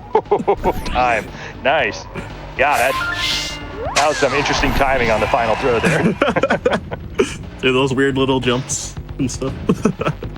Yeah. Hey, nice run. Yeah, nicely done. This is What? looking like a Yeah. 133. Yeah, 133 is a good time. Not bad. Yeah, so probably about 3 minutes behind my PB then. So got a That was excellent. yeah, currently have a 1:30:31, so not bad. Yeah, keep grinding for that 129. You're going to get it. Hey, I'll do my best. Yeah, you got Yeah, this. definitely come a long way since like my first ever like deathless run in this game, way back in 2021, was actually in 102%, but my movement was a lot worse, so I had like a 133 back then with no deaths and no failed bonuses. But then, That's hard to do. yeah, now I have like a 130 with like, I think I died twice and failed like one bonus or something. So like, you know, Just, yeah, good movement matters so much for this. yeah, exactly. So yeah, 129 to like 128. I'll like try my best at it, but sometimes it's hard to get runs going. But now I have the what we call the stream big gamer splits, where I'm almost always green after World 1 because Ooh, okay. yeah, if I Ace get pal friendly. fakeless crow, I often get like minus like 25 or something. So yeah, Yeah. 102, look at that. hey, And 40 coins. not bad. A legit speed run right there. Yep. So glad I could showcase, and yeah, yet again, thanks again for having us, Helix, as well. Hey, thank you for being on. Thank you for showing off all of Donkey Kong Country 2 plus 2%. Yeah, I'm really glad to not forget anything. Also, because I was a little concerned about that. Like World 3 through 5, I sometimes might forget something. Any last shout outs from the two of you before we move on? Yeah, sure. Do you want to go first, CJ? Yeah, sure, yeah. Thank you for having me. Nice run, Ryan. Thank you, Helix, and everyone else for setting this up. Thank you, everyone in chat watching. Yeah, I'm A10CJ. I run this category. I run all kinds of DKC2 categories as well, all kinds of different stuff. So if you want to see some new stuff in this game, you know, be grateful if you drop me a follow. I can show you some stuff for sure.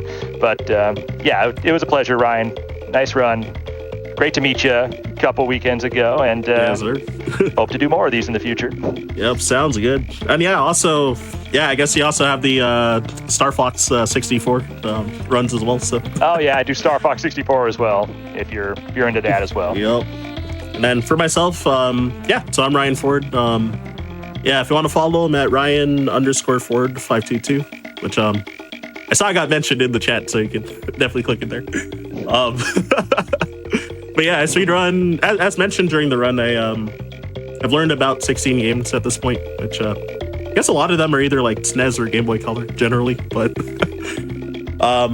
yeah, been trying to make a few goals for this game and Legend of Zelda Link's Awakening DX, like, because I got kind of motivated after my SGDQ run.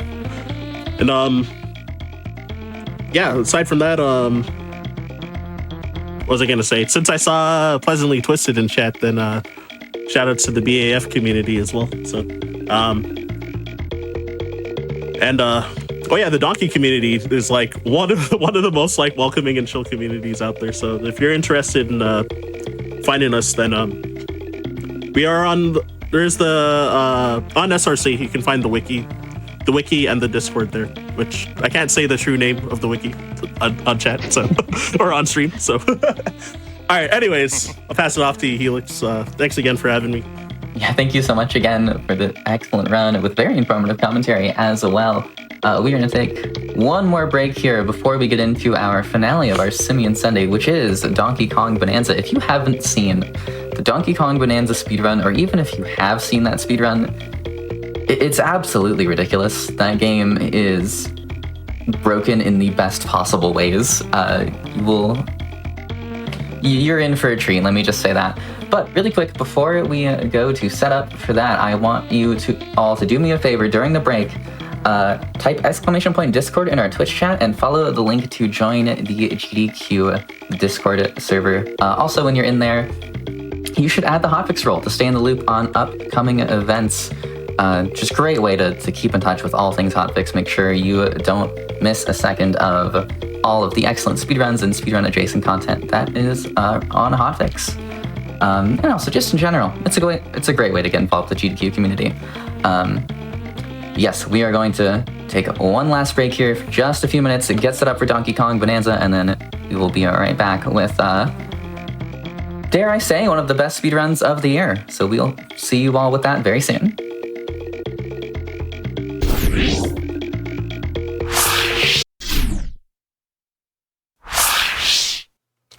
Hello again, everyone, and welcome back one more time to what I'm calling Simian Sunday on GDQ Hotfix. We've had a fantastic day full of monkey-related speedruns. There's been Monkey Ball, there's been Ape Escape, there's been Donkey Kong, and there's about to be more Donkey Kong. The newest Donkey Kong game, Donkey Kong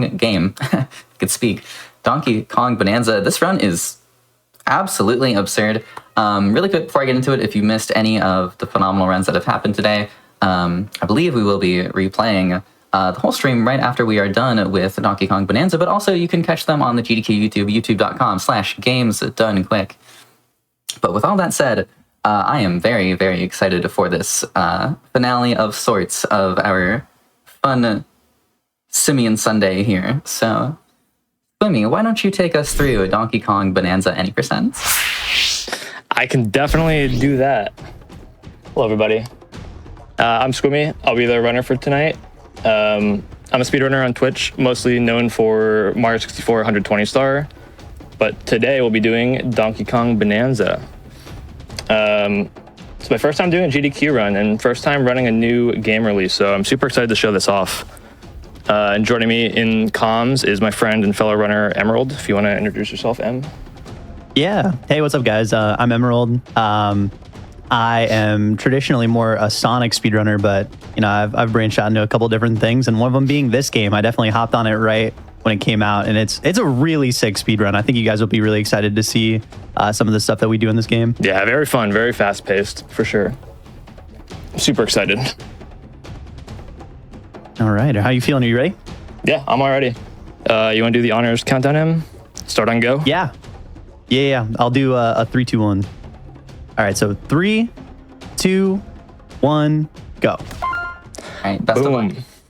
Thank you. GL. Yeah, so the run starts off very fast here. There's lots of cutscene skips. There's lots of cutscenes. Fortunately, they let us skip almost all of them. So there's basically like no exposition that's going to be shown for anything that's happening. We'll try to keep you guys a bit in the loop. People are usually confused at what the heck is going on in this game. Yeah, we go through everything quite fast, and as we said, we do skip a lot of cutscenes. One of the cutscenes we're going to be skipping is these buttons here, and it's actually really important that we skip the cutscene before the wall breaks, because we actually want to gather smashing stats here to get some extra gold later on for a gold check that we're going to need. Yeah, so this is our big gold tunnel hallway. We kind of do some zigzags here to collect a bunch of extra gold here. For the third level we visit, we're going to need 3,000 of that. And then that's our only little financial check in the run. So our two goals here, besides going fast, are going to be to collect gold and to break a certain amount of stone. which gives us a little gold bonus. The game actually tracks how much material you break for each level, which is kind of neat. And so we'll be taking advantage of that to help meet our money requirement. We meet our greatest enemy here, the Thorn Surf. Oh man, those those vines can be brutal. Yeah, I think I've had countless resets to just that section, but fortunately we didn't have anything go too crazy wrong there. Yeah, me as well. So for anyone who's not familiar with this game, the main mechanics revolve around the environments are almost entirely breakable. You can punch through them, climb around them, and pluck pieces of them out of the floor and walls. And that's like the main unique mechanic to this game that we'll be using pretty much constantly to go fast. So we'll be seeing a lot of that. To our benefit, a lot of the things that we need to do for the speedrun are unlocked. Basically, like DK's moveset is plenty good enough. We don't really have to unlock too many, like we don't really have to unlock too much to like make DK faster or anything, which is really nice. Yeah, there is a skill tree in this game. We ignore just about all of it for the speedrun. But it's like Em just said, we start with like basically the full movement kit of DK right off rip, which is awesome. Similar to like Mario Odyssey, for example. Oops. So I actually made a little bit of a mistake there just now. Those barrels that we shoot through operate on a timed cycle. And we actually want to ideally take the long zigzag instead of just taking one up to the top, because the zigzag breaks extra rock and gold as it shoots us through. But it's no big deal because I could just stop for a second there and break some extra rock to make up for it, to make sure we get our little money bonus. Yeah, and so like we said, those smashing tests are important. Yeah, first level. Ingot Isle, we're out of ingot, thankfully. Very reset heavy point of the run, because honestly, that's just like one of those points in the run where like not any too crazy mistakes can happen, but it's like there's so many little things that can like take a few seconds here, a few seconds there. So yeah, classic tight first segment. Lots of jank, lots of little tiny mistakes you can make. So yeah, people get pretty picky about that. Oh no! Oh no, we just got a chunk triple jump stored by accident, which is that happens very infrequently. So that's kind of unfortunate, but it's not that big of a deal. Fortunately, mistakes for a event environment like this are not super punishing. We can just respawn and start again. But yeah, there's actually basically. Oh, sorry, you go. I was gonna say the way that works is basically you just like kind of like grab a chunk and immediately surf off the ledge, and it kind of like stores a jump if you're trying to do like a dash and a jump there. So you can very easily do it on accident. And so it just kind of like messed up the timing there, because it's like it kind of just does it like on its own. Yeah, so it's like, kind of like a piece of tech that people aren't really incorporating for the most part in runs at the moment still. And there's not really a visual indicator of any sort if it happens by accident like that. So it just kind of, you don't realize it until you're plummeting to your death, because your actions behave differently in that state. But it's not a big deal. So here's our first Elder. We're going to be meeting a few of these throughout the game. And our goal with them is to be delivering records to them, as we just did. They're DJs, so that's pretty neat. Repping the old DJ scene. And these different elders are going to give us our main power-up forms, which are another staple for the game. And they're called Bonanza forms. So spoiler alert, inside that weird rock that we found was a human child. After Donkey Kong's done yelling at her to sing, we're going to get our transformation ability. And this first one is called Kong Bananza. We're basically Super Saiyan Donkey Kong. Yeah, Kong is probably like the most useful transformation by far. And luckily it is, I believe it is a mandatory Bonanza that we have to get. We can't skip this one anyway, but luckily for us, it is like incredibly useful throughout the rest of the run. Yeah, there are 2 Bonanza forms we skip entirely. Which ones will be a secret though? You'll see that in a little bit, but this first one is basically functions as like an enhancement on Donkey Kong's abilities. He becomes very strong and does more damage, can pull hard materials out of the ground faster and with ease, can punch through hard materials, can pull bigger pieces of the terrain out of the floor. And you'll be seeing that pretty much instantly right here. We're going to transform and immediately pull stone out of the floor, which we normally wouldn't be able to do without stopping and pulling at it for a bit. And he has a charge punch, which we use to break through this unbreakable wall. And then here we can show punching through stone as we do a little mole tunnel through the wall there. Surprisingly, for as breakable as the terrain is in this game, there's not that much like tunneling through walls. If you play this game casually, it might be intuitive to expect the speedrun is like a lot of that. There's surprisingly not that much of that in the run, so. Yeah, it was one of the things I thought when this game first came out. I was like, oh yeah, we're going to be tunneling through stuff. That's going to be really annoying to like route. Yeah, but honestly, me too. it's not that good. It's not that good. Like it's good in some spots, and it's good for getting specific bananas, but we don't need to get bananas really. Yeah. 100%. Yeah, so here's our first boss, Pika Bruiser. He's some weird cube squid thing. I don't even know what he is. Some like soft little spongy material where his like true form is hidden inside, and so we use a bomb rock and then another normal rock to bust through his soft exterior, and that's it. Super quick and easy fight there. Basically just blast him open and pummel on him. He can do some funky stuff sometimes. His pathing at the beginning is kind of like where he goes after you start charging towards the blast rock is random, so that can lead to some weird awkward situations. Still ultimately doable to do the fight fast, but and if you notice here also, Squimmy did throw a little bit of rocks after breaking the Pika Bruiser open, and that was just so to get the smashing stats yet again. And those smashing stats, like, we do get gold for them, but it's going to become like apparent, like, I guess where we get that gold from here after we get through this tunnel. Yeah, this big tunnel transition. Like, the main way Donkey Kong progresses through the levels is we are basically going deeper to the center of the earth. So between all the main levels, we have this like long tunnel transition that's actually like a masked load screen of sorts. And you'll see in just a second here, this level we're entering is where we need our 3,000 gold for.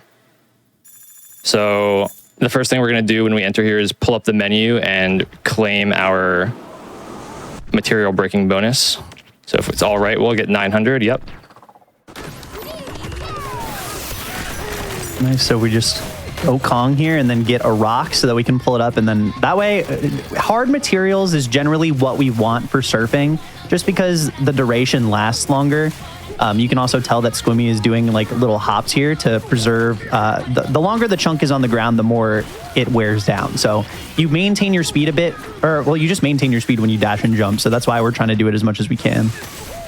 Just to keep that chunk for longer. A big aspect of this game for going fast is that you want to be surfing on a chunk of floor or the chunk of material that you pull out of the ground, like basically as much as possible. It's like our fastest movement.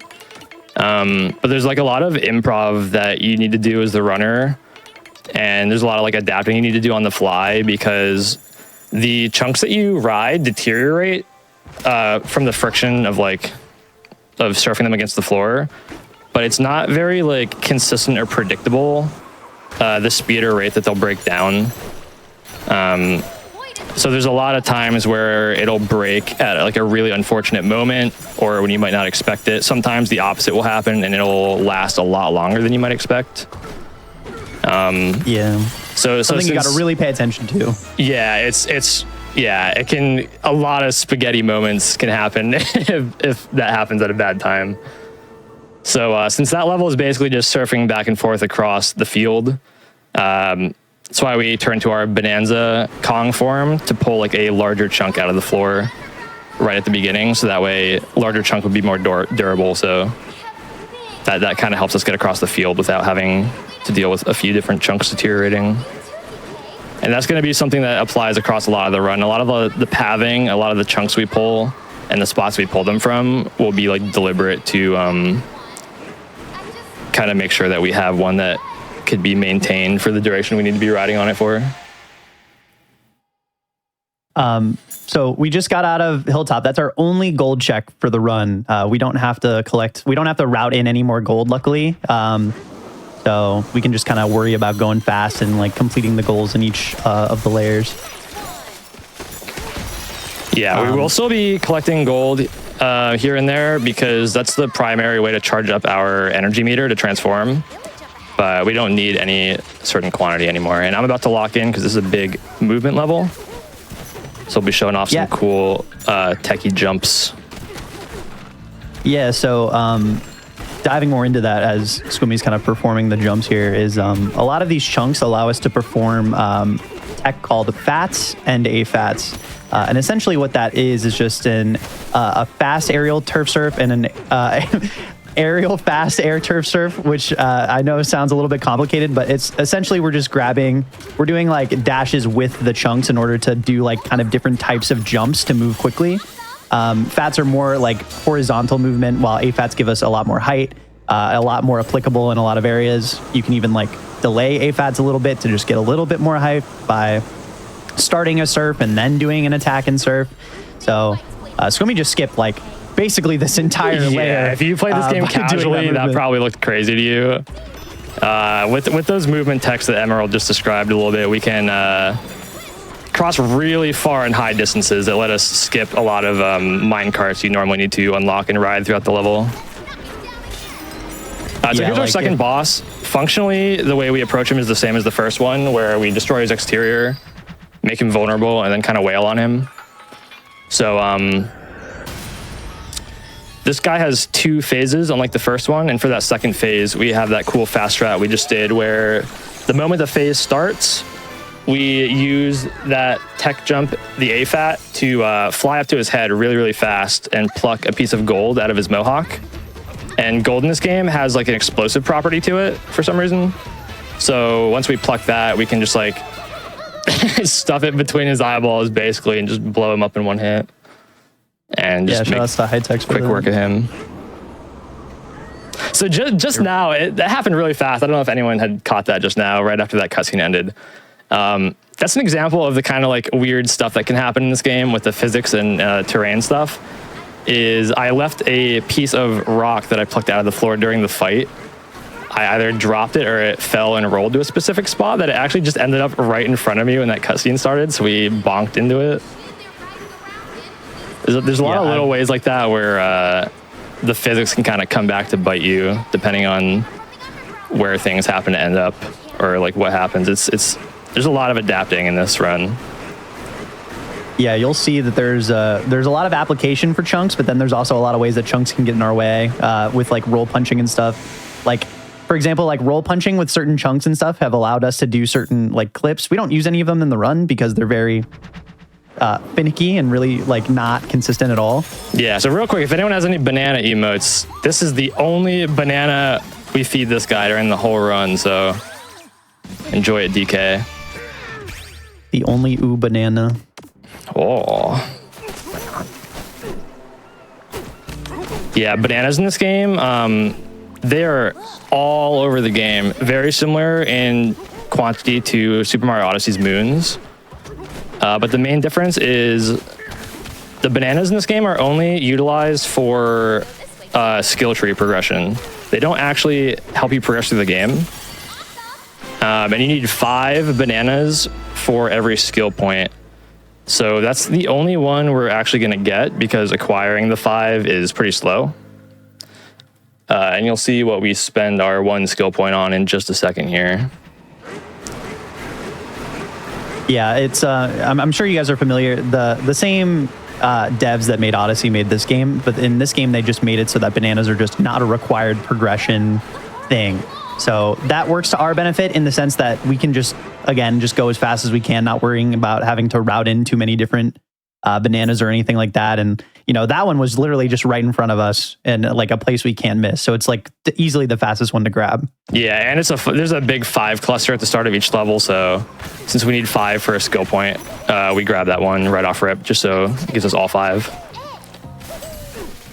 Yeah, so here Squimmi's going to be grabbing this nut, actually, for some movement. And the reason why we grab this nut instead of grabbing a chunk is because, well, it doesn't break on us, which is really convenient. Because otherwise... Yeah, it's a rarity in this game. Yeah, it's whenever you get that opportunity, you kind of want it for the consistency, just because chunks are just so finicky with sometimes just immediately bursting under your feet, so... Okay, so what Scumy's going to be doing here is he's actually going Kong Bananza and taking this record in a not exactly the way you're supposed to. And what he's doing is he's actually preemptively bringing a record to the top where he needs it and grabbing the other one. Kong actually throws chunks farther as well. So by doing this, you skip having to go all the way up with one record, go all the way down, grab the other one, and then bring that one up. And it saves a few seconds. Yeah, we call that strat record juggling. You'll see it one other time in the run in a little bit. And it does need to be performed fast. The records despawn after a set amount of time. So it needs to be done properly. But we'll go a little bit deeper into that when we get to the next one, because there are some added stipulations for how the next one works. And so here we get our second Bananza transformation, Ostrich. This granny with the fresh kicks is kind enough to give that to us. And so here's where we'll use our one skill point to unlock the glide with the Ostrich, which will help us float over some gaps at multiple points in the run. Yeah, Ostrich is definitely a very useful Bananza to have. You're going to see throughout the run. It just like kind of just makes it so that movement is less complicated in certain areas and we can clear like the big gaps. So yeah, Ostrich is very, very powerful. And with our second Bananza transformation unlocked, now we have to manage form switching and like energy management, which is when you can see there's two energy meters on the screen, one right next to our player character and one at the bottom left. Hold on, sorry, let me not mess up this part. This part could be a little weird. You're good. Yeah, there's a lot of movement happening and a lot of switching and A-fatting and cutscene skipping as well. Trying to skip the cutscenes. Here's our first instance of like using the ostrich flutters. This is an unintended mechanic. We can do this with a chunk in hand or without. And it basically like lets us float far in the air without descending and cross gaps we otherwise wouldn't be able to normally. But yeah, so when we're transformed, you'll see there's a little bar meter next to our player character, and then there's also a meter in the bottom left. The bottom left needs to be filled to allow us to transform. And when the bar right next to our player character is about to expire, you can actually swap forms back and forth, assuming you have enough energy, and it will refresh your meter. So there's like a whole aspect of managing that comes into play now that we have two forms. Oh, I messed that up a little bit here. So here's a skip into the boss fight room where we'll damage boost through these thorns. Yeah, now we're fighting the boss Abracadabra. We're just gonna immediately switch into Kong because we want Kong for damage whenever we can, just to put the health down a little bit faster. But also because we have to do some movement around this arena here, we can pick up chunks like instantly with Kong. And we can do a surf all the way over here, and like we're getting to these phases so fast that Abracadabra doesn't even have a chance to really put out the path you're supposed to walk on to approach him, and Squimby's already done with the boss fight. It was so quick. Yeah, normally the intended method is to utilize the ostrich and the gusts of wind around the boss fight to float upwards. But with our AFAT jump tech that we use and just being speedy with Kong Bananza, we can kind of just dart back and forth between his little spots and jump all the way up there. Pretty tricky to do fast, but it is quite fast. Yeah, actually, I quite like that fight. I think that I find that the really boss fun. fights in this game are kind of for speedrunning purposes, at least, because we just do them so fast. But that one is like a pretty fun one to do since you have to like do a lot of movement stuff as well. Yeah. And so that's forest level. This is actually one of the trickiest levels in the run that we just did, in my personal opinion. Maintaining movement flow cleanly in this game is probably one of the hardest parts about going fast compared to like other 3D platformers that might have lots of difficult jumps to do. And it's very hard to maintain your flow in forest level. There's just a lot of little obstructions that can stop you in your path. One of the tricky things with this game, since we utilize so much surfing on the chunks and the terrain is so dynamic is that like little bumps or divots in the terrain or even like little like obstructions in the geometry, like little pebbles or something, can send you like flying off course or like bump you into the air a little bit, which makes you like not able to jump because you're already airborne when you press the jump button. And little things like that can be pretty tricky to navigate in the moment, especially if you have like specific things you need to do movement wise in that moment, or like certain jumps you need to be doing coming up. You never know what's going to happen sometimes in this game. Yeah, for sure. It's happened many a times where a little ledge has gotten has messed up a Right run here for where me. I am right now, I've hit a corner on that like stone floor and flown straight off the map, just so fast. Yeah. So here's our first. Oh, sorry. What were you gonna say? I was gonna explain this if you want to explain this. No, go ahead. That's all I was gonna say. Okay. Basically this jump that Swimmy just did is not the intended way. I'm sure you can guess with the flutter spam to get over here. The way that the game progresses normally is this is only one half of two halves of this path that you're supposed to unlock. Technically, you're supposed to go back to the divide layer and then go through the freezer layer, which we're going to be skipping entirely. But instead, we're just going to spawn. After finishing forest, we break one Terravoider, give us a little bit of bridge for a little bit of runway, and then jump over to the trigger that initiates like the next section of the game as if you completed both sides.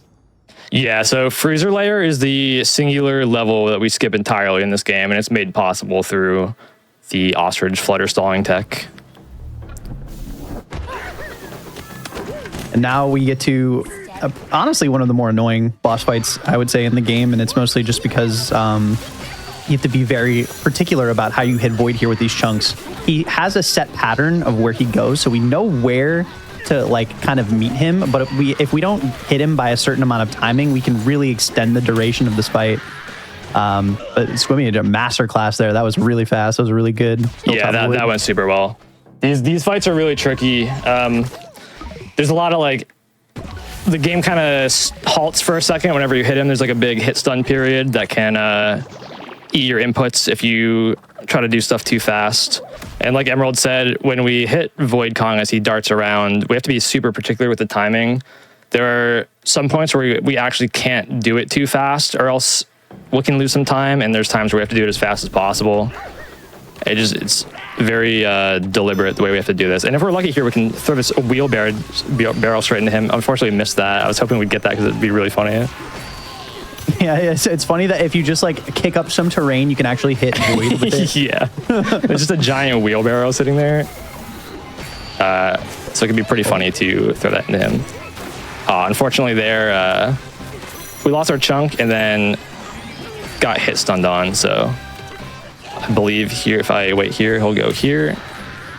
That's fine. Yeah, that was a good backup for that. Yeah, so that's one of those moments where like something went wrong a little bit, and if you haven't spent a lot of time practicing these fights, you'll just have no clue how Void Kong will behave. There's like different spots he can go to. There's different spots the fight will end, and you kind of really need to know your backups to not lose tons of time.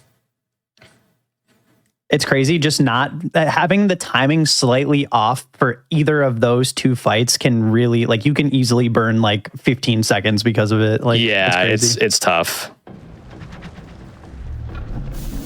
One thing to mention too, I don't think we've really explained it yet for the viewers that might not know. This is the main antagonist of the game, actually. Yeah, so you guys are never gonna believe this. At the start of the game, all the bananas get stolen. Crazy developments for Donkey Kong. Lord. And Donkey Kong wants the bananas, if you can believe it. But he also wants to stop Void from doing evil things. And Pauline is with us, and she is just trying to get back to the surface. And she was initially kidnapped by this antagonist here, Void Kong, and turned into the rock that she was at the very beginning. So basically, anytime you see purple stuff around, you can assume that Void Kong or his underlings have kind of like messed around in that area. Yeah, you'll see us destroying a lot of Terravoiders and Void Stakes are what they're called. They're basically just big purple. Whoa, how come this box? Whoa, what? Whoa, oh no. Whoa, why'd that happen? I've never seen that. That's actually really crazy. So normally there's 4 boxes that should be there. I don't know. Did it just like not spawn? I don't really know what just happened. Unfortunately, there's items in this game that are red balloons, like normal. You guys know Donkey Kong balloons, and those basically give us a second chance if we fall off the map somewhere, and that's where we collect 2 of those for safety.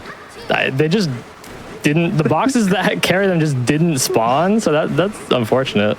This game really said, "Oh, you're doing a marathon run? Yeah. Let me despawn these boxes real quick." Oh, that's crazy. It'll be fine. I think you're chilling. Just get the check after. I'll remind you to get the check after Prison Break, probably. Yeah, that's a good point.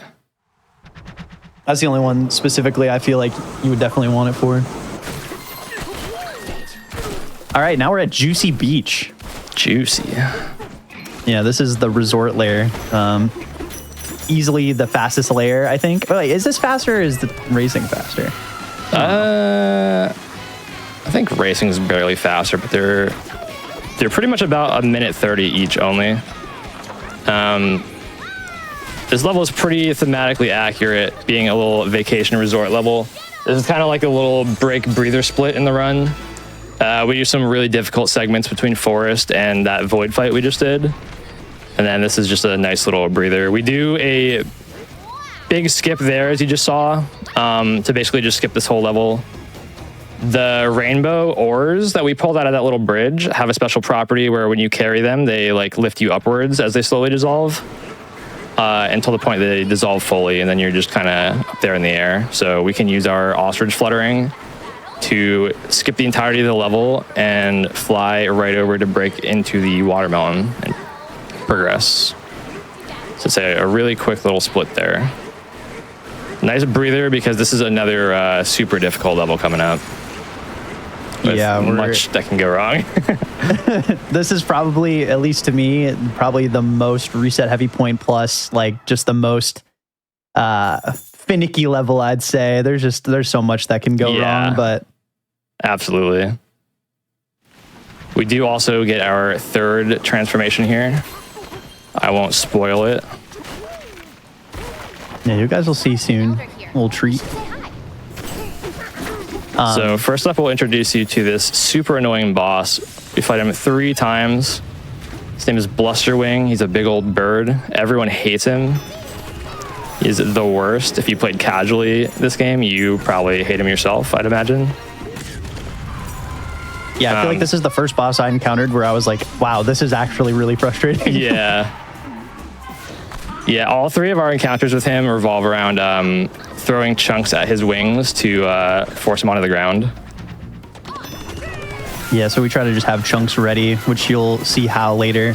But right now what Squimmy is going to be doing is we're going to be doing more record juggling. This is the last little bit that we have to do. But this one is definitely a lot more complicated than the last one because we have to go from either side of this sub layer to get both of the records. So we're reminder that we're on a timer here, so we have to refresh the records so they don't despawn. So Squimmy's going to place that so one there. We juggle them there, hence the name, record juggling. And so since we need to deliver these records across a sublayer, as you can see, we're going like up and down through like different loading zones in the level. There's an interesting quirk where soft breakable terrain actually despawns when you leave a layer. So it's super important for the strategy that when we juggle the record pieces, we need to leave them on unbreakable, indestructible terrain that doesn't despawn. Otherwise, our record will sink through the floor and not be there when we come back down, and we'll lose a lot of time. So got to make sure we refresh those timers, and got to make sure we leave them in very particular spots where that won't happen to us. Yeah, sometimes the record just gets lodged and then it's just gone. Yeah. You don't even have a chance to try to save it. Yeah, there's some jank potential too, where as we're tossing them around, it can like hit a wall at like a weird angle and like bounce off somewhere unfortunate that you don't see because we've already jumped back down. There's a lot that can go wrong with that strat, but it is fast. It is fast, and we're always trying to save time. So here's our looking at this elder. What do you think we're gonna get, guys? What do you think the bonanza is? Yeah, I wonder. Maybe some kind of a lizard creature? Maybe. An ant? Oh my god, an anteater. Oh, he's beautiful. Yeah, so here's our elephant bonanza. This one lets us basically use our trunk like a vacuum for sucking up terrain in chunks, and we can store up to 5 pieces of terrain as balls inside our trunk. Super useful. Elephant is like a really useful bonanza throughout the run, and I'm sure if you played casually, you know just how broken the elephant bonanza is. But funny enough, I believe the only thing that really prevents us from not skipping it is that key that we just got to get into this sub layer. There's no other way to grab that key, so we have to have elephant bonanza to get it out of there and be able to progress. But we do use it more later. It is still very useful to have. Yeah, and as you saw with that fight, we pulled stored chunks out of our elephant trunk to use on the boss. Most people will typically throw them at the wings. I prefer to just yeet myself directly at him because I'm not a big fan of controller aiming.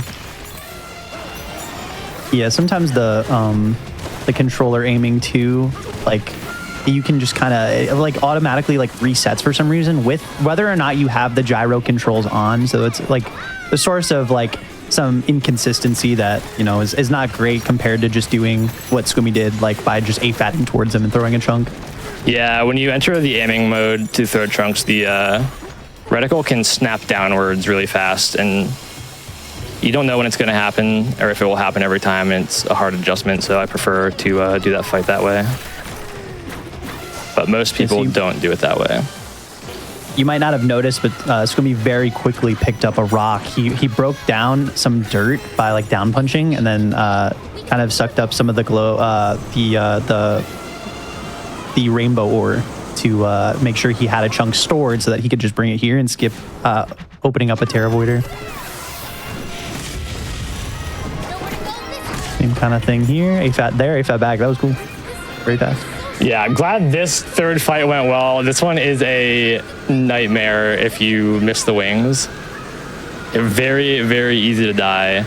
Another thing about this run is since we don't unlock any skill points, we never upgrade our HP over the course of the run.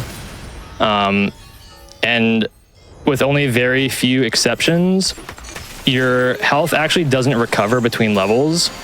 So health management can make certain parts pretty dicey, depending on where you may have accidentally taken damage beforehand. And that fight's very easy to die on. Yeah, absolutely. With the only amount of health we have allotted for the run, so glad that went well. Yeah, speaking of which, we're going to need some health. We need specific health management because we're going to have to take damage intentionally during one of the fights coming up. So it's like really important that we try to go into that fight with as much health as possible. Quick little thing we haven't, I don't think, tapped on is that when we're in these tunnels, you can see we're kind of down punch spamming here. Oh yeah, good call.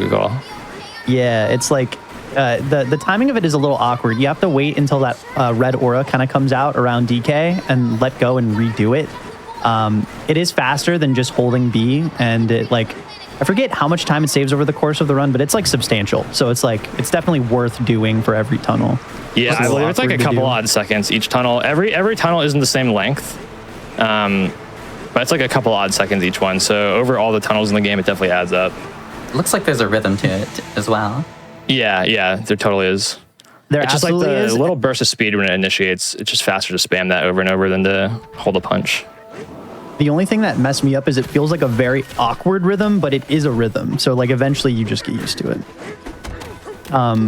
But here we are in landfill, and the first thing we're going to be doing is not going down, which is like kind of the intention of this level is to just go straight down. We're actually going to be going up because we're going to do something here funky with the rocks. If it lets us through. It's a very usually clip. Yeah, usually very lenient. Sometimes it'll just refuse to work. There we go. Perfect. And so yeah, this kind of skips having us like transform into Elephant Bonanza and kind of like use that to suck up the terrain. You could like punch down, but it's very slow because we don't have upgraded strength. Now the terrain is a lot more, that has a lot more strength comparatively to the earlier layers. So very convenient for us to be able to just clip out of bounds. And we also have to avoid going inbounds too early, because if we do, then we get kind of stuck and have to reset the terrain. But yeah, we break through, and now we're back in bounds, back to where we're supposed to be, and we're already at the boss fight for this layer. Yeah, we basically prison braked and then broke back in. Oops. So here's a good example of some weird janky terrain stuff happening. We just got busted through the floor a little bit and got stuck. Yeah, I don't even know how that... Yeah, I don't either. That's just the kind of stuff that can happen in this game when you're dealing with the physics and destructible terrain and pulling pieces of the floor out of the ground. But no big deal there. Quick work of the landfill layer, though. Casually, that area just takes so long. Yeah, it's yeah, normally that level's like a whole downwards trek. So fortunately for us, there are no sublayers. So once we go out of bounds there, we can just fall all the way through the level. Yeah, I forgot that's actually what makes landfill work like that, for where we're able to just dive straight down, because of the fact that there's no sublayers for it. Yeah. So besides that big skip existing, that segment is actually pretty chill, as is this next one. So this is pretty much our last little breather segment for the run, is these two little miniature layers that we're in. This gives me a really good opportunity to once again shout out Games Done Queer. I'm talking about this now. It's coming up October 31st through November 2nd. However, volunteer submissions are closing tonight. So if you would like to volunteer, you need to get your submission in right now. You can visit gdq.gg/volunteergdqueer to do so.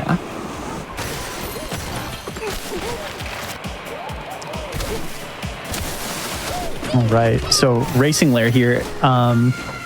We're gonna make quick work of this. You're intended to go talk to Diddy and Dixie Kong over there, and you're supposed to do Ramby Rumble, I believe it's called, where you do race on Rambies with against Diddy and Dixie Kong, and you have to beat them in order to, I guess, win this trophy technically, in order to progress to the next layer. But actually, we're just gonna skip all that and just go straight to the top of the trophy and leave.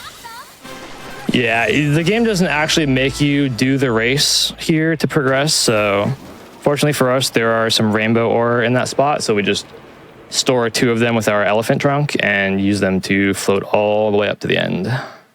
Super easy, super chill.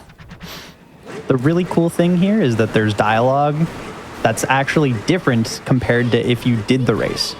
Pauline actually mentions that, hey, don't you think we should try to win that race? So really cool thing actually left in by the devs, kind of acknowledging the fact that you can skip the race in order to progress. So like intentional skips left in or sequence breaks left in, very, very cool. Yeah, so that's a nice little breather portion of the run, because once again, following that is one of the super difficult splits. This is one of the splits where we'll actually be skipping the Bonanza form you would normally get. And so we'll have some tricky movement we'll have to do in place of that.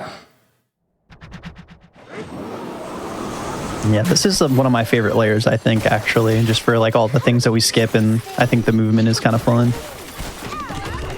So we have these crocoids here.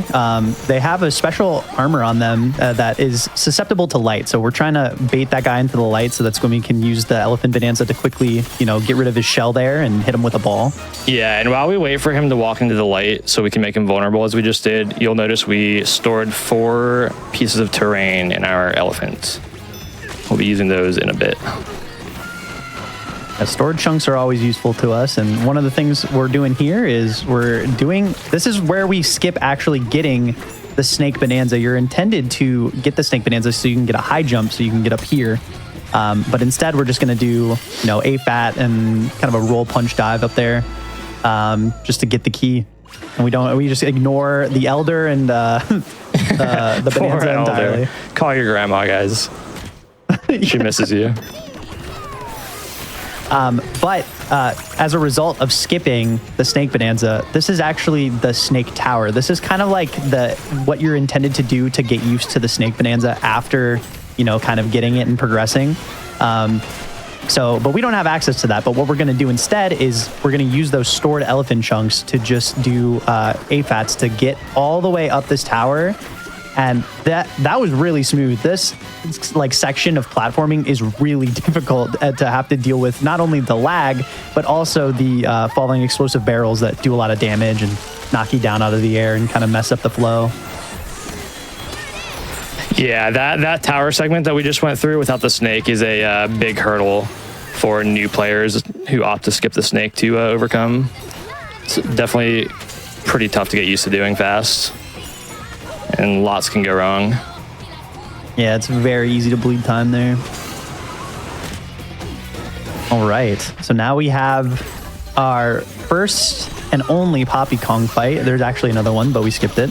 What we're going to be doing here is, if you didn't know, you can throw a chunk at her to stop her from like dashing around the room, and it puts her immediately into stun. And being in Kong Bananza, we do a lot of damage with a little bit of down punch dive spam.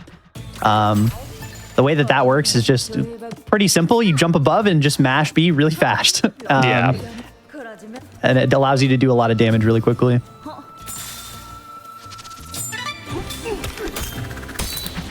And we made quick work of that fight.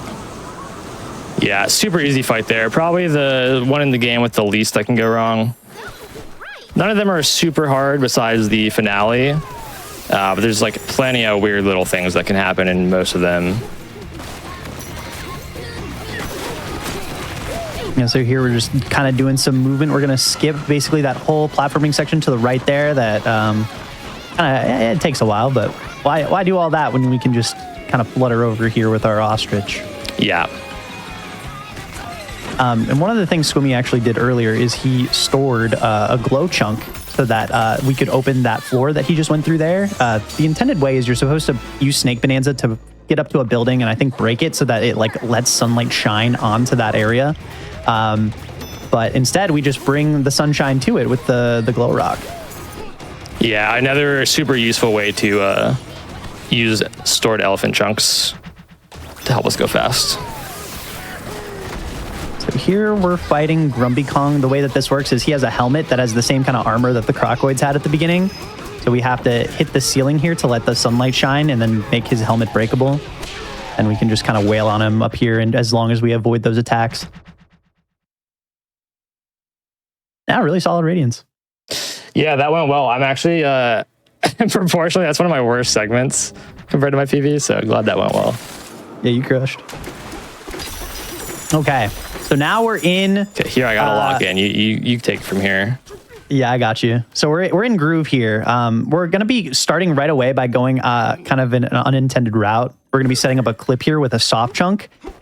This sets up an acute angle clip, which just essentially just means we're like kind of squeezing DK out of bounds here with the chunk. The soft chunk is perfect because it actually allows us to like stick something onto like the wall / the ceiling.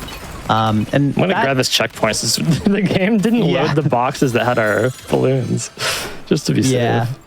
This normally you wouldn't want to get this because it wastes a little bit of time, but because of the safety, it's too risky. Because if this clip goes wrong, then you could end up back in the prison, which would just waste a lot of time. But we're doing a very specific clip here called Chicken Jockey Clip. That's pretty bad. I think we have to actually redo this. I would reset. Yeah, I was gonna say reset terrain. This setup is very precise. So like even just being off by like the tiniest little bit there, like kind of like messed up the throw. But yes, this trick is called Chicken Jockey Clip. Don't ask why. I don't know why actually. That's just what it's called. But we kind of line up DK's thumb here on the wall so that we have a good point to drop down for this fractone. Throw it up at a specific line on the ceiling, and it pushes us out of bounds here. But the difference very good, very clean. The difference between that one and the other clip that we just did is that has kill planes all around us at the top, which is why we were kind of nervous about like, oh, maybe we should get the checkpoint, like no balloons. But, Squimmy not even needing the balloons, very good. You can see there's another mechanic in this level with the harps there that changes the gold between gold and kind of like the bouncy material. I actually don't know exactly what that's called, but yeah, I don't know. There's like green rubber. Yeah, it's like rubber, basically. It's bouncy and it doesn't break. So whenever we have it to surf on, it's ideal because it will not break, which is really cool. So those two clips are a huge reset point for a lot of runners. It's like very easy, especially if you're trying to do it fast, for just a little thing to go wrong that'll make it not work. And it usually adds up to a lot of time loss. Yeah. The intended way to go about this level is you're supposed to go like from the center point where we come in. Well, first off, we were supposed to free Poppy Kong from jail. We didn't do that because we did the first clip. It allowed us to get to the center room. So we skipped a bunch of dialogue there, and Poppy Kong was already in the room. The next thing you have to do is you have to unlock the 3 pathways to make the 3 layers of music play for the song here. But we just skip it by clipping into the last one, and it automatically turns on the other 2 for us. So the game doesn't expect you to sequence break those 2. So once we activate the 3rd one, it automatically activates the first 2 along with it and pushes us through to the level state that lets us end. Also, between the cutscene skip from the last boss in this level, Bananas, that's the best voice line in the game, by the way. Everyone loves that. Pauline got eaten by a giant eel, so that happened. Some of that exposition that we just don't get because we skip the cutscenes and then people are like, what is happening? So if you're wondering why we're going inside this guy here, it's because we need to go free Pauline. Yeah, so Pauline's back in her little egg in whatever the heck this thing is, a little prison. Everyone's just in prison in this level. Yeah, we're breaking out of prison. Poppy Kong was in prison. Now Oddrock's in prison, aka Pauline. And very simply, we just have to hit these rocks back into those outer parts to kind of break Pauline out of the cage. And then we just hit the centerpiece and we're out of Groove Lair.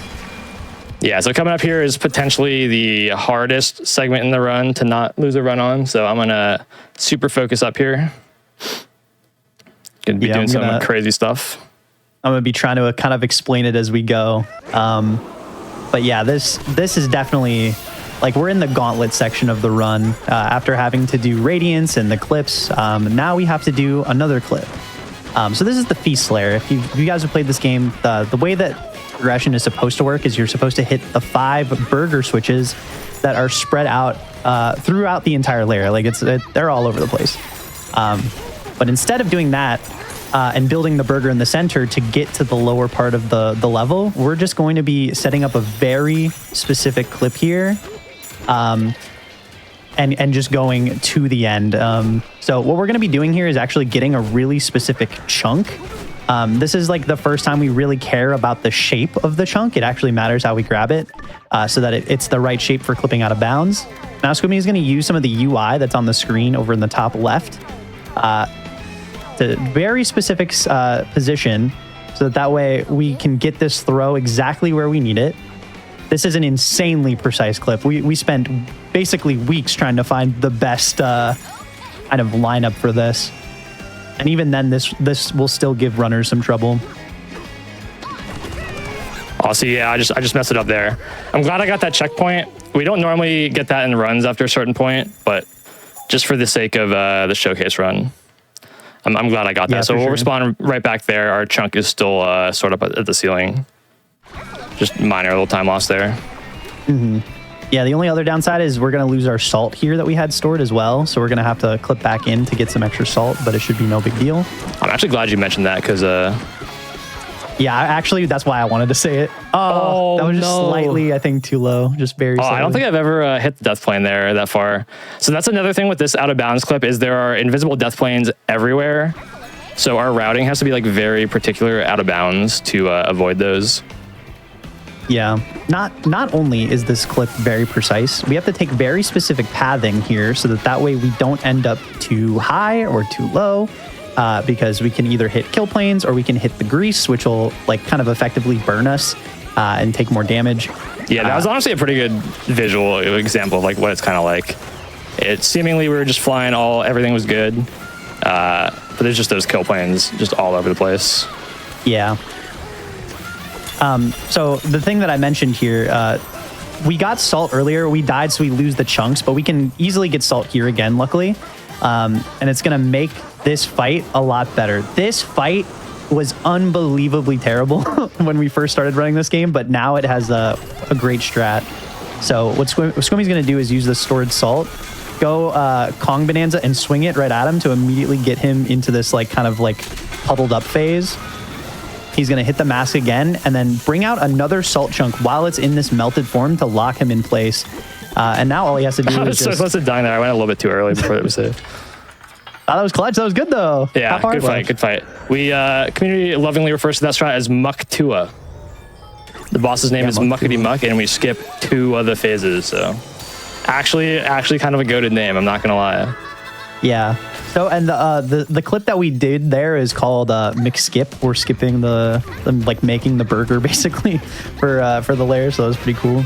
But yeah, definitely like this lair is really tough. Like there's just so many things that you have to like worry about in order to make it fast. But this lair is like way faster now with that clip and like the boss fight strats compared to like how it was like near the beginning of the game when it was like a 7 or 8 minute layer. I hate it, but it slaps. It's a great name. I wish I could deny it its glory, but it is a great name.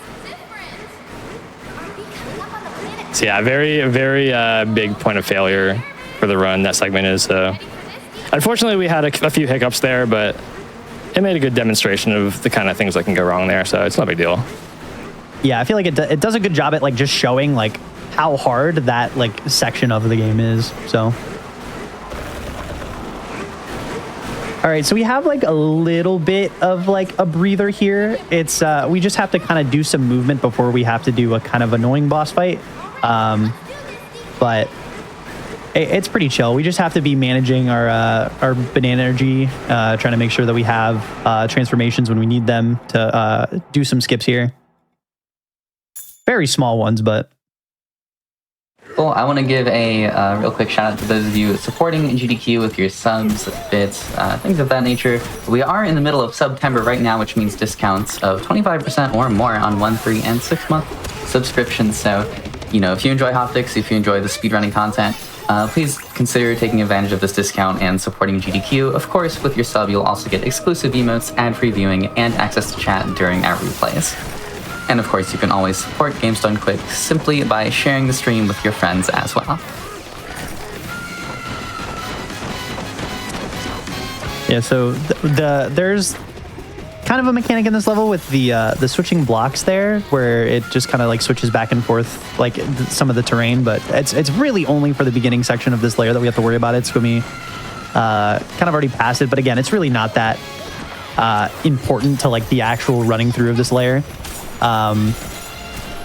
What does matter here is this wall. Scooby's going to break that gold vein at a very specific spot so that the wall breaks, saving some time, and also being able to like suck up some of the concrete so that Elephant can pull out a concrete ball, just to get through those walls as quickly as possible. I actually haven't seen the Elephant strat for that. I really like it. I hate the other way. Every way is a bit janky. But I find that way pretty consistent. There's a second fight with Void, super tricky. Yeah, so one of the big things that we have to fight against in this fight is actually the lag. But first, what Squimy's going to do here is you'll see that Void is kind of flying around this bubble arena. Whenever we throw chunks while in this kind of arena, it creates a path for us. Oh, man. Oh, no. See, if only we had those balloons, that would have been no big deal. We are going to have to restart the fight. That's one of the tricky things that can happen with throwing chunks in this game is the collision of the ground you're standing on. If you throw it too close to the floor, it'll kind of just like interrupt you at your feet. And for this fight. Yeah. Yeah, and specifically with this path being like at an angle too, it like makes it weird because it has like an upward arch, like when you're kind of throwing chunks. Yeah. So, makes it a little bit odd. Oh. Okay, missed that throw on him. That's okay though. Can sneak one in here, hopefully. God, this fight always scares me. Oh man, yeah, this is going pretty rough, unfortunately. But this fight's super tricky. It's a lot of like really quick aim, adjusting to the lag and the hit stun, like we mentioned. Yeah, this like I said, the lag here is pretty rough, honestly. It's like one of the few sections in the game where it really kind of affects us in the run. Yeah, you'll see it. You'll see it a lot towards the end of the fight. It gets very laggy. Yeah. It sucks specifically in this section too, because like when you're throwing these chunks, sometimes it can lag when you release your chunk. So it'll like kind of lag during the release input and effectively eating it. So you have to like repress the button while you're already aiming. It makes it like really awkward. Yeah. But we made it out of that section. We just have to break these 3 Terra Voiders now. Trying to be very careful to like not surf into the lava, because basically if we surf into the lava right now, it's like basically insta death with how little health we have. And all we have to do now is just go for a straight shot towards him and kind of roll punch or do a down punch on him to beat him up. And that was Void. So now Donkey Kong is in an egg of his own. Somehow he's able to do a drum beat on his chest while inside there. We don't need to question it because that's the monkey spirit. But the power of music frees him.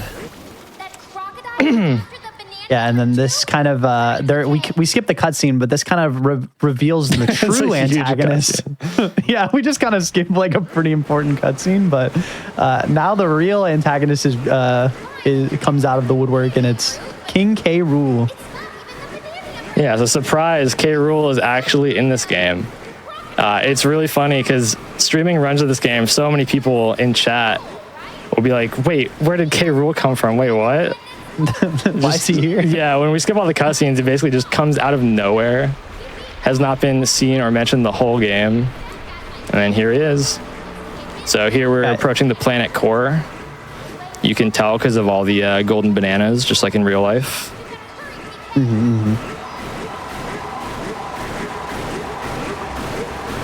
Yeah, we're I think like something about the lore, quick lore thing is like in the Forbidden Lair, like King K. Rool was like prisoned there, like blocking up the hole to get to the real core, where the Banandium root is. And basically like you kind of like helped Void Kong set him free there. And then he came out, and then Void Kong got punched into like kind of like Team Rocket style, got like hit away. Yeah.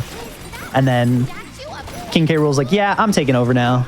There's a statue of him down here, by the way. I don't know why. Yeah, so this level is very cool visually. It's fragmented into like multiple smaller portions. They're kind of fun individually. I like to think of them as like little mini levels, little mini speedruns. So they're all separated by these little minecarts. And 3 cool ones are coming up with some fun strategies right about now. And we're just going to be making our way through here, getting closer to the center of the earth. And one of the nice things, at least about this section, is we don't really have to manage our energy as heavily this time around, because a lot of these minecarts will just give us a lot of gold just by simply riding through the section there. Yeah. Okay, so one of the first ways we're going to be skipping this section is you're actually supposed to just like stand on that gravel pathway, and it's supposed to like kind of like take you all the way here, but now we have ostrich, baby. We're getting right over there. We have ostrich, baby. Ground is a suggestion with ostrich. Yeah. And it made that area really simple, but the movement here for this section I think is particularly really cool. The switcheroo one. Yeah, pretty tricky, pretty cool. The intended mechanic of these blocks here is like you're supposed to break the pink one, and there's like a blue outline. It'll make like the reflecting blue one spawn. So you're supposed to kind of create a path here, but Squimi's gonna AFAT and then also climb on top of that like snake enemy thing there to like do an AFAT to like just skip all the climbing entirely. It's really sick. Yeah, another skip coming up here. Normally we hit a bunch of switches and progress through the vines or these like weird thorns as they break with each switch press, but again, using careful positioning with the ostrich, we can flutter through this little gap and kind of skip the whole thing. All these little beige thorny pieces of the environment, like touching any of that is damage. Like if we touch any of that, we'd basically just be dead. So gotta be very particular about our height and spacing there. It feels relatively safe once you like get comfortable with it, but when you're not comfortable with it, it is super easy to die to that jump. Yeah, so here I'm going to be storing 2 pieces of gold that the bumblebees here will throw at us. Ideally, I would have gotten 3. I didn't aggro the far one by accident, but we'll be using one of these for a quick kill in this fight. that we're about to enter, and we'll be using the other one shortly after. Yeah, this boss might look a little familiar if you were paying attention earlier in the run. Oh boy, it's Stompin' Clomper. Everyone's favorite Clomper. So first, Swimmy's just going to grab a chunk from the ground there with Kong and kind of just get up on top of his head to get through his armor. And this is where the gold ball is going to come in handy. We're just going to pull out the chunk from Elephant. Really cool strat. Yeah, and just A-fat towards him and just chuck it right at him, and it insta-breaks him. It's really fast, and it's really nice. Yeah, it's very similar to that first Stompin' Clomper fight in Canyon where we plucked the gold off his mohawk to blow him up. But for that fight, we need to store it as the elephant, so... Functionally the same, different application. Yeah. Super fast. I actually thought I was gonna die just now. There's a weird thing in this game where like too much like weird friction against terrain can like make your inputs drop. So I actually was having a hard time unsurfing off my chunk just now. I was spamming the button and I probably pressed it 5 times before it actually happened. I don't know why that happens. Yeah, it's very scary. Yeah, that's the name of the game. The unfortunate part about this speedrun is like you have to press so many buttons, and there'll be a lot of instances where your inputs get dropped, or there might be like just like a hint of lag. It's really not that egregious. It's just like in a specific spot where you like need to press a button and your input just doesn't come out.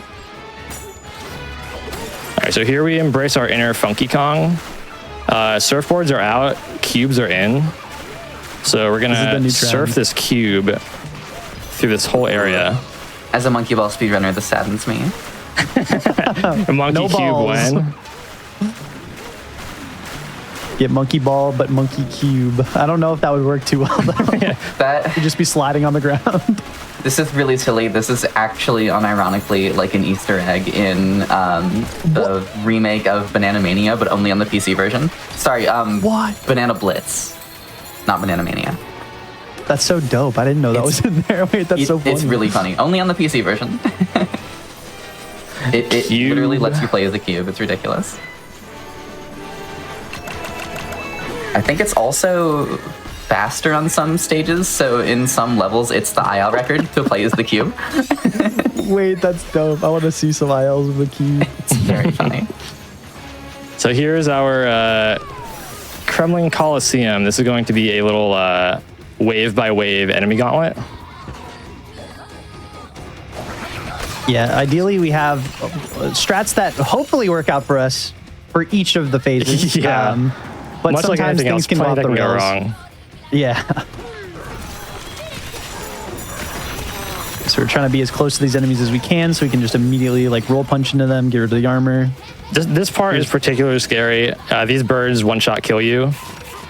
And you can enter like aiming mode first person to aim with crosshairs, traditional style, when you throw stuff, or you can tap the throw button and there's like a sort of auto aim that will like, if it works properly, lock onto enemies and hit them. It has been known to let you down when you need it most. Yeah. So it's a bit risky, but it's very fast, so you typically will opt to try to make work of that. So here we use our other gold we stored with the elephant to nail a triple kill at these 3 rolly guys that come in. Sorry to the DK fans, I don't know what they're actually called. But you can see as they were spawning in, we stood between all 3 of them so they would converge into us at the center. And we took advantage of that by jumping and throwing a chunk of explosive gold downwards into all 3 of them at once, which is super fast. And here we're using the gold because it's the only thing that'll break that armor there. Just throw them to explode real quick. But that's the last wave, so now we get to be free of the Coliseum. That's like probably the thing that could go the most wrong, I think, in core in general, is like that section. Yeah, it's very easy there to, at the very least, lose a lot of time through like just bleeding it wave by wave. But now we're going to be doing another little skip here. You're intended to do a charge punch on that big ball and then ride a minecart into this arena. But again, we have ostrich, so we don't need to do all that. Let's go straight in. And oh my gosh, it's King K. Rool. Holy moly, it's him. It's Kevin Rule. Kevin Rool. The first thing we're going to do is Scooby's going to charge a charge punch here to hit back that ball. Yeah, and we actually don't weren't doing miss that for a It's a one-shot kill on us. Yeah.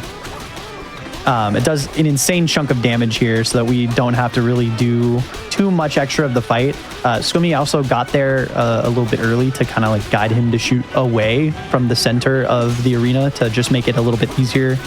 Yeah, he leaves trail of muck that are very difficult to navigate. So ideally, you kind of approach him at an angle where he'll turn around and shoot to the outside of the arena, like I just did there. And this fight may look relatively straightforward. There's actually a lot that can go wrong. It's another one of those like very difficult parts for runners picking up the game is fighting K. Rool.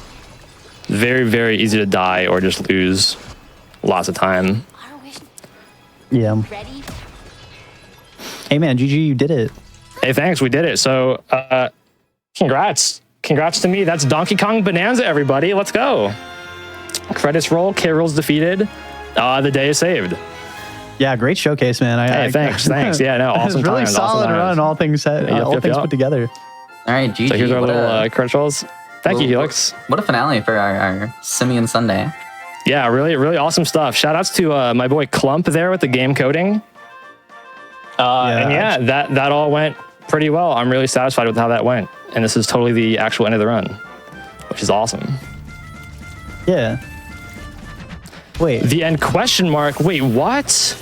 Huh? What is that? Wait, it's still going? K. Rool's evil twin? He's back? John Rool? John Kevin Rool.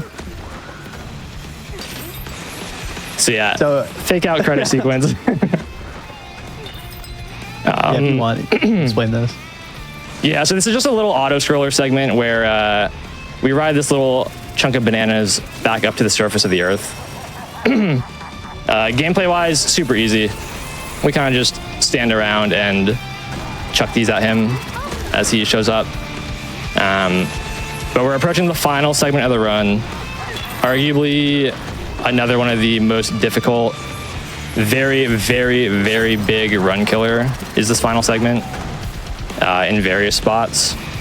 It's one of the things where the final boss fight is like very involved and tricky to do fast and at all. And we reap another one of those consequences of skipping Snake Bonanza, and it makes traversing the level to the boss pretty treacherous. There's a lot that can go wrong. There's a lot of jank potential. There are a lot of those weird little input drop moments. Yeah. So to go fast, we gotta be very particular about how we do stuff. We're gonna have to do like a skip too that if like it gets us into the arena. So if like the boss fight goes wrong and we die, we have to do that skip again. Yeah, I think this segment is probably the singular hardest barrier for new runners to this game is learning Surface. Very, very difficult. Yeah, absolutely. Even like a bunch of seasoned speedrunners, like when we were kind of trying to figure out how to do this snakeless, it took a lot of us a lot of time to even feel like kind of consistent at being able to like complete the game without Snake. So. Yeah. But every difficult ending in a speedrun is awesome in my book, so yeah, like ending on pressure moments. Okay, so the first thing we're gonna do here actually is there's these, they're called rot. They're like K-rot, but it gives us gold. So by sucking up the rot with the elephant, we can actually get the gold balls that we can use to throw back at them and turn them into solid gold to be standable surfaces. So Scooby did that to avoid some platforming by like avoiding having to go low to go up again. Going to be doing so. That dirt path there is technically supposed to be traversed with a zebra. We didn't get zebra. We don't have actually that, go so. apple juice path here. Yeah, so we lost ours earlier. Yeah. Yeah. So very conveniently for us, if we don't have an apple juice, which basically when we run out of health, it just gives us our health back. It gives it's right there, like on the way there. It really doesn't lose that much time to go out of our way to get it. Maybe just like a couple of seconds, honestly. So. But now we're skipping another section of platforming where we would have to kind of like hit a charge ball, kind of go around here. We're just gonna fly directly to this solid beam here and just kind of like jump our way up. Doing these jumps like on the way up here is just the fastest way to climb if we're doing just like straight up vertical climbing. Yeah, this is where things get very tricky. Yeah, so we're gonna be trying to, because we can't stand on this path, we're actually gonna use a gold ball to create a path for us by hitting one of the snakes, grab a chunk so that we have it here. We can't land on that dirt, so we have to continue to glide over to this snake here. Wait, we should be fine here.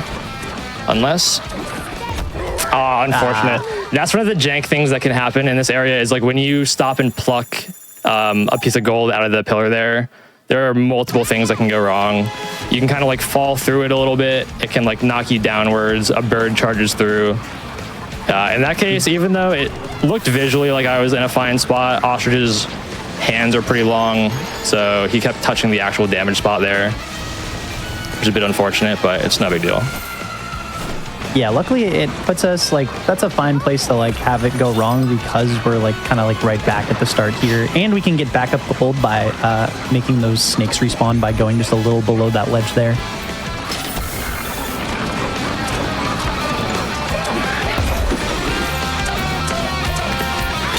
So that time we actually got janked on a little bit again, but it worked out okay. You got like an auto hop that was like, yeah, that was strange. That was a massive auto hop. All right, so again, we can't touch that dirt. We can fly into that barrel, but it's quite slow. So we can just go to this wall here and climb into the arena. All right, so now we're in K Rule 2. Now there's a couple of different strats to go for this fight, but what we're gonna be doing here is we're gonna be hitting this ball to kind of stun him at the start. And while he's in this form, you actually do a little bit less damage to him. So ideally, we don't want to hit the ball every single time back. Plus, it kind of like messes with the different like damage ranges that we want to keep K. Rool at in order to progress the fight. So I kind of like manip him to not do certain attacks. Yeah, so I'm going to be using only 2 balls for this fight. Yeah, so again, you should take note that Squimmy is making very much sure that he is kind of guiding K. Rool away from shooting up the middle of the arena. Those gunk trails that he kind of shoots out are basically like, it won't always insta-kill you, but at the health he's at, he will die and have to use like a juice if he touches it. So it's just kind of just makes it a little bit less complicated. He takes so many more hits in the first fight, so it's super important to guide his shots in a way that doesn't fill up the arena. Otherwise, it becomes unmanageable very fast. And a lot of mashing in this fight as well. So if anyone has any mash emotes, this is definitely the time for that. Yeah, basically, we're doing just constant roll punches into K. Rool as much as we can here, as fast as we can. And it's really easy to like mess this part up too, because you can accidentally kind of drift off of his body. You kind of have to constantly be adjusting your control stick to like keep DK like kind of attached to like around the center of K. Rool. Otherwise, you could bounce off and kind of like whiff some hits, which would ruin the damage ranges for like the different positions here. And also just drift into like gunk. Yeah, that's one of the things that is difficult about skipping knocking balls back at him is even though it's faster, missing even a couple hits over this whole fight can cost you mega time. And the more balls you skip, the tighter the fight becomes. Boom, and that's time. GG's. GG's. That is actual this time, no fake outs. That's the run. So yeah, that's Donkey Kong Bananza. Very awesome. fun 3D platformer speedrun. Okay. Great casual game too. If anyone's never played it and has access to getting it, super recommend. Super good game. Yeah, agree. Thank you so much for being here. You and Emerald, both of you. This was awesome. This is awesome. Thanks for having us. Yeah, and just overall a great way to close out a day full of Primate-related speedruns. I hope you all have enjoyed. Simian Sunday. Yeah, thanks so much. Thanks everyone for tuning in as well. Yeah, I appreciate you all hanging out as we celebrated the existence of monkeys, I suppose. I mean, I'm doing that all the time, so. But yes. Any last shout-outs from the two of you? DK? Yeah, I'll just say I stream over on twitch.tv/squimmy. Typically doing speedruns, so come check it out if you want to see more. And shout outs to the Bananza community for being so collaborative and advancing the game so fast and so far in such a little time. It's been really cool to keep up with and be a part of, so shout outs to them. And shout outs to Emerald for being here on comms with me as well. Yeah, dude, anytime. It's been really fun running this game. If you guys are interested, yeah, feel free to join the DK Bananza server. It's a really fun speed game. It's pretty tough, but the community is really cool, I think, and you know, it's definitely a great run to get into, for sure. Yeah, very cool bingo scene as well, if anyone's familiar or interested in that kind of thing. This game has a super cool scene for bingo.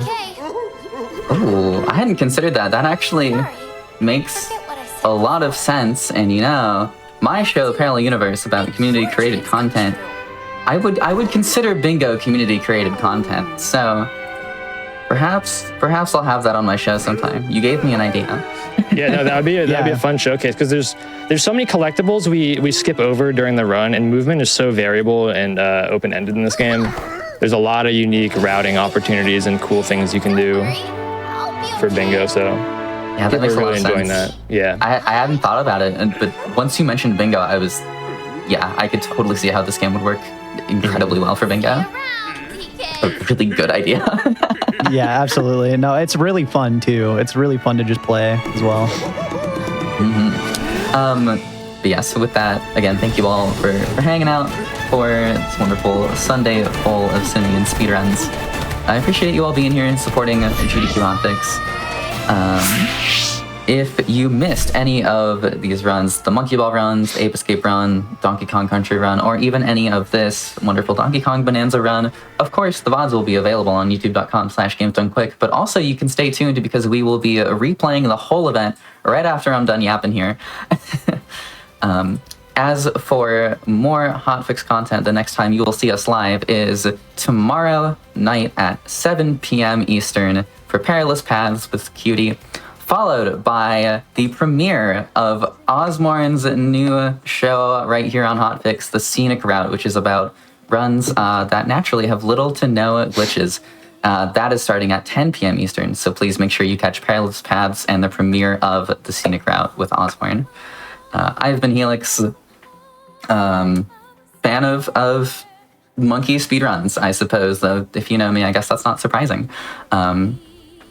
Yeah, thanks for being here. Thanks for supporting my silly little idea. And I will see you all around, and we will see you live here again tomorrow night, 7 p.m. Eastern. Take care, everyone. Have a good rest of your day. Yeah, bye, friends. thank you, everybody. Good night.